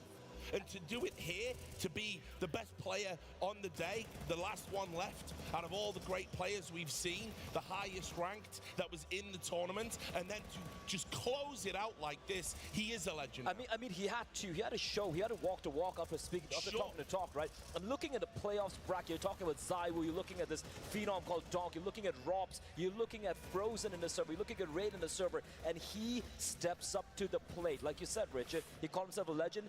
Today, he earned himself that title? He's a playmaker. He is a guy that made it happen for Na'Vi. Again, we speak about the foundation, we speak about the team play, the cohesion, the synergy between the players, but you need certain players to elevate yourself at certain moments in the tournament. If you go back and watch every single Jale moment in this game or in this tournament, you would realize that he was clutch when he needed to be. Absolutely. He was making the play when he needed to be. Not only does he have the stats to back it up as an MVP of this tournament, but the impact he found at crucial moments. We're talking overtime games. We're talking scoreline 11-11. He comes out with a 1v2, a 1v3. Jale had a fantastic tournament in more so than just the stats, but also in the impact he had throughout the tournament. And he will definitely be the MVP, but I would hate myself if I didn't take a minute to talk about Bit and what he's done in this grand final. We have to. I mean, this is beyond reasonable. The step up that he's gotten, because prior to the grand final, he was in category of players that are yet to show us what they can do. Where is Bit? What is happening? Is it a communicational issue? Is he having any kind of pressure? And he had an absolutely masterful performance in the entire grand final. But that number, 137, 131 ADR on Inferno, rolling back the years. I mean, listen, he's got 2 major titles already under his belt. He's been playing majors for 3 years. He's got more than Simple already. Yes, he has more majors than Simple now. So I guess you know, Twitch chat will be calling him what, B2T? Simple 1 major, Bit 2 majors. No, listen, I was critical of him when I'm talking about the A-bomb side. It was like Ima and Bit. I'm not feeling good about his brother. I'm not really feeling what they're doing here. He took the fight to FaZe, dude. He shut them up. What the hell is this? He is just absolutely mauling them alive, chewing them up. Look at this Sprout especially. Yeah, look at this. He doesn't fall back. He's taking it to them, not allowing FaZe to feel comfortable. Dude, this is literally what he's doing to FaZe here on this map is what FaZe did to them on Mirage. He's answering back, and he wanted that major title. He absolutely wanted that major title. As you said, Matthew, it's been a couple of years since we've seen this Bit, right? And what a time to come alive on Inferno. For people who remember, first time he came into Na'Vi, I think back in 2020 or something along the lines, he was a stand-in player on Inferno only. Yes. It was a 6-man roster change. They would only switch him in on Inferno. The first 2 games he played, I remember being very underwhelming. He didn't get the call-up once more. There was a roster change. Flamey went down to the lineup, and the rest is history for Bit. 2 majors to his name now. He started off by just being the Inferno man within Na'Vi, and he finished off this major by being the MVP on Inferno. I will say, you know, they have to build on this now because we have an unbelievably competitive scene. I mean, all the people who were banging on me when I was saying the last year of CSGO was one of the worst years in the game's history in terms of competition. This is the scene that we deserve. This is the scene the fans deserve. All of these teams in this bracket, to get to the stage of crowning Na'Vi, look at those teams. Think about how good they are. This particular bracket, this is not the end of anything. This is the beginning of something truly beautiful. I'm looking at Mouse, yet to prove themselves. I'm looking at a G2, yet to get that win for Nico. I'm looking at Eternal Fire, who have finally caught on fire, have looked so great, even though they fell over here, right now. FaZe Clan, we'll get to them a little bit later on. Team Spirit, we know what sort of a trajectory they've been on. This is such an exciting time for Counter-Strike altogether, and it makes it even more impressive than Na'Vi, looking at all those teams that they're the one at top here, Maniac. It really is crazy. I'm just reminiscing of the mindset that we had at the beginning of this Glorious Sunday, where it was promised for FaZe. It was promised for FaZe. This title was right there. We could already start writing the books about how Kerrigan would do it here in the World Arena. It'd be his 2nd major. What they had shown against Vitality had put us all to position. And yet, you know, Counter-Strike finds a way to surprise you. And I'll say a few words about FaZe, but we're not going to analyze anything they did here. We want to talk about the victors. I'll just say this, and that is that to Kerrigan, you know, I hope you can come back from this. You've given us so many great memories and great moments, and you did it this tournament. No shame in being 2nd after a game like that from Na'Vi. But I'll just ask you guys, I mean, you know, this one's going to be the most painful, I think it's the most painful moment in his career. I mean, Inferno once again is the theater of nightmare for Kerrigan. I think this hurts more than Boston.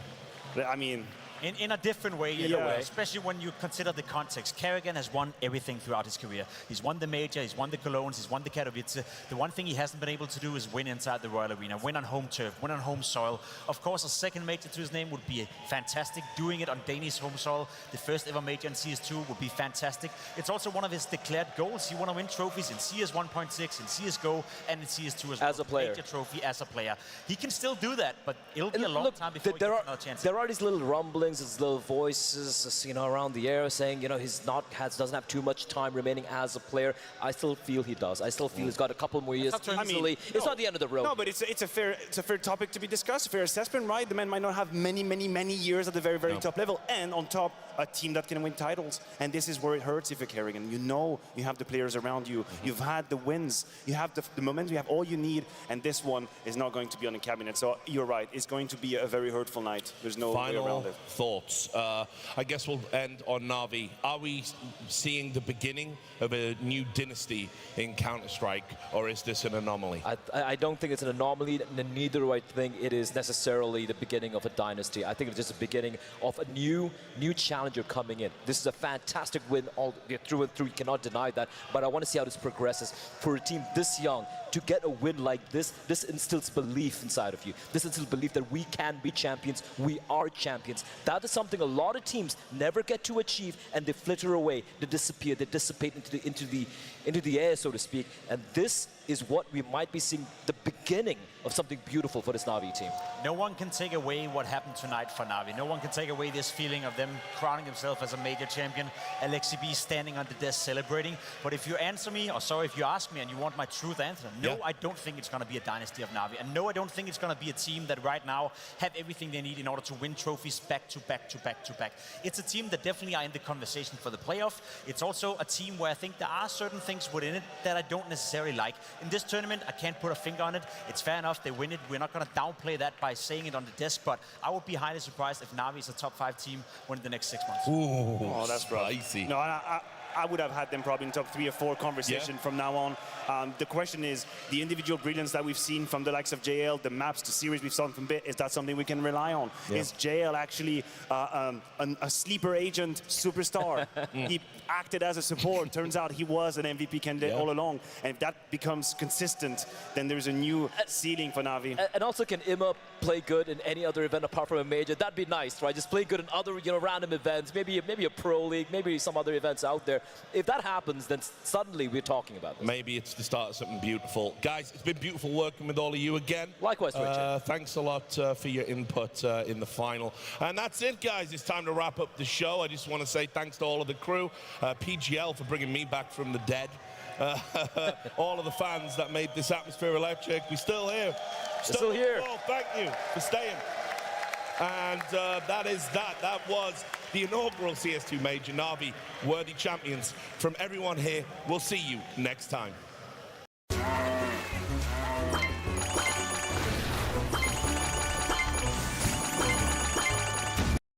Fans that made this atmosphere electric. We're still here. Still here. Oh, thank you for staying.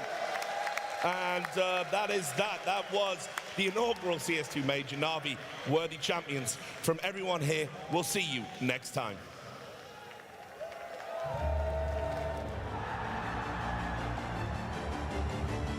Welcome to the dawn of a new Counter-Strike era. Brace yourself for an unprecedented level of dynamism and competition in CS2.